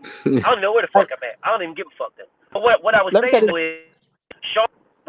is, Sean Porter is going to the Hall of Fame, right? He's going, and in his He's not going off the resume though, bro. Yes, he going off resume and belts. Like Blue, he going off resume and that's Blue. what I'm saying. Watch this, Monty. You know what they gonna say? Sean Porter, former WBC champion. They're not gonna say former Sean Porter because he fought everybody. Man, Right. And yes, IBF, they but are. look, Yes, they are. Listen to this, Blue. Listen to this. Sean Porter, Devin Alexander, Paulie Malignaggi, Kell Brook, Adrian Bronner, Keith Thurman, Andre Berto, Danny Garcia, Dennis Ugas, Errol Spence. Man, listen, that motherfucking resume. He lost to Ugas. That shit is crazy, bro. He that has shit a is crazy. strong resume, but what I'm But saying, I know, yeah, the titles help it. The titles help it. IBF and WBC, Blue. IBF and WBC. Okay. It does, yes. 100% helps them. 100%. And that. So I'm not going against what you're saying, Blue. Not. But when they announce those Hall of Famers, like when they announce Mike. Oh, there he is. Yeah. Boxing gods got him. Hey, Blue, I had one more question for you, and this is more of a question on conditioning because I'm one of them guys that love conditioning from a different aspect. In the process of cutting weight and coming down to those final days, are you involved in that process with your conditioning? No, sir. How do you feel about that? Because I know tapering and reaching peak condition and actually reaching that point of peak when you actually conditioning has a big value to a person that like yourself that it is an art to condition. How do you feel about not being involved in that process or possibly being involved? I focus on strength and conditioning from the aspect of the strength aspect of it. A lot of people don't understand. You can be in boxing condition and not be strong. You see what I'm saying? So when you're talking about cutting weight, that's really not in the realm of strength and conditioning. That's more of nutrition and diet. You know what I mean? And proper water intake and things of that nature. So those are not the same. Even though I can't do all of it. But Earl already had some things in play before I even came along. Remember, I started working with him after the Ronald Cruz fight. So he had already had maybe what 16, 17, probably more than that fight. So my thing is that, you know, I understand what you're saying, but you know, I stay in my lane. Yeah. But, hey, let me get back some roles, y'all. I'm gonna get back to this homework. First of all, to Fred, man. Once again, Fred, bro, great fucking interview with Errol Spence, bro. Like I said, you got 3 years worth of shit out of that nigga, right? You did say. But look, not only that though, it's like it was a real fucking interview, bro. So people always want to say people is oh y'all ride EJ, right? Man, that shit was the good question, it was the hard question, it was the real question, it was the uncomfortable questions. Man, it was everything in that goddamn interview that you could ask somebody. Like Earl don't have to give an interview for the next 7 months, bro. And that one interview, I mean, it just said everything. If you know what you're looking for, you know a good interview, bro. From you to DB to the fans, everything that came to him, bro, was some trill shit. Shouts out to Blue for staying down and staying solid. That man never changed up. That man never said one Facts. bad word about EJ. He could have got When bitter, people was right? I'm talking about when people was looking at shit, when people was trying to throw storylines out there, trying to make shit this, trying to make it that. Man, Blue is one of the realest dudes I ever seen in my life, bro. And that's why these blessings come back to him. He don't go kissing no ass. He don't go chase nobody. He not trying to pull nobody in. He going by his work. He let his work speak for itself. He stand by his words. He go tell your ass what he mean. He mean what he say. He go stand on that. And shouts out to EJ for giving credit and being real with his goddamn self, because you know he a real ass nigga. But being real with himself and coming on here and giving the proper respect that was deserving, because I feel like that's all Blue wanted, and I feel like he deserved that just that proper respect. Like, nigga, if I'm the water boy and I know that nigga bringing his fighter bullshit water, and I'm bringing you cold ice water every time, give me my credit, nigga, for bringing that good ass water. You know what I'm saying? For real. And to my brother BFTB, Hey, one of the coldest. Hold on, let me just give BFTB his credit, bro, because that's one of the realest, the coldest man to ever grace this internet, right? Who went through some of the worst motherfucking controversy, and he's still standing strong on these motherfuckers, and they can't stop him, bro. You know you my brother and my family forever, bro. It'll be all love forever. If you ever need anything, I got it. It's yours, bro. You feel me? Salute to you, King. Hell yeah. What you gonna say, Blue? nah, what I was gonna say, bro, like don't really understand, like Yeah, no, Blue cut up. Blue right there, man. can you hear Yeah. No, so what I was gonna say was like, you gotta understand, I'm 10 years older than Earl, right? Yep. So like when I first met him, I told him, I said, bro, I just, you know, I really don't know you, but you know, everybody say you went to the Olympics, yada yada yada. And I told him, I say, bro, if you train with me, as long as you train with me, I swear to this the day I met him. I said nobody will never make it out the ring if you train with me. Nobody ain't making it out the ring. I just need you to follow my direction, get this training. You know what I mean? I never did interviews for years. You never see me at the fights because I wasn't trying to be in glitz and glamour. I wanted him to be great. You know what I mean? You know, a lot of people, a lot of these trainers, they train at Earl Spence, they want to be seen, they want to be in the limelight, they want to be in this corner. Bro, I ain't never tried to do none of that. Mm-hmm. I wanted him to be the best. I wanted him to be great because of the potential that he had. And I stayed in the shadows. I don't even think nobody would have known about me, a black fight fan, when it did it. You know what I'm saying? Yeah. So, you know, my thing is, bro, like, for a long time, I was chilling, but it's like now it's like, you know, I want a legacy for my son too. Well, my son could look at Blu-ray. That's my daddy. You see what I'm saying? Right. Yeah. So and it's crazy. Like when my son be listening to YouTube, like if I'm playing an interview and they say Blu-ray, he'll look at me and say, "Daddy, they talking about you." You see what I'm saying? So it's like now I want to leave a legacy for my son. You know what I mean? So I do want. At first, I was chilling, and, you know, but now I do want my recognition. Like I do, and I appreciate Earl for saying, "Hey, yo, this is what Blu-ray add to me," and I shout out to DB for asking that question. You know what I mean? So, you know, my thing is, bro, we supposed to be a team. It shouldn't be no big eyes, no little you. You know, I don't know if Earl ever felt like I was trying to take credit, but bro, I've never tried to take credit for nothing because I'm not Errol Spence. I'm not the one in the ring. You feel what I'm saying? So Facts. without Earl having his IQ, without Earl understanding punch placement, without Earl being the great individual that he is, there is no me. You feel Facts. what I'm saying? So I can't even try to take credit on no level. I just know the value that I bring to the table. You know, Mhm. and I think, you know, I think it was a blessing and a curse, Earl pulling back from me for him to realize how valuable I was. Mhm. You know what I mean? Yep. So, Yep. you know, at the end of the day, man, like I say, I'm a grown man. And you know, I'm from the street. I grew up in the street. I grew up doing street activity. That's all I knew my whole life. So when a lot of people look at me, they think I'm a trainer. I went to a freaking unit. Nah, bro, I'm street certified. That's all I know. And I got caught up in some stuff and I wanted to change my and I got in the train. And when I got in the train, I found my gift. 3 years later, I was training Errol Spence.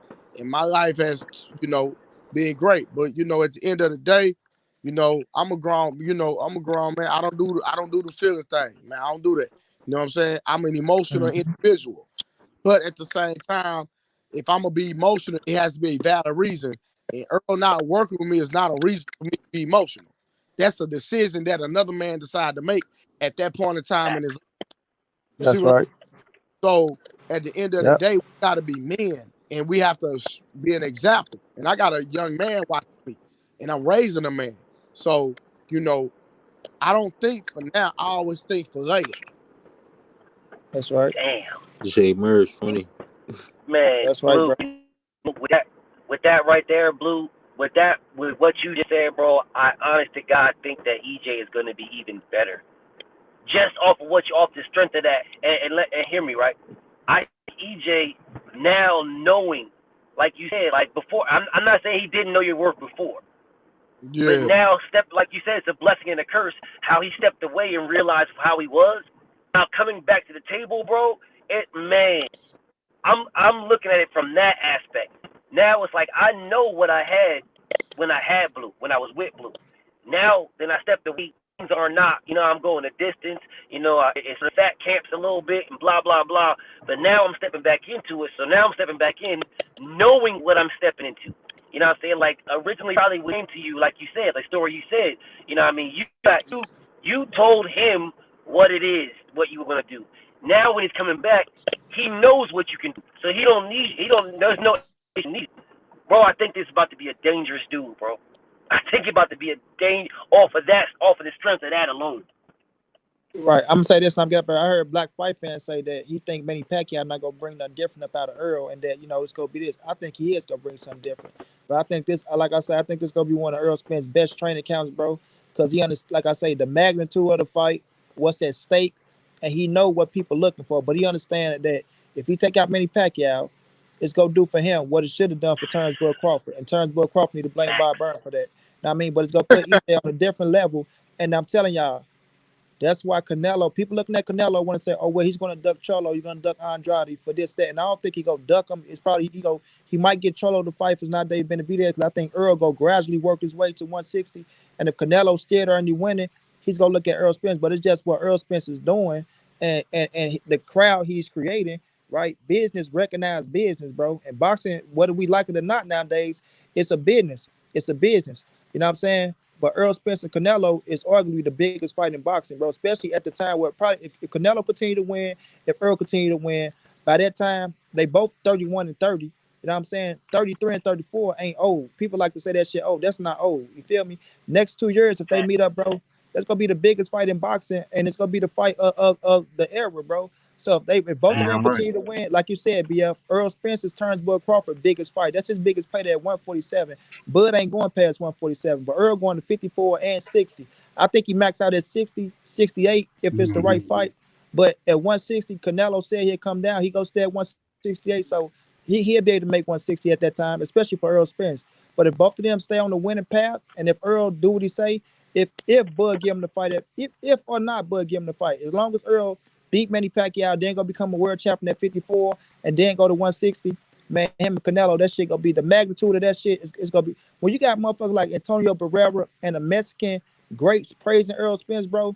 That says a lot, and it says it all. And they already putting him over Canelo. And Eric Morales already put Errol Spence and Bud Crawford forced the skill level over Canelo Alvarez. They never say who'll win, but force the skill level. So that's adding pieces to the puzzle right there, like just the magnitude of that shit. So, man, that shit gonna be a great fucking storyline. And I'm continuing to push that motherfucker because I want to see it. And I think Earl gonna be Canelo, bro. And I want to see that shit, but I want to see it graduate the right way and not just jump right into it. You know what I mean? But I'm gonna get up out of here and get to this homework, man. Love y'all dudes, man. Continue to being great, man. And I'm trying to get to y'all level, family. Appreciate it. Thank you, Money. Man, let's give our closing remarks, nigga. I'm going to bed. Hey, let me get to the super chats, man. I appreciate you, Blu-ray, coming in here, man. I appreciate you, BFTB. Appreciate you, Eli. Appreciate you, The Voice. You changed your name to The Voice tonight. Appreciate you, man. Big Chop, unbiased Bach, and accomplishments or facts. Opponents is opinionated. And Catman 785. But if Sean Porter loses the title fights, would he still go to the Hall of Fame, even if he had the same exact fights? I have to say no. He goes. Yeah, I want to give closing. Yeah, who? Oh, but yeah, man, I appreciate you. You know, I'll be this time I'll be knocked the fuck out my damn self. You know what I'm saying? But I'm glad I did come through the barbershop. You know what I'm saying? I didn't know you had a second page, homie. I didn't even know this. I got subscribed to this one. I didn't even know you had a second one. I'm all looking for you live in the first one and shit. But it's all good though. I appreciate you, man. Hey, you got to do it too, because just in case, you know how YouTube is. You know what I mean? So I'm making this platform just alive, and if you know what it is. So yeah, I'm gonna do that.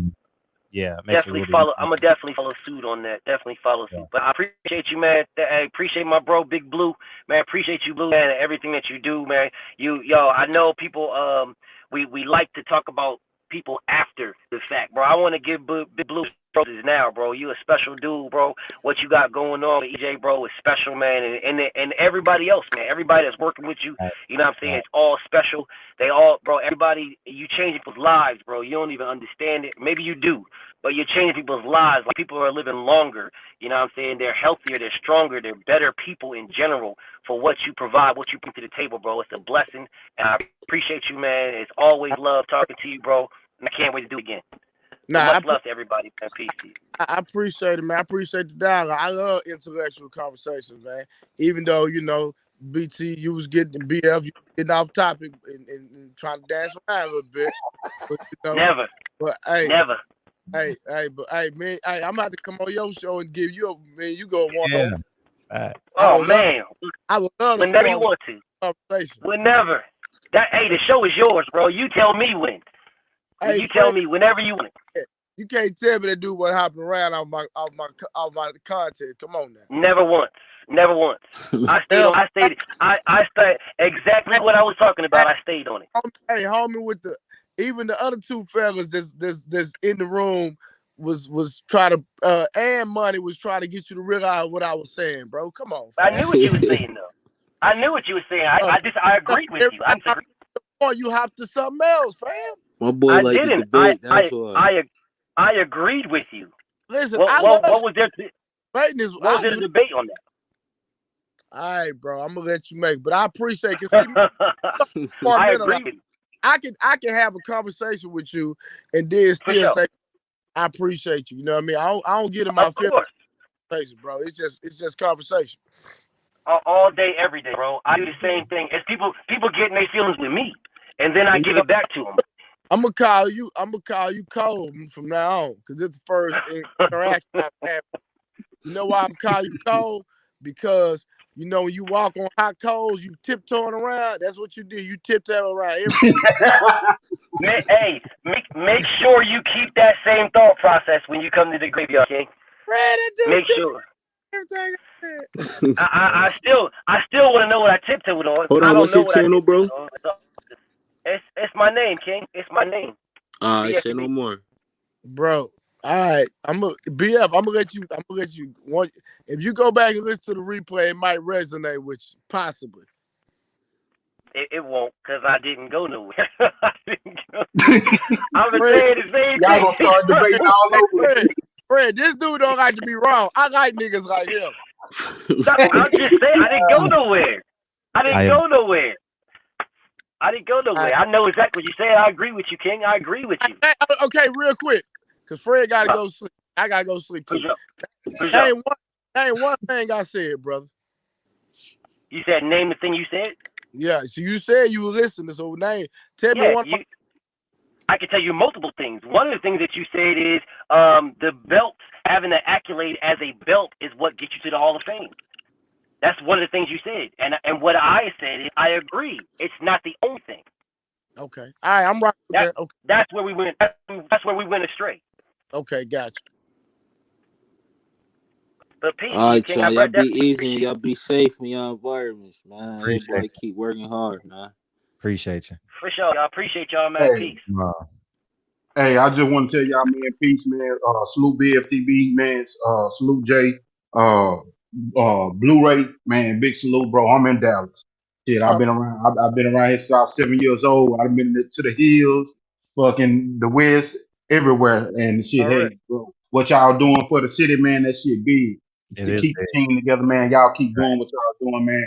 And shit, I want Errol to stay focused, man, and get these motherfucking titles and bring them back to the city so we can brag and talk that shit to Fred all day about that Dallas Cowboys. You earned it, man. You earned it. Y'all earned it, man. Nah, that's what's up. But Fred, I appreciate you, man. You know, man, this was fun, man. Fred, out of all, listen, even when Earl wasn't working with me, Fred was the only nigga I know on Earl neck. Every time I do an interview, you training with Blu-ray? I didn't even know you, but I know I don't want niggas to sabotage themselves. You know what I mean? So on it, nigga. You know what I mean? I want Earl to be at the apex, same way I want Tank. I think one interview I seen, nigga, you asked Earl that the Earl did not want to talk to you. No, he did. He didn't. Yeah. Yeah, that was in Vegas. That was in Vegas. I know what this nigga Fred finna say. No.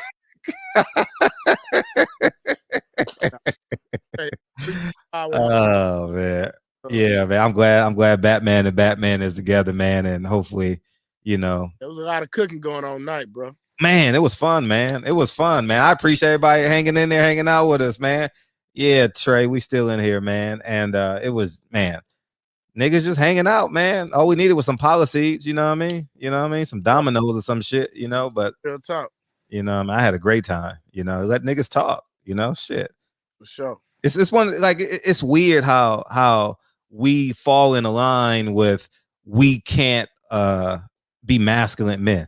You know what I mean? Yeah. Everything got to be PC. We got to nigga, just talk, nigga. Shit. You can say, hey, you can agree with a nigga on one comment, then say, fuck you, nigga. You don't make shit on the next topic. You know what I mean? For sure. Yeah, man. Yeah, man. Any man getting in his feelings behind this conversation, they need to do a new reality, brother. Facts, man. Hey, listen. You see, at first I was standing up in my gaming chair, nigga, I got in the bed, nigga. I saw that. I'm finna lay down and chill, nigga. Oh man, yeah, me too. I got because Kennedy about to daddy me to death at 5:30. So you know what I mean? I got 2.5 hours here. So. Oh yeah, good luck with that one. Yeah, for sure. Good luck. Hey, remember that shit? Leaving the club, then have to go straight to work. I remember that shit, man. Man, I remember that shit, man. Damn, I remember that shit. What's up, DB? What up, man, family? Once again, you called DB. Yeah, he was on his last breath. Yeah, he just leaving the party, man. He had to, he got the jumpers popping, the big games and stuff like that. You know what I mean? I ain't gonna keep Blu-ray. I know y'all was in here chopping. I listened in for a second about an hour ago, and it got too loud around here, so I had to tune out. But man, I appreciate you coming through. I already know the content was fire. I seen a whole bunch of fire and fire emojis. I got about 13 minutes with you, DB. Go ahead, let's go. Say it again. He got 13 minutes. Go, nigga. Go. Run. No. Because I don't know what y'all covered, so what we covered is about what we wanted to talk about. I know you're doing your gig. I know you're doing your job, and a part of the reason why I know that you're doing your job is because how confident EJ came in. EJ always has confidence, but this time when he came in the shop, when we talked to him, he had supreme confidence. And just from the conversation that you and I, or that we had here in the shop the last time, I just know that everything is going to be, you know what I'm saying? Everything is going to be what it's supposed to be, you know. But what's the one unique thing that's happening with EJ this time that hasn't happened before? Well, nothing yet, because he hadn't officially started camp. So, you know, hopefully once, like you say, if we can get on our schedule and stay consistent, you know what I mean? You know, I got some things that I do want to work on myself personally. I had to tell you offline. I can't tell you, you know, over the hot show. You know what I'm saying? And I'll tell you, nigga, his chain ain't sitting on his belly, nigga. Shit. You know what I mean? That's the realest shit. You know what I mean? Like the nigga's in shape. You know what I mean? Like keep it a buck. He in shape. So no, for sure. No, he in shape. He in shape. Nah, you bro. know what I mean? That's the big thing, and I'm glad. I'm happy that he held himself accountable. It's hard to stay under 160, nigga. When he said it, when you rich, man, I'm telling you, man, you got the city in your hand. You go everywhere. People telling you great. You know what I mean? People giving you free stuff. You getting discounts. Hey, shit. I ain't never had that life, but I've seen it, you know? Mm-hmm. Man. Now, I guess, you know, once we get in camp, you know, you know what? I can't say something that's special. Mm-hmm. When Earl has acknowledged things that he need to work on, he ain't never did that. We started training. He was like, "Man, I need to work on this." I said, "Yeah, you need to work on that, brother." And he acknowledged it. I'm like, "Cool." So you know, we focus. And let me ask you this: what has made Blu-ray better over the past, I guess, 24 months or so? Other than just experience, because I know, you know, time behind you, you learn some things, but like, what are some of the specific things that made Blu-ray better? Just steady growing in knowledge and just training, brother. Like, because you can't get complacent in this training world. So I've learned some new philosophies as far as strength, you know, as far as strength building that'll be very, very important if Earl is if Earl is down, you know, you be like, I don't want to do that, you know what I'm saying? But it'll take his power to another level, you know what I'm saying? Because like even like I told people in the past, like I've never even trained Earl with free weights the way I wanted to, and weights add an element of power if whether boxers believe it or not, and so incorporating weightlifting the way I would like for him to do in this camp, to me, I feel like it'll be like a breath of fresh air, because now I can add some sets and reps that are going to strictly focus on power, where we can focus on that one punch power that they said that Chris Algieri said that Pacquiao got over Earl. And most of your information that you get from, do you usually get it from other trainers and elders in the business, or do you get a lot of it from books? And let me kind of give you an example. So when I went to school, I thought I knew a lot. I thought I learned a lot because I was in school. I got a degree, and I ended up working with a Mr. Olympia, and we worked in the same in the same complex. And I said I wanted to work out with him and another guy who, you know, ran but didn't. You know, he was a top 10 guy, but he didn't qualify out of the top 10. But anyhow, we started working out, and they said, "Hey, listen, we're going to rotate, and each day somebody's going to teach one. So DB, you're going to go first." And as a young trainer, I was like, "Oh shit! Like I don't know what to do to Mr. Olympia." And anyway, so I went through the session, and after the session was over, the next day he was telling me, you know, "Man, listen, it felt really good. I feel the way I'm supposed to feel. I feel a little sore, but like he gave me confidence." More than I had. His words were more validation than a 4-year degree. You know what I'm saying? And I'm talking about Dorian Yates. That's what I'm talking about. But I'm asking you. Know who he is. I don't incorporate anything that I learned from a book. Everything that I learned, because you gotta understand, I never went to school for this. Right. I was in the streets. Mm. I had a situation went down with my crew, and I got out the streets, and I started praying. I asked God, I need something to do, because I'm not going back to that mess I just came out of, because I'm going to end up with 15, 20 years in the pen. And I started training, and it was like a gift from God. You know what I mean? And like I said, 3 years later, I was working with Errol Spence. But I learned from some of the strongest dudes in the world, though. Like Lord Vital, they call him Beast. Devin Sosa, they call him Zeph. And JR. All these dudes are a part of, they in New York. Well, I think Beast is in Virginia now, but he's from New York. A Team Beast Mode. And the Barbarians. So these are guys that specialize in calisthenics. Zeph and Beast are legends in the game. They're like most of the probably the strongest dudes I've ever met in my life. And so just with soaking up game from them, going to New York and training with them, and then understanding the boxing game and how to implement and create my own recipe based off what they taught me, you get the style of training that I use now. So the knowledge from these men is priceless. Let me say that. That's why, like, even when Black Fight Fan reached out to me, they were talking about me possibly training Devin Haney, and I was telling them, if I train them, I don't want to train them in front of anyone. Can't nobody watch me train them.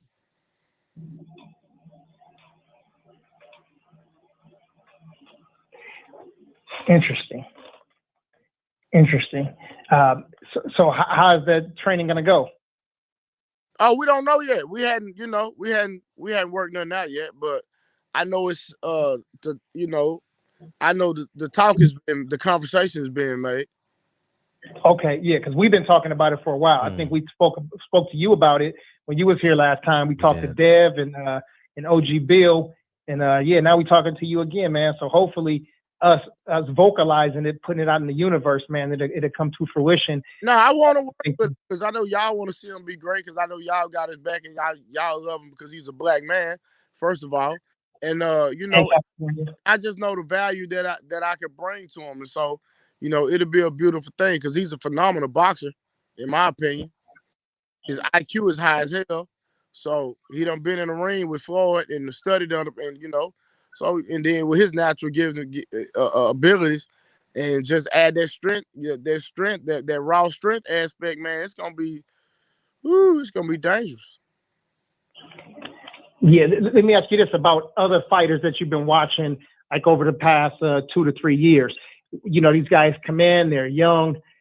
We get excited about them to see what their talent is. But who have you watched and noticed that their technique hasn't changed because their cardio is good, because their muscular conditioning is there, and watching their breathing and stuff like that? So what fighters have you looked at? Say it again. I'm sorry, I didn't hear you. You said that hasn't changed? No, that you are impressed by. Like you said, you look at the guy and you go, I know he's been training, not because of his body, but the way that he's performing. I say Shakur Stevenson. Wow. Well, we get to see that this Saturday. Shakur Stevenson, ESPN, and Brandon House says Drew going off on the other Brandon woke my wife up thinking he was talking to me. I done drove to Oklahoma and back, man. Salute, man. You're gonna need some gas, man. Hey, go ahead, DB. Oh, yeah. My brother Eli Zachary also said it. It's crazy because I was going to ask too. EJ has a fighter. Damn, I can't even think of Frank's last name right now. Martin. Oh, Frank Martin, as a matter of fact. Yeah. You working with Frank too? I've never met him. Okay. Yeah, I've seen. I think I've seen maybe 2 amateurs and maybe 1 amateur, 1 pro, because he only got a couple of fights. But I watched those, getting prepared for our interview with him, and he looked like he's got some skill, man. And obviously, if EJ, chose to sign him, there's obviously something there. So, man. Yeah, I've never. So but maybe we might work with each other one day. We don't know. You know what I mean? So I don't know. But as far as like your question said, Shakur Stevens is somebody that when I look at them in the ring, you can tell that person is in shape, in my opinion. But I know early in the show we was talking, and I was talking about Snack, and I was like, and I ain't just trying to drag him, but I'm just speaking the facts, in my opinion. I was like, name a fighter that they've had under them where you seen the strength and condition improve, and I hadn't seen not a single one, in my opinion. Wow. What about Jamel Charlo? Because I know they are also in the same gym. So have you worked with him before? No, I've never worked with him. I've seen him in the gym up there, but I've never worked with him. I've never said a word to him. So. Okay. All right, cool. Well, man, sometimes, having, and I think Coach Derek said it when he was here with us, he don't want to take on any and everybody. He likes to have a small stable and to be able to focus on this guy. On any and everybody, like you got to think about it. My first major, I work with one dude. I'm not even gonna say his name, but after him, that's when I met Earl. So with the level that I'm on now, I'm not trying to really, I got some kids I'm gonna work with because I wanna bring a new wave up of fighters to give give y'all somebody to talk about. Once Earl retires, but yeah, I'm not just trying to work with anybody. Yeah, I'm not. I want to work with the people that Devin Haney, Errol Spence, just the big names. To be honest with you. Right on, man. Well, yeah, man. I'm glad you got a chance to come in and chop it up with us, man. Everything else after this, man, is it's time to go. It's go time. Well, I'm ready, man. That's what I do. Yes, indeed. Yes, indeed. Yes, indeed. We happy about that. But yeah, man, time for you to get some rest, man, because we need you to be as sharp just as much as the fighter. For sure. Well, hey, man, I appreciate you talking to y'all, man. Appreciate the shop. Y'all already know. Just hit me anytime. I'm gonna pull up, man. For real. That's love, man. Appreciate you, Blue. Appreciate you, Blue. All right, brother. All the time, King. All right, Fred. Well, I'm out, man. I'm gonna go on sign off, man. Appreciate the love, family. Just hit me. Easy. That's easy. Yes, indeed. It's easy. Party was solid. Blu-ray, ladies and gentlemen. Blu-ray. Yeah, it was an awesome show. Party was great. Oh yeah, man. Had a good old time, man. So on the graduations, what I was telling you, I know you understood the message I sent earlier, but yeah, so they only let mom and dad in. So my mom and my dad and brothers and sisters, what I'm saying, and nobody else able to go. And it's a graduation, everybody want to be there. So but yeah, my folks drove down and all of that, and I ain't got to pay nobody for party supplies. I know that. So yeah, I'm glad you had a great time. Yeah, and I got some new stuff too. I bought some carom boards, and I ordered some. Oh, yeah. I ain't even said that since middle school. Caroms? Yeah. But I got the big Jengas, the tic-tac-toes, like the big size games. They're probably about the size of, if you open your arms out wide, they're probably about, I don't know, what is that about? I'm a little guy. So. No, it's probably let me see, maybe a 2x3. Oh yeah. Yeah. So, but yeah, I'm getting everything, all the big boards. You know what I'm saying? I got the Connect 4. I ordered. Well, I have a chessboard, but I mean the chessboard is different though. It was really expensive, and there's glass pieces, so I'm not gonna put that out there. That's just a gift from my pops. As a matter of fact, got to get that to him tomorrow before they take off. But yeah, man, had a good old time, man, and I appreciate. I know it was a couple of people that sent some shout outs, and I said congratulations, man. I appreciate those. And congratulations to Eli Zachary's daughter. Appreciate you. Show me got here a couple of weeks ago. I genuinely appreciate you, man. We got Coach Cam coming in tomorrow. She's a female trainer, pretty dope. High energy, high energy, so she'll be in the shop today, actually. So so she had to reschedule for March, if you remember correctly. Yeah. So she's in here tomorrow. And that's it, man. So it's exciting stuff. Yeah, it's exciting stuff. And it was like a smorgasbord in here, man. The shit just took off. I don't know. Yeah, so that's actually the reason I couldn't hear, because when I was listening first, I listened maybe for about 6 or 7 minutes, and it was just you and Blue talking, and then somebody beamed in, another person beamed in, and I looked, I'm like, damn. Yeah. I left, and like 30 minutes later, I came back. It was like 6 people on the screen. I was like, oh, yeah, we ain't never did that before. Yeah, I mean, the conversation just kept on expanding. It was swelling. I'm like, shit. I mean, niggas ain't tripping. Niggas ain't, because some guests got egos. So I was like, oh, Blu-ray not gonna care, because when you have a guest, you don't want to bring them in like, nigga, this is my time. You understand? Yeah. But I could tell Blu-ray just didn't matter. It didn't matter to Blu-ray. So I just came on, and that was Love it. Mm-hmm. Love it. Love it. Yeah, Eli Zachary, man, congratulations, man. And Rich Bartley, man, appreciate you, brother. Shout out to Rich Bartley. Yeah, man. So I know it's late, man. Get some love to all the brothers and sisters that came in, man. If y'all can, man, please hit that thumbs up real quick for us, man. Or you can hit the thumbs down. Just let us know that you was in here. But the thumbs up definitely helps with the visibility of the show, and help to bring y'all some more of this fire content. Yes, indeed. Yeah. But Brother Code 10 in the building. Salute to you, Mr. Sir Eli Zachary in the building. My brother Yoba. What up, YV? Yeah, Birdman in the building. He said, Fred, Brandon gonna kick your butt. LOL for not letting them on. Okay, Brandon. Brandon in here? I see Brandon. All right. He was in here earlier. Michael. Okay. Michael Andrew, salute to you. He said, fire show in the barbershop today. Salute to you. DJ Eastside 313. What up, Dave Jack? Appreciate you, bro. Yes, indeed. Let's see. We got Davis in the building. He said live was real fire. Shout out to Davis.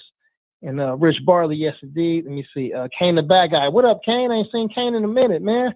Welcome to the barbershop. Welcome to the show. Yeah, let's see. Show me in the building. He said, just found your channel around 3 weeks ago. I have been appreciative, and I been appreciative, I guess he's trying to say, ever since. Salute to you, Show Me, man, and welcome to the show. Welcome to the show. Look, Nardy Crash said, go to sleep, Fred. You about to fall out. Yeah, we're going to get him out of here, man. And Rack Music in the building. Salute to you. There go JQ, Mr. Chicago himself, Jaquan Pickett. Salute to you. Hotep Shalom. What up, family? My cousin Aeon Jack in the building. Salute to you. Self-realization. He said, good ass show. Right on, man. Appreciate that. My cousin Trap Lord, he said, Mel, not a big name. Okay. Oh, he was asking, or he was making a statement, I guess. Mel, not a big name? Okay. There you go. Yeah, I think it's just sometimes easier, man, to keep you stable, I don't know, drama-free.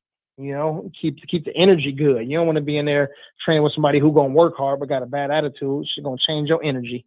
So, yeah, I understand that too. Brandon House, he said, Martin from Detroit. Yeah, Frank Martin is from Detroit, man. That's a fact, man. He moved to, what did he move to? He moved out of Detroit and moved to, yeah, that's right. That's of course, Dallas. Yeah, but the boy got some skills, man. We're gonna see him get out soon. Jay Murs in the building. Who else we got in here, man? I think, man, got 300 people in here, but only a few names on here. Ben Israel, I see you in the building too. My brother Hustler Slim. Shout out to you, Dutch Schultz. What up? All right, and then Josh Williams. Me scroll down and get these last couple of heads out of there. There go my cousin D-Man Jr. done slid back in the building too, man. And Kenlon Jones, I see you, KJ. That's it, man. Big Dog Willie, he said, peace. Dr. Professor, what up, man? Long time no see. All right, man, we finna get out of here. I don't know if Kyle is on right now, but if he is, man, we'll slide over there and get the last couple of, get the last words of the morning, I guess, before everybody tuck it in. But we're going to be here tomorrow with Coach Cam at the barbershop. Again, hit that thumbs up real quick. And Peoples Hernandez going to drop those 5 mics.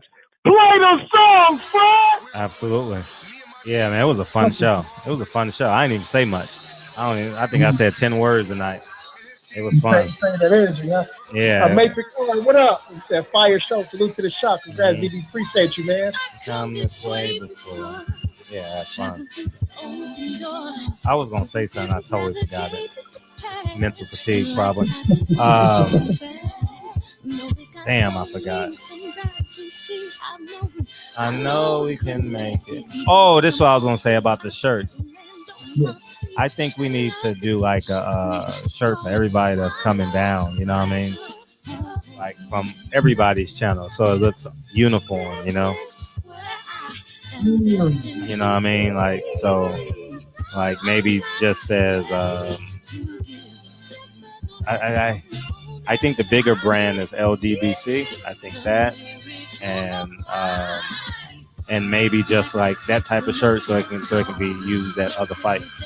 So you ain't got to continuously pay for pay for shirts. You know, a black shirt. You know, something like that. You know, because I think it's gonna be a lot of people for Wilder fight. I think we'll be close to 1,000. You know. So. Hey, show me that Fred song so you can send him a couple of dollars, man, and he'll probably send you the song. Worry about that tomorrow. Not now. Worry about that tomorrow. Oh, man. Steve Hernandez, I appreciate you staying up, dog. Appreciate you staying up. 4 a.m. over here. Yeah, man. Yeah, man. It was a good show, man. Good show. Yeah. I got to go back and catch up on it sometime midday tomorrow. Yeah, it was cool energy. Who else was that on the panel with y'all too? It was Blue, Eli Zachary. Y'all know him as the weed smoker. Remember the cool guy that that. Energy. Yeah, him. And then Money Brown came in, and Drew Titan. Rob, my bad, Rob. We got you, man. This is my personal statement. It was cool. And it was cool, you know. But I didn't know that while I was talking to Blu-ray, I didn't know. I was kind of iffy on it, but then I was like, fuck, it was so comfortable, so I just kept on piling people on. And that was it. You know, it was good times. Good times, you know. And that's it, man. It was cool. Oh, the Hall of Fame question went for 90 minutes, dog.